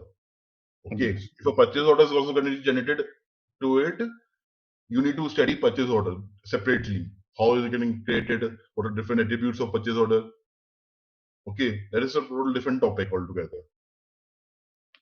Okay. So availability to premise, we already checked that, right? Yeah. So as I told you earlier, it is like your materials that are there in the warehouse, okay, or in the plant, which can be against which you can issue to the customer. Okay. So a customer, it is like fulfilling the fulfilling the order of customer. Availability to promise, as it says, if I have available the material is available to me, I promise to deliver to you. Okay. It is basis the Yes. availability. The promise is basis the availability. So if the availability is not there, then basis the forward scheduling or backward scheduling, system will determine a date by when the materials will be there in the warehouse. And that forward scheduling and backward scheduling days, like how many days are there for lead time, for manufacturing time, for procuring raw materials if required, the entire production cycle. So Mm, that dates are calculated based that days are stored in the material master. yes. Okay, so that is And we can ATB. check, and that is ATB. Okay. And that's the availability of that. We can check it in the sales order, right? Yes. So this is the availability overview. Okay, it shows you receipts, it shows you issues and confirmed issues. So there are many orders for 4 quantity created, but only one has been issued. Rest all 3 are still pending to be confirmed or delivered, I would say. Mm. And receipts is only what you're staying in the warehouse. And this is schedule down there, ATC. ATB situation is given the data stock. This is one of the stock we have received in the warehouse. Yes, it is in the warehouse at the uh, storage location level. Okay, so you can see at that level basically how much material is there in the warehouse. Okay, and this is cost order. What is it? Total records. 14/8/2022. That is date. That is date. Okay. Okay, This is correct. this is MRP element. MRP element, which is like so. First of all, when you have the stock, it is stock. Okay, stock that is right now available in the uh, warehouse. Okay, so receipt was one. So stock when the stock was made available in the warehouse, one quantity was there. Against that, you put customer orders. So cost order of 4. If you want to see all the customer orders, you double click on it and it will show you all the customer orders 2591292592. This is the item has been quoted in this has been created in the sales order. Yeah, the material has been put up in the sales order 25912592. Has been sold. This is why it's showing in 4. minus here. This 4 is showing. This 4 against 4, the quantities are here. 1, 2, and one more will be there. 2590 is also there. We see confirm column here. What is it? This confirm column. Okay, confirmed. Confirmed means so against which order the quantity 1 was confirmed. Okay, so in 2590, the quantity was 1 and was confirmed over here itself because you had only one. Okay. You only had one quantity in the warehouse, and 2590 was the first order. It got confirmed over here itself. 2591 not confirmed because the quantity is not there. You don't have anything in the warehouse now. 0. That is why it's So not it's confirmed. confirmed it has been sold for this particular customer order. Yeah, this must have been fulfilled and sold and invoiced. Finish. This is what is called as ATP check, availability check. And this is backhand. So how do you get a total of say 1? Okay, that one quantity. How did you get total? Okay, so you may have something called as safety stock also. You have a finished goods, okay, which is ready to be sold, but there's some safety stock also, which is like buffer you're keeping up for emergency purpose. Say you keep some quantities For in which safety purpose? stock also. Come again? You say you keep you keep a safety stock for which purpose? Safety stock say for buffer, for emergency Buffer. purpose. Say if there's Emergency some purpose. emergency and you need some stock, but so you can take this safety stock, the stock from that safety stock, and then fulfill the customer requirement.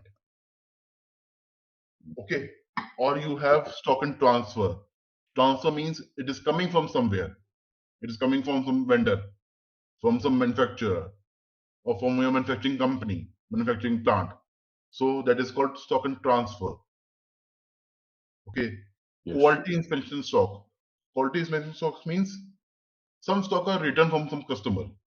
It is some defective or some missing part is there, some broken, whatever it's there. It's in quality inspection is going on. Quality is even finished good, but it is still under some inspection. Okay, still not released for end sales, but it is still there and it can be used later on to sold. You consider that also within your stock. What all things do you Okay. consider the stock? Wherever it's lying within the warehouse, you can consider it as your stock, and then can be sold. So these are different type of stocks that are there defined by SAP, and then can be used for sales. How did you get to this screen? From where So you from did it? here we go to scope of check. Okay. Okay. So what is the scope of check for the? How do you get one? This one quantity. How do you get to this one? So it will check all these things. If it is tick marked, then it will check all these things and then it will say you this quantity is available. If it is not tick marked, then obviously without these, whatever is there as a finished thing, then it will be taken as the stock. It depends on the company type. If it's a company is a end customer, okay, you are in the sales team and you have to work on the front end of the SAP. You're not working at the back end of the SAP where you're not doing configurations or customization. Then the questions are different. If you're working as a SAP consultant in some service organization or in a company where you need to do configurations or customization, then obviously the questions will be different. Then the questions will be like more of a customization, more on your customization as PRO, okay, where we go inside and do the configurations. Okay, Yes. like it will be more on the pricing, the 16 fields that we covered today. Okay, Yes. because the most important thing is if you go for consultant, SAP consultant, and pricing is there, they're definitely going to ask you about those 16 fields. It's mandatory. Okay, this is one of the most favorite question and one of the most one of the most important question that is there always by everybody. Yeah. Explain the pricing procedure determination and pricing procedure. What are the 16 fields of it? Explain them. That is the biggest thing of that. Okay. Yes. Some companies can conclude on that itself only. Okay, they can say they can take that only and grill you till half an hour also on the same thing only. Okay. Yes. They don't go on to other topics also. Yes. Then another area is after pricing is ATP. Okay, they can ask you on questions on ATP is how is ATP determined. what are the different techniques of ATP, okay, Yeah. and like that way. So that is, so these two are the areas which are uh, which have to be very, you have to really understand them properly and then answer them correctly. Okay, these two are the Yeah. areas which everybody is looking out as a standard one. Okay, Yeah. rest ATP and the voice. rest they can be, the oceans are there's an ocean of questions. Okay, so you can just go anywhere and then search it out. It can be a number of questions. But these Yeah. two are the Giving. basic areas: pricing procedure and ATP. If you Okay. because they will ask you also which are your strong areas. Okay, sometimes they ask you which are your strong areas, and they can ask you a question on that area also. So if you say Okay. pricing procedure and ATP, your half the battle is won. Okay, because and these areas are very crucial and very what are the, if some company is asking, then they it's close to their heart. Okay, so Yes. that is what is meant by the thing. All right, let's test your knowledge. Here's a question for you. What is the availability check purpose in SAP Sales Order Management? Option A, to verify customer creditworthiness. Option B, to check if sufficient stock is available to fulfill an order. Option C, to confirm the sales order with the customer. Option D, to calculate taxes on the sales order. Take a moment to think, and when you're ready, choose the correct option. Remember, each choice holds a key to unlocking the answer. Good luck. Type the correct answer in the comment section. Hey there, want to become a pro at managing sales orders? Our SAP Sales Order Management course is here for you. Take it easy on our platform. In this course, you'll learn all about SAP Sales Order Management. It's like a toolbox for organizing sales, from making sure we have enough products to get them where they need to go. Our course covers everything from the basics to cool tricks, made by experts who know their stuff. Your teachers are pros who've been at it for ages. They're here to help you learn and answer any questions you have. And our students love it. People like you found our course super helpful. Best part? It's affordable. Learn without breaking the bank. Ready to become an SAP Sales Order Management Pro? Sign up now. For more info, visit ZaranTech's website. So you are referring to billing documents, right? Yes. So we can view billing documents using VF03. So the document type. Oh no, like I understand the document type, the scenario of invoicing, and if there is a return of a product or cancellation of invoicing, how is that effect? How is that happening? And what's the related between how is the document type play a role here, and how is it assigned to the price procedure? But that is then if you want to understand returns, okay, returns Yeah. is another big topic where we have to start from sales order, return sales order. Then I need to show you the different parts of return sales order. Then delivery of that return sales order, okay, and then the invoicing. Returns, okay. So Let we me can just recover. try whatever I can cover quickly, Okay. because today we need to cover on the other parts also, the production deployment and testing strategy also. Okay. Right. So the document type is F2. Okay. Okay. For the invoice. So invoice is invoice or billing, whatever you call it. It is created after a delivery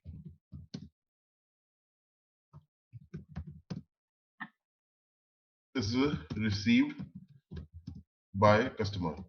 So yesterday we saw that after doing a PGI, we clicking the button of a post go to issue and delivery.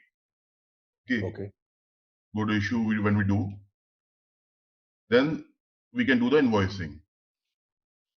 Okay. Yes. Yeah. So it is the invoice is always created with reference to delivery. Yes. Okay. So in an invoice, you have over here payer, the one who will be eligible for paying your invoice. Okay. Yes. The bill to party is not there. It's rather payer. Okay. Then the other things in billing document are basically the item, the pricing, the quantity. If you want to see the detailed pricing, you can go inside and then see the conditions. It is same from the sales order. So some data is Yes. copied from sales order in invoice, and some data is copied from delivery. Can you show Okay. me the data that is copied from the delivery? So, for example, the data that is copied from delivery is quantity. Like yesterday, you had an example. I have where you had some materials. You have say 3 materials in sales order. Okay, Yes. but you delivered only right now 2. In delivery, Yes. there was only 2 materials. Yes. Okay, so in the invoice, it will be only 2. Okay. Invoice will be also for 2 only because it is with reference to delivery. So the quantity is getting copied from delivery. Okay, but the Okay. pricing, since delivery doesn't have the pricing is from sales order. Say that again. Since delivery doesn't have any price, Yes. delivery doesn't contain the pricing of the material, right? Yes. Yes. Yes. The price of the material is in sales order. Oh yeah. So the price of the material is copied from the sales order. Okay. The quantity is copied from delivery. The price is copied from the sales order. Okay. Okay. So some data comes from sales order and some data comes from delivery. For example, you see the sales order have like 3 materials and we deliver 2. So the prices is Yes. different from the sales order. Yeah. So in the invoice is going to calculate based on the quantity has been delivered. Yes. It is not going to invoice for 3 because delivered is only 2. So Yes. for delivery, it copies the quantity and it needs the pricing. So pricing goes to sales order. Okay. Okay. Yeah. So you mentioned that the price procedure is assigned to sales order document, right? And it can be Yes. assigned to Yes. the customer master data. Yes. Yes. You know, there is a lot of pricing also in invoice. So how is that to play a role? So can No, that also we is say yeah. So the pricing in invoice is same as sales order. yes. Okay, the price, the discount, the taxes, everything will be Yes. same, which is there in the sales order. Yes. So it is just copied from that to here. That's all. Okay. Nothing else. Yeah, I understand this. But in the price procedure, okay, you know, you need to assign it to a document or something for that to be determined based on the price procedure you have, right? So The pricing in procedure is determined at sales order level. At sales sales order order, levels. yeah. So We saw yesterday, na, at so sales order level, it was determined.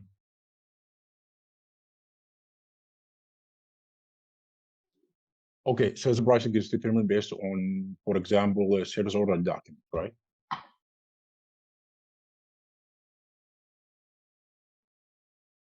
Actually, we mentioned yesterday that the sales pricing, we can assign it to a particular sales document or a particular customer.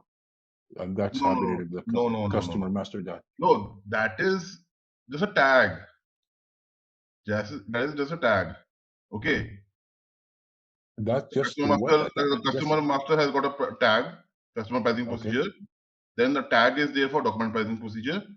But when you set up the pricing procedure determination, okay, you do it basis a document type, like a document pricing procedure. And this is the sales order. Okay. This is A. A is standard sales order. Okay. How about so what is the customer here doing? The custom The customer. You see customer? Yeah, this is the customer. So it is, see, I told you yesterday also, and you also confirmed that the customer can be blank or it can have 1, 2 like that way. Yeah. But you mentioned yesterday that the customer, the price procedure in the system is going to take up from the customer master data. Then if it's Yeah, blank, yeah. it's So going to if go it is, proceed to the document. if the customer master is also blank, and here it Okay. is blank, then it will be taking the customer master. It checks in the customer master, it is blank. So it comes over here, it finds this entry with blank. So it picks up this pricing procedure. If it Based finds on one the, in customer pricing procedure, it is this, like that way. okay, based on the it's going to take it based on the sales order document in this case. If No, the it's the sales order is customer, same. The sales order is same. The sales order type is the same. It is just differing based on the customer type. No, customer pricing procedure. Okay, sorry, but this is determined at the order level. In invoicing, it is not determined. Since in okay, the is it invoice, the prices is copied from sales order, it is not required for determination. Because it is okay? So already getting from somewhere. say that again. Since in invoice, the pricing is coming from sales order, this definition, this assignment is not required. Okay, got it. Okay, because it is getting Okay. copied from order. Okay, so meaning that we do not need to assign price procedure in the invoice document or the billing document. There is no need because it's copied. Yes, This it is one, copied. this point, I You see, understand. here is not assigned document pricing procedure billing documents. It is not done. Why is it not done? Because it is getting copied from the sales order. The F2 is the invoice and it is blank. We have not assigned anything over here. But you can assign it, right? We can assign, but it's not required. It's not required. If you But in assign some, it, no, hold on. If you assign it, what will be the repercussions of it is that maybe the order has got different pricing and billing invoice may have got different pricing. okay. Okay, the Can you order tell me right once? now, the order is created, say at an earlier stage when the price Okay. was $10. Later on, during the course, you increase the price now to $15. But in the invoice, if you do this, if you assign the pricing to invoice, then the invoice will be 15 rather than 10. But customer will say, hey, I ordered at 10, now you're billing me for 15. It is not right. Yes. You will only pay you 10, right? Yes. Right. So why do you want to determine that billing? You will always get copied from sales order only, no? Yeah. So why you say we put this procedure here, this process? This is required for certain other document types. This is Can you required. give me one scenario of how is that going to play a role in another another scenario? This is one scenario which I can give you. Self-billing. What is there basically in automobile industry or what is there like your food manufacturing where the wastage is there. Okay. Or the finished good is like the processed good changes its weight. Say for example, you have petroleum. Okay, now Okay. it can get differ. It may not be the same at every time, every temperature. Okay, it's a oil. Say oil is there. It may not be same at same temperature. If the temperature changes, it gets more liquid or gets more solid if it is cold. Okay, Okay. so your weight changes. In that scenario, at the invoice level, whatever so at the invoice time, they will do a recalculation. They will do a recalculation of the pricing based on say weight of the oil. Then the price may differ. Okay. Okay. And okay. So the system basically doesn't not understand if it's busy or if it's in hot is gonna extend and have a more weight in it. It's Yes, just yes. you're gonna customize a document particular for this order or sales Yeah, order. yeah. Okay, this is how the scenario So gonna play. basically, it's a business scenario where you need to do, you need to increase the billing level. Okay. Okay, There is a scenario for your maybe company where they increase the prices at billing level. Okay. Just because of say okay, maybe dollar rate changes. Okay. Then the invoice may get changed. Okay. okay, So okay. that Whatever ways, this, yeah. also the pricing procedure needs to be determined at the billing level. Yeah. So it's like a second case scenario or a second plan for the organization to use this invoice billing that have assigned different price procedure. If there is anything has been changing in the price between the sales order and delivery, so in the invoice they can invoice the customer on this price procedure. Yes. You know, it depends on the case of the scenario. Maybe there is inflation or there is maybe a war or political, political Yeah, things. whatever, So maybe dollar yeah, pricing yeah, changing. yeah. Okay, you converted it to on dollar change, and then for that also you can charge the customer extra. Okay. Okay. I have a one question in billing. Like, you see this all of the scenario. You see like in the regular invoice where you invoice the customer, and if there is a return or if there is cancellation of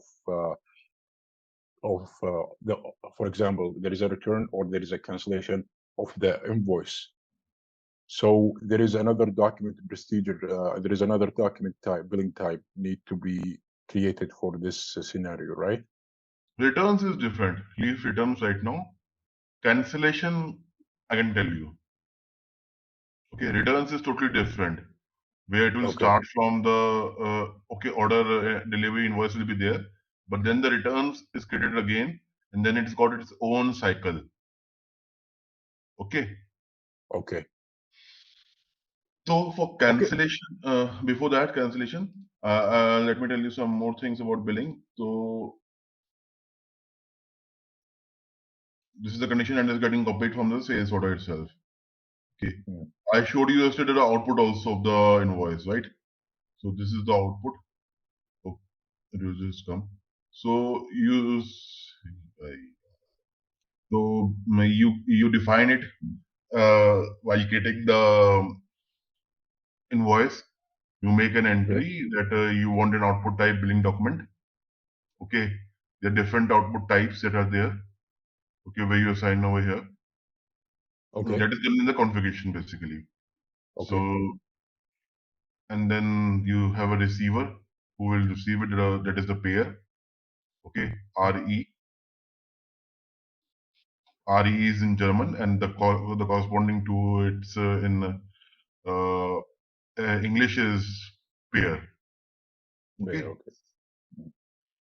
then channel is nothing but the medium. It is going to be printed out because it's a PDF. The country Okay. US, the language English, and this is like form template is the basically the layout which is designed by the technical team. So you need to put up that. It will automatically come up over here. Okay. Okay. Okay.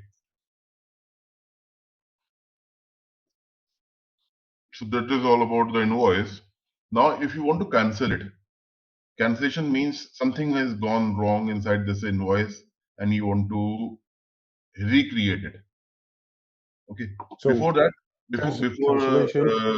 before cancellation, I'll show you the accounting also.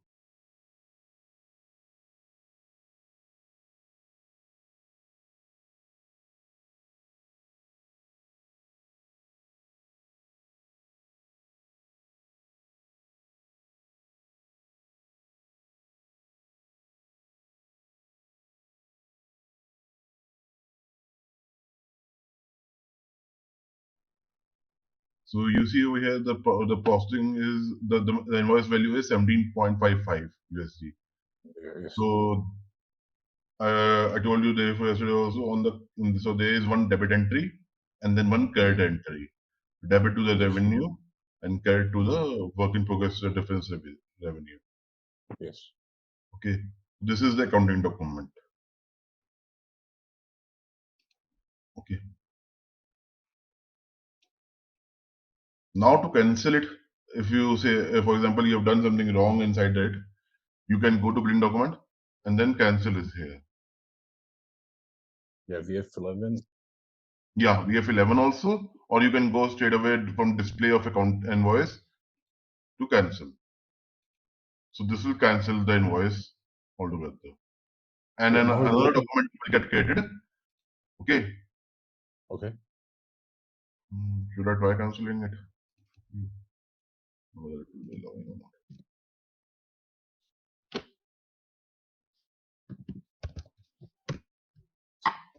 So if I press enter, it will show you the invoice and then invoice cancellation. Okay. And the same amount, for the same amount, it will get cancelled out. When you click save, the document got cancelled. So it's showing you a document saved. Now if you want to view it, this will be a different document type, S1. The creation is F2, cancellation is S1. This is gonna show also in the document flow. Yes. You see the order, delivery, invoice, and invoice cancellation. Okay, okay. Okay. So the cancellation should be done only for the purpose of corrections and recreative of a new document, right? Yes. So Like minute most of the business. you cancel the invoice, your delivery will become, status will become in process. Again. So that it means now you can again invoice the delivery and get another invoice over here. Yeah. In business scenario, like you know, in an institution, they usually do the cancellation only, not just to cancel the whole process. It's only doing for correction and the purpose of creating another Yes. invoice of Yes. the same order. Yeah. Yes. If they wanna, for example, just to you know, just to how can I say it? Just to cancel all of the process, the sales order, they have to do a return, right? This is the standard. See, Say returns ideally is a return. Yeah. Okay. There is some defect in this material, or customer doesn't like it, then he returns it out. Okay. Okay. Because the customer has given you, has released you the payment also. He wants his payment back. Or yes, like his account is debited. Yeah. Okay. But that if he does a return, then that nullifying entry has to be passed out. Okay. Say that again. So the account is debited. The customer account is debited with the value, say 17.55. Now, if he returns the same value, returns the same material back again to the customer, to the supplier, he will get a credit of this amount again, right? Yes. Yeah. So that accounts in the accounting book, the GL has to be then matched with a credit entry. So cancellation of the whole transaction from sales order to delivery and invoice is that is not a return basically. Okay, it doesn't mean that you are cancelling the transaction. No, return is different, and cancelling of all the documents that was created earlier, like sales order and delivery and invoice, is different. Okay. Yeah. Now, Let's the take it primary difference between that is basically that, say for example, you entered a wrong order. Yes. Okay. This thing you realize later on once the invoice is created. At the invoicing, you realize that the order itself is wrong. Yes. So what you do is that then you cancel the invoice. Okay. Yeah, I can cancel it. Yes. Then create a new one with the correct, you know, entities. No. Cancel the invoice. The delivery will then get in process. Yes. Do the reverse of picking. Okay. You need to reverse the picking process. That is now put back the goods in warehouse. Okay. It depends on the cancellation purposes. Like for example, he want to cancel it because of the pricing. The pricing is not so for example, the tax is not coming correct, so he want to cancel it. You know why you do the reversing of the delivery then? No. So yeah. So then in that case, you need to edit the sales order only. Yes, then go proceed with the invoice. Hmm. But if there is any if our good issue is not delivered in good condition, we can reverse that in the delivery, right? Yes. In that case, we can do the reversing. But let's say, for example, we have an issue with the customer and he just want to return his he want to return the products, and we want to just do the return, give him his money back, and that's it. But still, we already done the delivery, we already done the invoicing. So our goods in his location, how are we gonna do the process in SAP? Basically, there is different document type for each stage, right? Or from the billing to the delivery and sales order, right? Or just in billing and delivery stage. Do we have also to create another document type for return in sales order? Yes, that will be a different document type. Yeah, and both the three stages, right? And billing and delivery and sales order.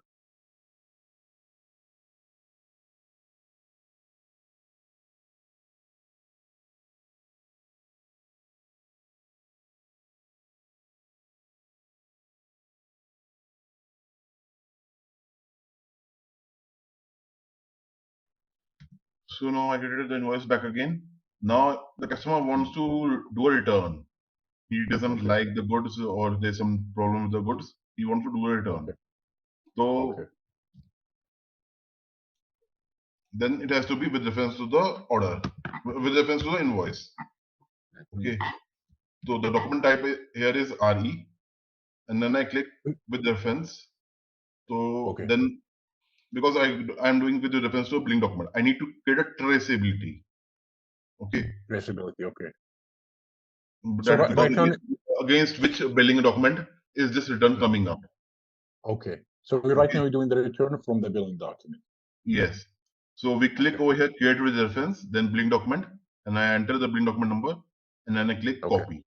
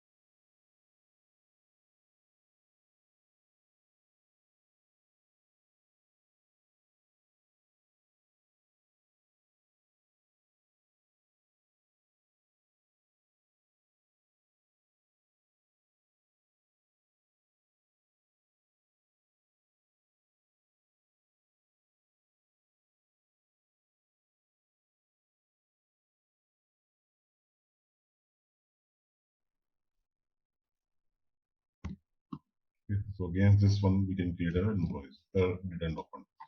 What would be 01?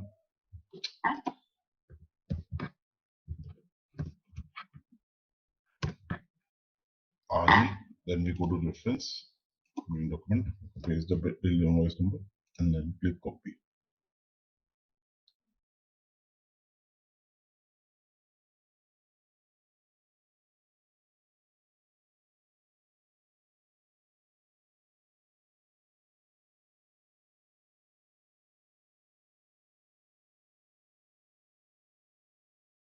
So it will ask for an order reason, that why do you want to create a return? Okay. So you create the return as in the sales order. level, right? You create a return in the sales order level or invoicing. Are you No, the doing order, return of invoicing? first we need to create an order. First we need to create an order, then only we can create a returns of it.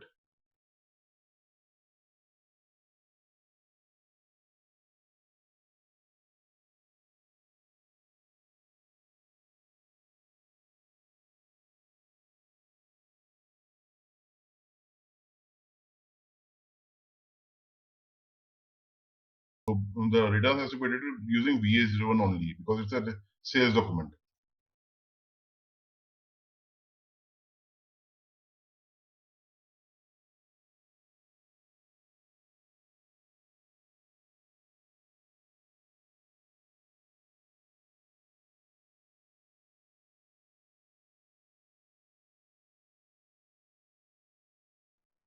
There is a is particularly sales order document. Come again? Document HOND. Document? Well, this is the document you went to SA16N and you put document HOND, right? This document. No, sales of. Sales of. Okay. Okay. So you're looking for already created invoices, yeah? Yeah. It is getting not copied. That is the problem. So to do the return, you have to create it from the VA01 from the sales order level. Yes. Look, this is the problem over here. It is not getting copied. So the returns is basically, I'll tell you theoretically only because the system is not configured right. So returns is always created with reference to a billing document because it why it is created using billing, because it copies everything from the billing document, the pricing, the customer master, the material, Okay. quality, everything Okay. it's got copies from there Okay, to the sales order, to the returns order. to the returns order. Okay, this is the first process, right? Yes. This one is a standard return order. It is not related to any document. Okay. We may refer to this one then. So this was not created using any invoice for reference. It is just created straight away. Okay. But the reason when it is the problem, it will be creating problem is that when you go to document flow, it will not show you the above orders or invoice or delivery, whatever, that how this returns came to picture. Okay. Okay. So it's only going to show you the returns of the sales order in the picture. Yes, Can you go it to should be there like that way. Otherwise, it will be problem facing the audit. Okay. So whenever you create a returns, first of all, there will be a default billing block will be there. Okay. Mhm. It will be with the billing block because it will be requiring a approval because you need to give credit to the customer. Okay, you need to check your goods, that is the good really is the material really defective or is it some problem. Okay, was it a manufacturing defect or it got broken or it's not working when it is received by the customer, or something customer has done something wrong in it and then it is stopped working. In that condition you won't be liable to pay back. Okay. and that he's not going to be able to pay back, you said. Give Yes, back to the customer. if the goods is like broken by the customer and not by the manufacturing defect or during the hospital transit it's not broken, then company is not liable to pay it back, pay you back if you have broken it. Yeah. Right? So in the system, yes. So in the system, there is going to be a billing block. Yes, As there soon as will be a billing it, block. Okay, till the time you don't remove the billing block, the the credit will not be issued to the customer. Hmm. Okay, Why there is a billing block? So basically, in because you real see, there's scenario, a mechanism. You're giving some your money back to the customer. Okay, yeah, which you have received. So before that, needs to get some approvals. It's not that easy that you can just give it back again. yeah. Usually, approval coming from which quality insurance department, or there is some Yes. entities in the community who's give approval to So issue there will this. be a check credit memo or check debit memo, whatever. Say that Okay. again. Since the return, he is going to get credit against it. So the block will be check credit memo. Okay. Okay. So once the order is created, the returns order is created, then a return delivery is created with reference to it, same as sales order. Now this material is there. We are doing post goods issue when we are delivering to customer. When we are taking Yes. it back, it will be post good receipt. Okay, we have Okay. received the goods, so we are posting the Okay. goods post good receipt. Okay. So how are we gonna do this delivery? Like, how are we gonna do the process? Go to VA01 and copy from there. VL01. Okay, but for the return, how are we gonna do it? So when we create an order, returns order is VA01 and order type is RE. Okay. Then returns delivery. So we have to start from the order if we wanted to do returns. Yes. Then proceed to the invoice. Yes. Then we go to the invoice. Yeah. I my previous knowledge is the totally the reverse, the opposite way. Like we're gonna do the return from the invoice, then delivery, then the sales order. But actually in SAP process, you have to do it from sales order to the invoice. Yes. Ultimately, returns has to go again with the same process again, which was of the sales cycle. Okay. So in real world, if the real world, real scenario is gonna be if I do the if I'm gonna do the returns of order, this is just within the internal the company. If I'm gonna do the returns of delivery receipt, if I click and post receipt, the customer should deliver our goods to our warehouse, then we check it, right? How is that gonna happen? Come again, what do you say? So in real scenario, Hmm. how is the company? How is this process gonna happen in real world? If I'm doing return order in the system, there is anything real scenario is gonna happen is the customer is gonna move his goods to our warehouse, or that's coming to the stage of delivery where I do post and receipt. The customer should we receive our goods.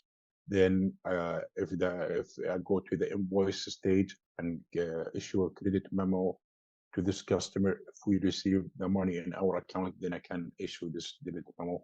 Or where is the sequence here, or how is that happening?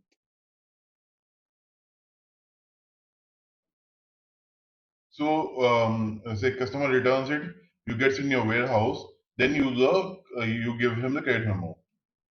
Okay, this is again the same thing like what we saw in the sales order. It is with reference to billing. Billing with reference to billing, you create return sales order, and then return sales order, so you create a delivery. Yeah, Okay, but returns delivery, should taking back the goods in your warehouse, and then you okay. create a memo for the customer to be given to his as a credit. So yeah, in the real scenario, the person who is responsible to receive the goods, he should not click on post the good receipt until he received this good in the warehouse, right?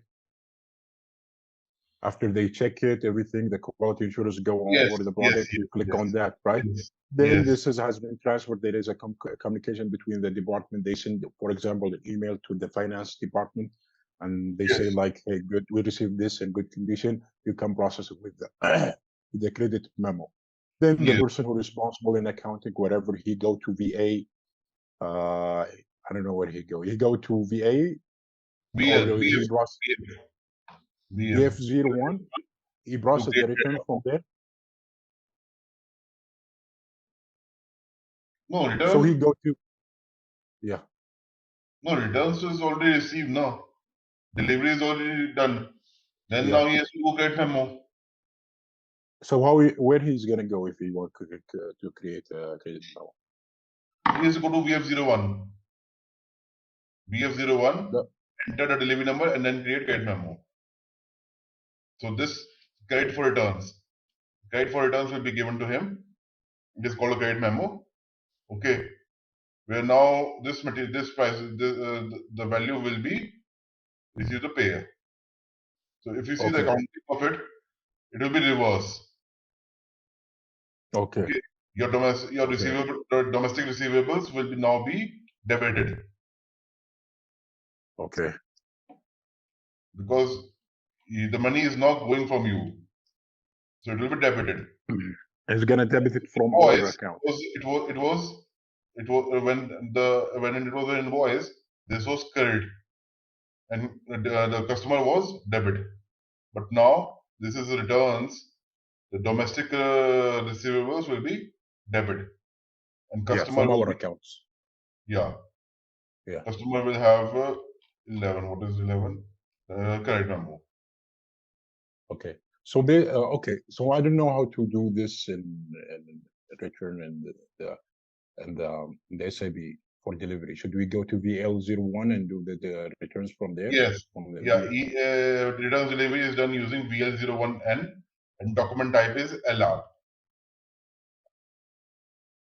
There is no document type in the screen of VL01. Can you go to VL01? This is VL03N and displaying your delivery. The document type is LR, returns delivery. Yeah. Yeah, but if you go to VL01, there is no column for It is not there. It is determined automatically. This is determined automatically. You do not enter the return document type. Since it is this return delivery is created with reference to a return order. Okay, returns order is there. You're getting delivery with reference to return order. It does always take LR only. This is the configuration.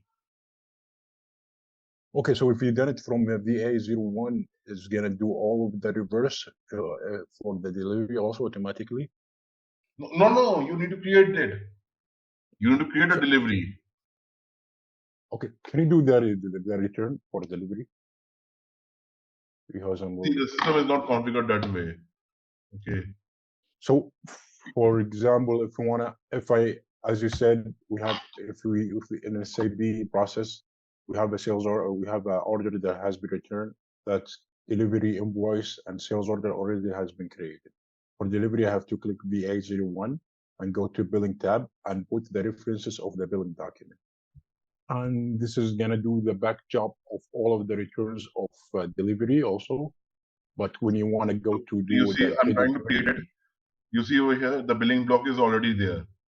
As soon as I create, it is still not saved, but the billing block remains there.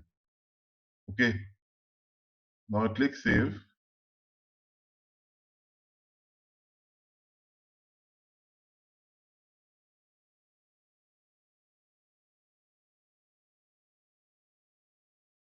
Okay.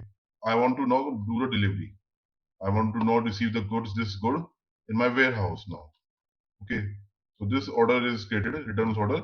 I now go to VL01N, get delivery, and I enter the order type over here.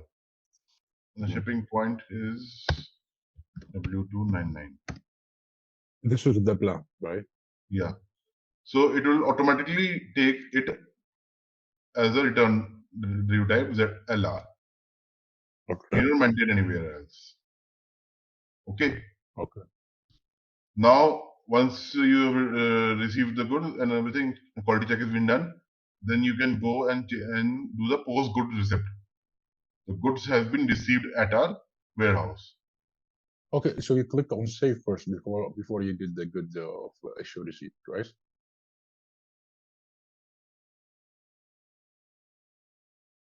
storage location is not defined for delivery. It's basically a storage location is not defined in the sales order, maybe.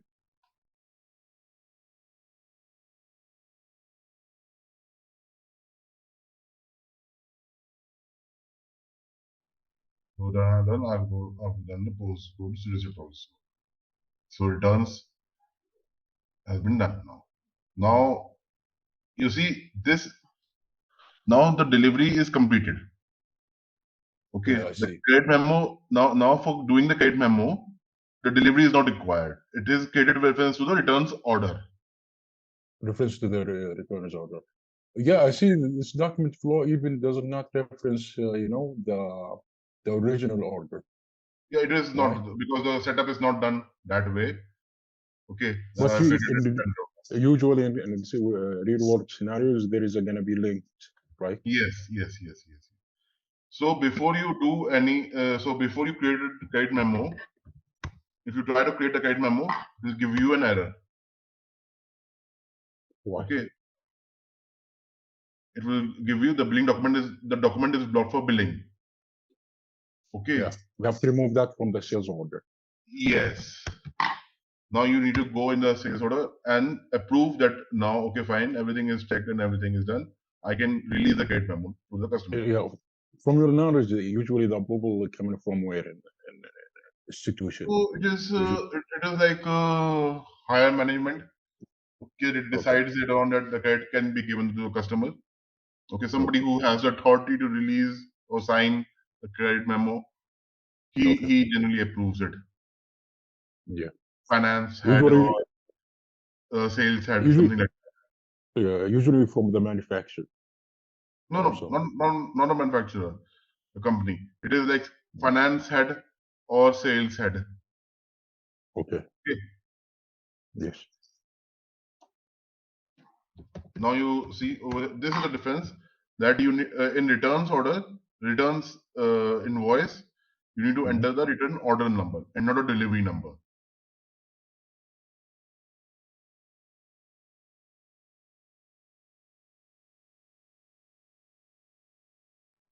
Now we click save. It is the credit number now is generated. So this is a standard SAP process of returns.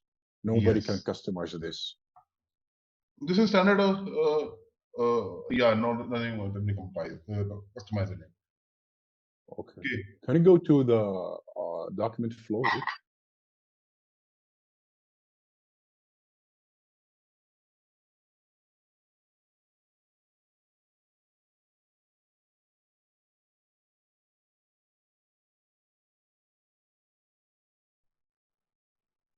This is order, this is a delivery, this is credit memo. Completed the block. What do you mean by that's a block here? Oh, the counting is not generated, that is the thing. Otherwise, it's going to be completed. Posting period is not open. Yeah, so this is.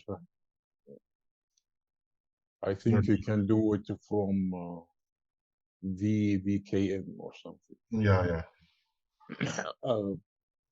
Yes. This is the invoice is not getting generated from this is return invoice not getting generated because maybe there is in the customer master in the material master data there is no accounting has been assigned to the. I'm just doing scenario in my head for the solution. What? You see, I'm just predict scenarios in my head about why the invoice got blocked, right? Because there is No, some invoice got assignment. blocked. The posting period is not open. That is different. The Okay. posting period in which the GL article is posted, it is closed. I can open it, try opening it, but it will give you a lot of errors and then leave it. Right now, leave it. Okay. It's different. I have a question like in invoicing, how the system knows which account he posting on and which account he give the returns on. I know he give the returns on for the customer. He can find the account of the customer in the customer master data, but for our receivable accounts, how he determine which accounts usually the company assign accounts based on the material master data, or either the material master data or the customer, right? For the accounting receivable. Do you have any knowledge about this?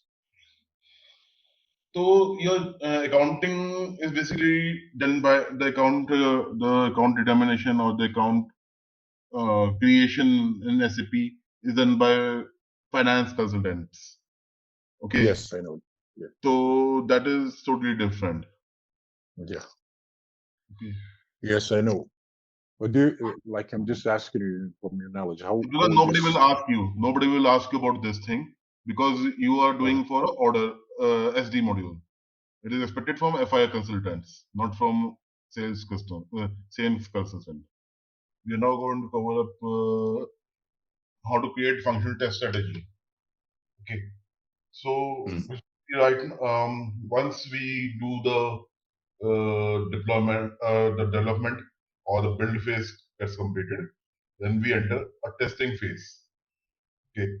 Now testing phase basically requires we need to first prepare a strategy. How do we test our how robust is our system, or how good have we made, how good have we made it? Are there some defects in it? Okay, does it fulfill the business processes? That way, we need to prepare certain strategies. Okay. Yes. Okay. So we need to first understand the system requirement. As what was the system? Why the system was developed? What was the requirement? The business requirement behind it. Okay. So the first step in creating the functional test strategy is to understand the system requirement. This includes understanding the business processes that the system will support. Okay, so we need to understand all the business process that this system will support or will be used. This system will be used to fulfill the business process. Okay, this is that only we can try and make scenarios and try to do testing for those business processes and then see whether those are really working in the system or you mean and by development you mean the configuration has been done, for example, in golden client. Right now we need to do this testing based on the business requirement, as well as how it's matching with the business processes in SAP process and business process. how we call system process. SAP process can be modified. This is the business process. Yes. Okay. Say for example, your business process says you need a transfer order. Okay, then you need to do warehouse configuration in the system. If your business process doesn't require transport order, then warehouse is not required. Straight away, it will be delivery to billing. So that is tuning the SAP system basis the business process. So you need to understand the business process, and then you design the test scenario as per it. Okay. Yes. Okay. So is there a different terminology for different testing before the deployment for the this is called testing before deployment to the production, right? Yes. Yeah. I will come. These are terminologies: regression testing and user acceptance test. This is later on. Okay. Okay. So then, once you understand the system requirement, then you create the test scenarios. Test scenarios are like, say, for example, you have a business process of sales to invoice standard. So you create a scenario for this standard sales. Second is then you have a business process of returns. So you create a scenario for returns. Third is like you have a discount sales. So you create a scenario for discount sales. So basically, whatever business processes that you have in your company, basis that you make a scenario that we are going to test these scenarios for this business processes. Okay. Yes. So once the system requirement is understood, the next process is to identify the test scenarios. A test scenario is a description of the specific business process that will be tested. Okay. Now the third step is defining test objectives. So I'm on point number 3, defining test Okay. objectives. So test objective defines the specific goals of testing. For example, the test objective may be to ensure the system can process orders correctly, that the data is accurate, and the system is secure. So objective is like ultimately your business process should work. The business process of sales or the order delivery, the standard sales, the sales order should get created, the delivery should get created, and the invoice should get created. So that is the objective. Okay. So you define the objectives of it. Then you design test cases. So test cases, you define a test scenario, then you design test case inside it. So test cases create sales order. Okay. Your scenario was test the entire business standard sales process. Okay. Yes. Test case inside it is first you will create a sales order. Okay. And then the second test case will be create delivery. And then third will be like create invoice. Okay. So the test cases are detailed instructions for how to test each test scenario. So for example, for creating sales order, you write test steps. Okay, inside test case, you write test steps. Go to T code VA01, enter order type OR, enter sold over T, enter material. Like that way, you mention You all mean the documented? steps. You mean documented? Yes, documented. Yeah. What is the difference between define test objects and test case? Objective is the ultimate, the last, say, the result. What will be the result of this testing?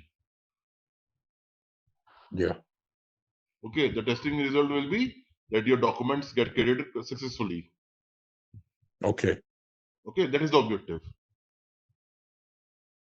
Test case is how will you go, what steps will you take to achieve that objective. Okay. Okay. Basically, the second one is they just documented. You just documented more what you're gonna do in the test. That's like my understanding. Yes, you're going to document what you are going to do in test case in the test. That is called test case, design test cases. Okay. Okay. Yeah, maybe they are both in the same testing process, but the first one you're gonna document step by step, and the first one is gonna, as you said, receive the ultimate goal by something, by achieving the goal. For example, document creation and so forth. Yeah. Okay. Then the fifth step is test data preparation. So to test these scenario or test cases, you need to create data. Like the customer should be created, the material should be there in the system, the pricing should be set up. Okay, Yes. the configurations needs to be done. So that Yes. test data needs to be maintained in the system. So the test data Yes. is the data which will be used in the test system. The test data should be representative of data that will be used in the production environment.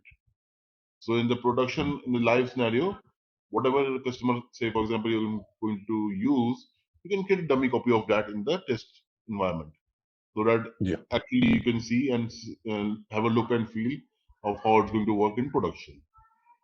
Okay. Testing data, you mean? Yes. Sales document, sales document, materials, pricing, you know. Yes. INCO term, and okay. Then test execution and defect reporting. Now, once everything is defined, that the data has been prepared, test cases have been designed. Now the time to execute it. Okay, so the test cases are executed and the defects are reported. Defects are like issues. When you follow step by step, at certain step you encounter an error. Okay, it may be a data error, it can be a technical error, like something error, a system error. System error is coming up that you cannot create delivery because of so and so such error. Yeah, Okay. like for example, you encountered previously when you tried to create Yes. So I was trying list so of many things. It was giving me error, right? yeah. Location, Yes. storage location not defined, or like that way. So Mm. that is all called defects. Yeah. Okay. So we need to report the defects so that the user can go back in build phase, solve that defects or fix the defects, fix those issues in the configuration, and then the testing can go again ahead, and then the objective can be achieved. Okay. Yeah. Okay. The defects are then tracked and fixed. Right. Okay. Now, the different testings, the different type of testing are there. First is a normal testing, that is first course, that is you're doing first time testing. So you completed testing with all these steps. Second time testing is a regression testing. So you have done testing for one particular module, then second module, and third module separately, not Okay. together. Okay, Okay. so example, you have created the first scenario of standard sales, tested it, fine. Second scenario is returns. You tested it standard return. You just created the returns without referencing the invoice. You created a standalone returns. Right now what we created. So that is also tested and then done. But then you need to test it combined. So you do a regression testing.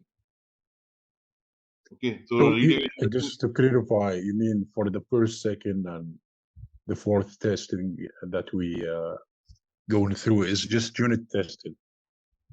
yeah, that is unit testing. Just unit testing. So the first one is just this one regression is testing the progress of all business processes in one module. Yeah, so first is unit testing, then system integration testing. Yeah, system integration testing. You mean the system within the same module and or different modules? Different modules. So you're gonna Integrate test. together. Unit testing is standalone testing. You're testing everything separately. Separate Okay. module. Yeah, all the modules separately. Okay. Okay. System integration testing is when everything is combined together, then you're testing it out. This is usually done by few like several consultant together. Consulting. Yes. Now there's one thing also called as regression testing. So once you fix the defects have been fixed up, you need to retest it out. You need to retest from the starting again. Okay. To see that the earlier steps are still working or not. So that is called regression testing. So regression testing is the process of retesting the system after changes have been made.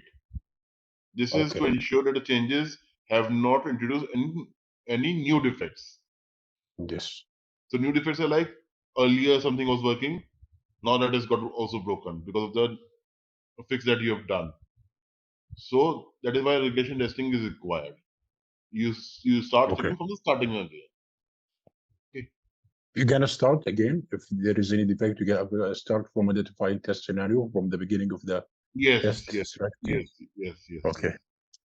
No, not a test scenario, but rather the test execution. The test execution phase will start again. Okay. Okay. Okay.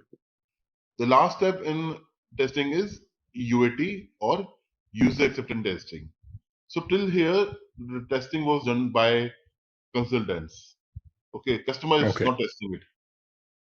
You are testing it after getting understanding the business processes and everything, but the customer, the end customer, still needs to test it on his own. Yes. Okay, that is called UAT. Okay, so the UAT is the process of testing the system with the end users. The end users who is going to ultimately use it, they may have less knowledge of SAP and they don't know much about SAP. So the way they are going to test it out is totally different. Okay. Okay. Or the way they are going to use it will be different. So they need to test it according to that their understanding also. Okay. For example, you said until now, all of the above testing is done by consultants. Yes. Only user acceptance test is done with the end user. End Yes. user mean maybe external sales engineer, internal sales engineer. This is for inquiry and opportunity. Sales engineer creating of, for example, a sales order. This is maybe the user is going to be sales coordinator. Yes. Delivery is done by Plant. someone from the manufacturer. Invoice, Yes. someone done it from the invoice. So this is the user, our user. So we need to do this testing with those users, Yes. and that's called UAT. Yes. Correct. Okay, and this is the final testing before the deployment to the Yes. production. So this is the basically the test strategy. Hmm. Okay, so test strategy is created.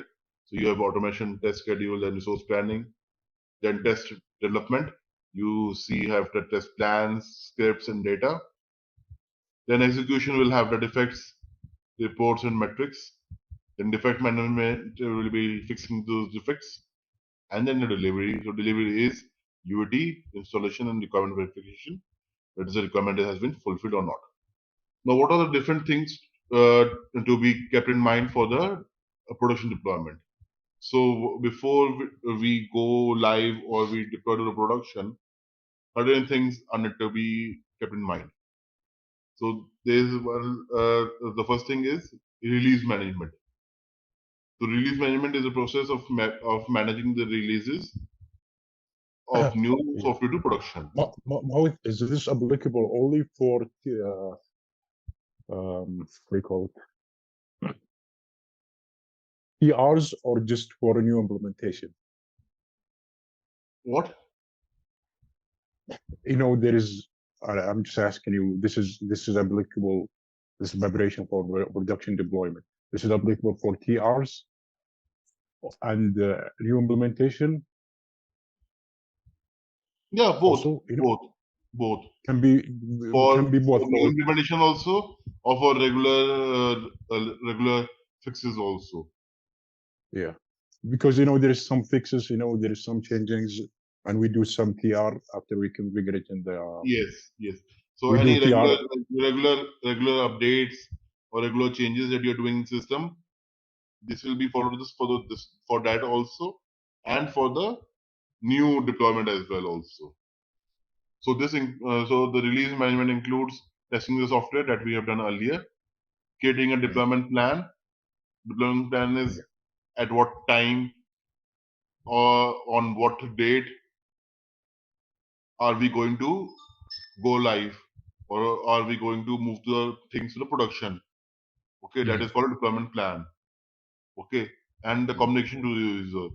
So now the end user, we need to communicate to them that we are moving to production or we are going live with this thing, and you can start using it from such and such date. So this communication is also in the release management only. This is one guy who decides on the testing strategy and the release into and when we get a deployment. He basically give the approvals. Yes. Deploy this TR and what time should we deploy it? You know, considering all of the factors. Okay. Yeah. Then there is a data migration strategy. So before going live, you may have some legacy systems with you. Say, for example, Excel sheets or some older systems where you have your own customer master data and material master data like that.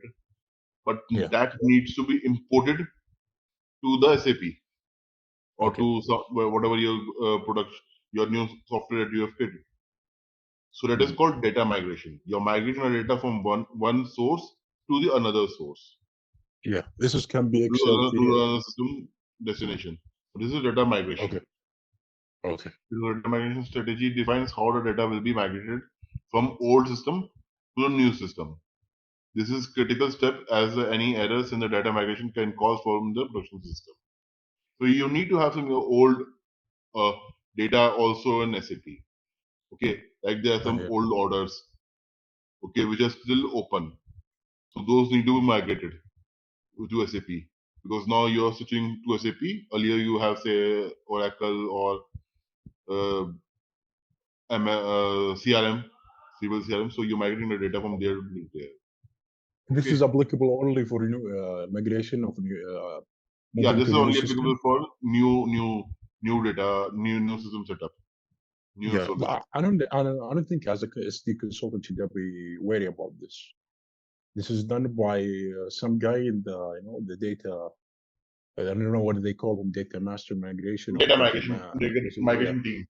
Yeah, team. see, Yeah, so there are two things. Sometimes the company has got a migration team, okay, that they take care of it, or sometimes the consultants are also involved in migration. Okay, yeah, uh, because the data is huge, the migration team may be small, and they're taking too much time. So they ask help from the consultants also that they can create a yeah, data in system, or you can yeah. Some create people. you can Okay, create some programs so that it can be easy to upload say Excel, and automatically the data can be created automatically in the SAP. So like that okay, way, consultants are also involved in sometimes in data migration strategy. Okay. okay. Then the end user training is there. So before going live or the user starts using the production system, you need to train them. You need to train them on how to create sales order, delivery, and invoice, so that they This can is use only it. before going live. This is Yes, yes, only before going live. Yes. actually in our company we do it after we go live. I don't know why they did it, but I don't know. Yeah, After going so live is like on the job training. Okay, you are already okay. live and now you train them on the job. So that is Mm. also fine. But generally we do it before we go live. Okay, Okay, like in the quality system or something. not the quality system. Yeah, quality system. You can say that way. Okay. Yeah. Then the contingency planning.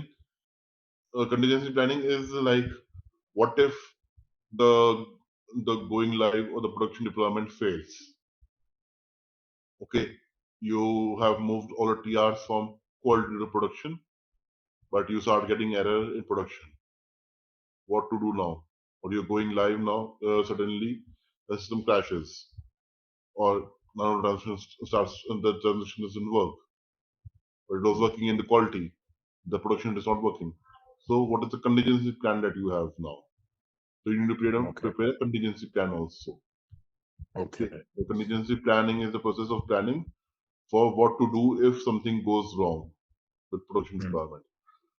This includes having This a is backup plan in place and communicating with the users. Okay. this is during the deployment, right? Or after Yeah, the deployment? doing the deployment. After the deployment. After the After the deployment has deployment. been done, then if something goes wrong, what is the backup Mm. for it? This should be developed by the who who's the person who gonna do this? SAP project management. Yeah, project manager basically. Yeah. Okay. But see, this is immediately. Contingency Mm. planning is done for the immediate issues, not the issues, say, for example, after 2 days, coming after 2 days, or 3 days, or 4 days. Okay, Okay. got what you Contingency planning is done only is done for the immediate issues. Like just now you have moved it, and the first thing you get an error Oh, within the okay. next second.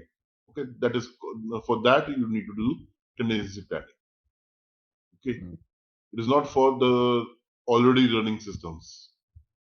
Okay. Okay. And the last is go live support and monitoring. So go live support is once the go live has been done successfully and everything is working fine now. Now you need to support the process. You need to support the system so that Okay. tomorrow if users faces some issue or they get some error, then they can report to you. Okay. So this is called go live support. And monitoring means you monitor the system health, you monitor the system that it is working fine every now and then. Okay, Okay. Yeah. that is called go live support and monitoring. Oh, this is I've just taken one more topic. So, what are the different methodologies of software development lifecycle? This is also Okay. important. You should basically know about it.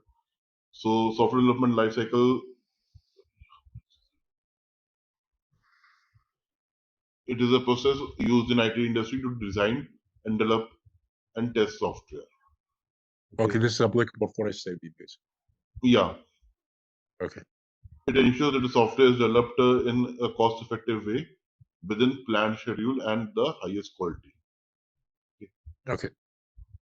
Then the various steps in software development lifecycle are: identify the system requirement, plan, design, build, test, deploy, and maintain. So identify the system requirement is basically define the requirements based on the business input. So business is giving you certain requirements, basis that you understand the software requirements also. So how the software is going to work.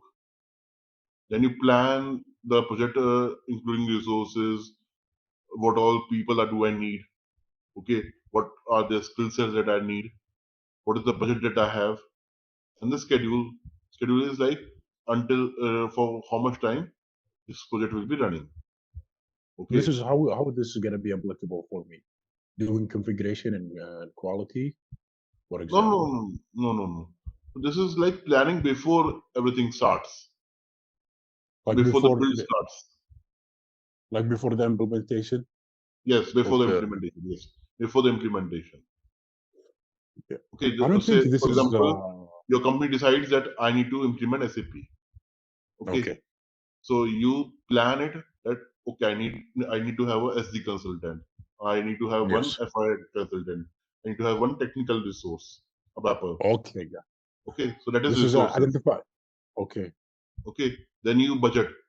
Say for example, I got a budget of 30 lakhs. Okay. Okay, in this 30 lakhs, I need to give salary also to the consultants. I need to buy SAP also, SAP software from Yes. SAP, and Yes. I need to put up a server. I need to put a janitor. I need to put all these things. So that is the budget that you have. And Okay. schedule is by December I should be live. So that is schedule that Okay. you have defined. That I will start from today and end this by December. So this is a schedule that you have prepared. Okay. Okay. Okay. Then you prepare design. So you prepare design that how a business process is going to work. You design a Okay. solution, provide a design document as output. You design a solution. Basically, I first need to create document type. Okay, I need to for sales order to be created. Okay, so this is a design that you are making. You need to say you see a flow chart. Okay, that flow chart you need to now make.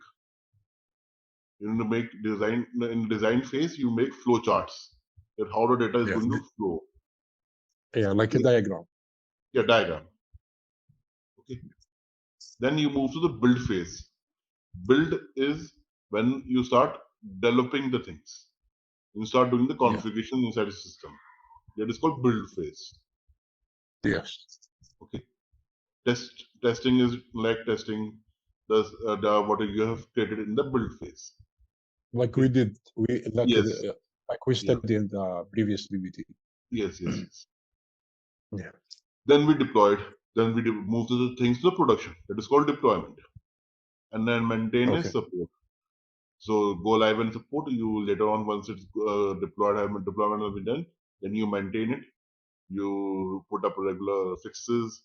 You upgrade it. That is called maintenance. So that is all maintenance. Now the different methodologies for this thing for Okay. software development lifecycle. One is called waterfall. So have you seen Okay. a waterfall in various places in mountains? The same way it is also there. So it goes Yeah. from step 1, 2, 3. So there are steps. So this it follows stepwise Yeah. processes. So Yeah. we've seen this is nothing but a waterfall model. So this is Yeah. step one, step But two, this step yeah. three, four, five, six, seven. So this But is what most. most of the company right now, they don't use waterfall. They use agile. Is the new trend, right? Yes. Even So there agile is is now no. old. Even agile is now old. We have Okay. DevOps. Okay. Okay. Agile was there till some time back. I would say rather till last year, agile was more prominent. Okay. But Yeah. now it's all DevOps. Okay. Okay. Okay. And it's using the same system development life cycle, right? From planning, design, and Yes, yes, yes, yes. testing. Yeah. Okay, but to say in agile, you carry certain processes together. Yeah. Okay. The same point, but different process. No, no, the processes are done together. If Okay. you go Say for back to the example, step. you here in build, test, and deploy, you're doing complete build together, then testing completely, and then deployment. Yeah. In agile, Each. you are like building small thing, testing that thing, and then doing deploy. Then again, you start build, you test it out, and then deploy. So it's like smaller chunks. You break down the bigger piece into smaller pieces, and then Yeah. you deploy the smaller pieces, so it becomes quickly. Yeah. Okay, so that But is called agile. it's follow the same sequence. So waterfall is the oldest and the most straightforward SDLC methodology. A phase Mm. starts only after the previous phase is finished. Each stage relies on the information from the previous stage, and each stage Yeah. has got its own mini plan. Advantages Yeah. of waterfall is this methodology is very simple to plan and manage. Yeah. Disadvantage is not suited to accommodate unplanned events or changes. Okay, if Yeah. some in between the business requirement gets changes, okay, or you have forgot one business requirement, Yeah. then you need to go back again to build phase and then do it. Yeah. Okay, so it is difficult to accommodate. So now the new one was agile. So agile is the most popular software development lifecycle methodology, specifically for complex projects. Mm. While the agile methodology software is developed in incremental. Okay, you develop Incremental, certain yes. things, you release it out. You develop Yeah. something thing, then release it out. So it's an incremental, rapid Mm. cycles. Yeah. Yeah. Okay, this requires intensive interactions between all business stakeholders and requires business feedback through the development processes. Yes. Can we jump to the DevOps? Yeah. Yeah. Okay. So the DevOps is basically a new thing of Agile.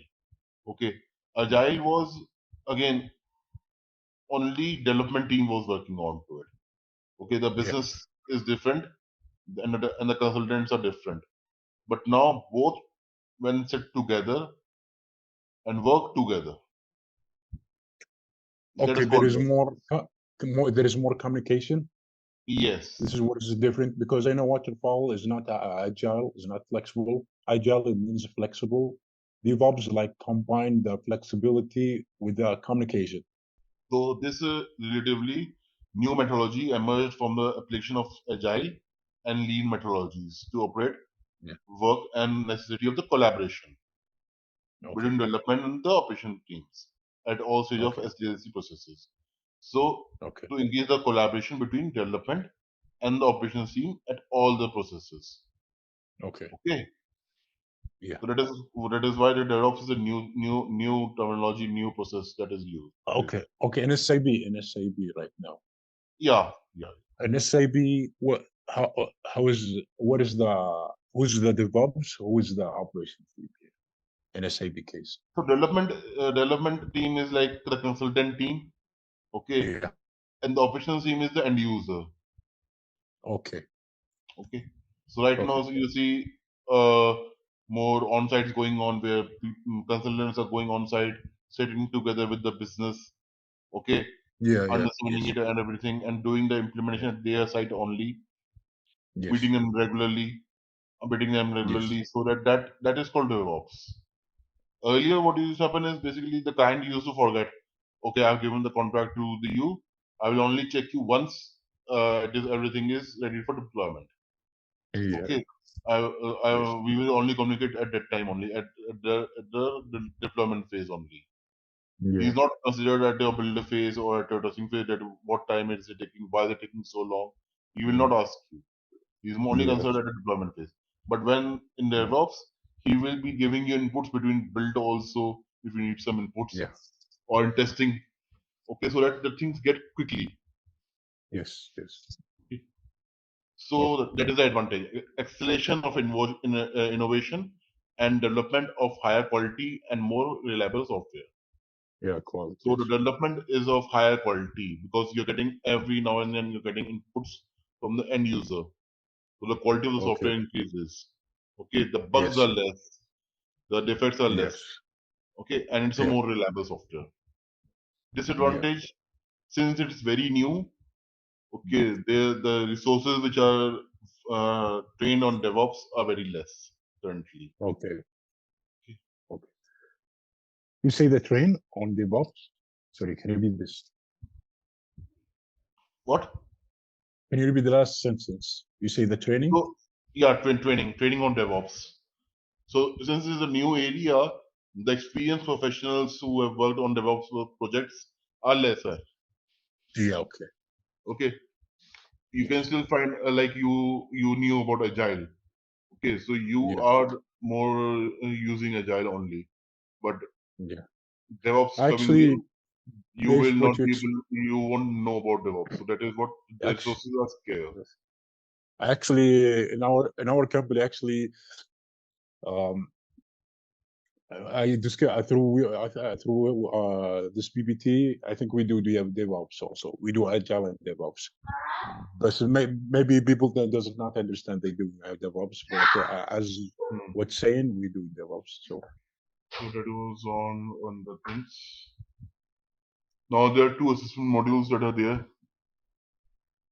So some questions pertaining to these things. there is So what is what? the first step? What? You said there is 2 access modules? Sorry. Assessment. Assessment, okay. Basis the PPT that we saw. So there are some questions are there which can maybe use. You can go through them. Yeah, sure. Okay. Like you It's asked for in the mock question and answers are there. All right, let's test your knowledge. Here's a question for you. Which of the following is used to settle a sales order in SAP? Option A, goods issue. Option B, billing document. Option C, purchase order. Option D, customer invoice. Take a moment to think, and when you're ready, choose the correct option. Remember, each choice holds a key to unlocking the answer. Good luck. Type the correct answer in the comments section. Hey there, want to become a pro at managing sales orders? Our SAP Sales Order Management course is here for you. Take it easy on our platform. In this course, you'll learn all about SAP Sales Order Management. It's like a toolbox for organizing sales, from making sure we have enough products to get them where they need to go. Our course covers everything from the basics to cool tricks, made by experts who know their stuff. Your teachers are pros who've been at it for ages. They're here to help you learn and answer any questions you have. And our students love it. People like you found our course super helpful. Best part? It's affordable. Learn without breaking the bank. Ready to become an SAP Sales Order Management Pro? Sign up now. For more info, visit ZaranTech's website.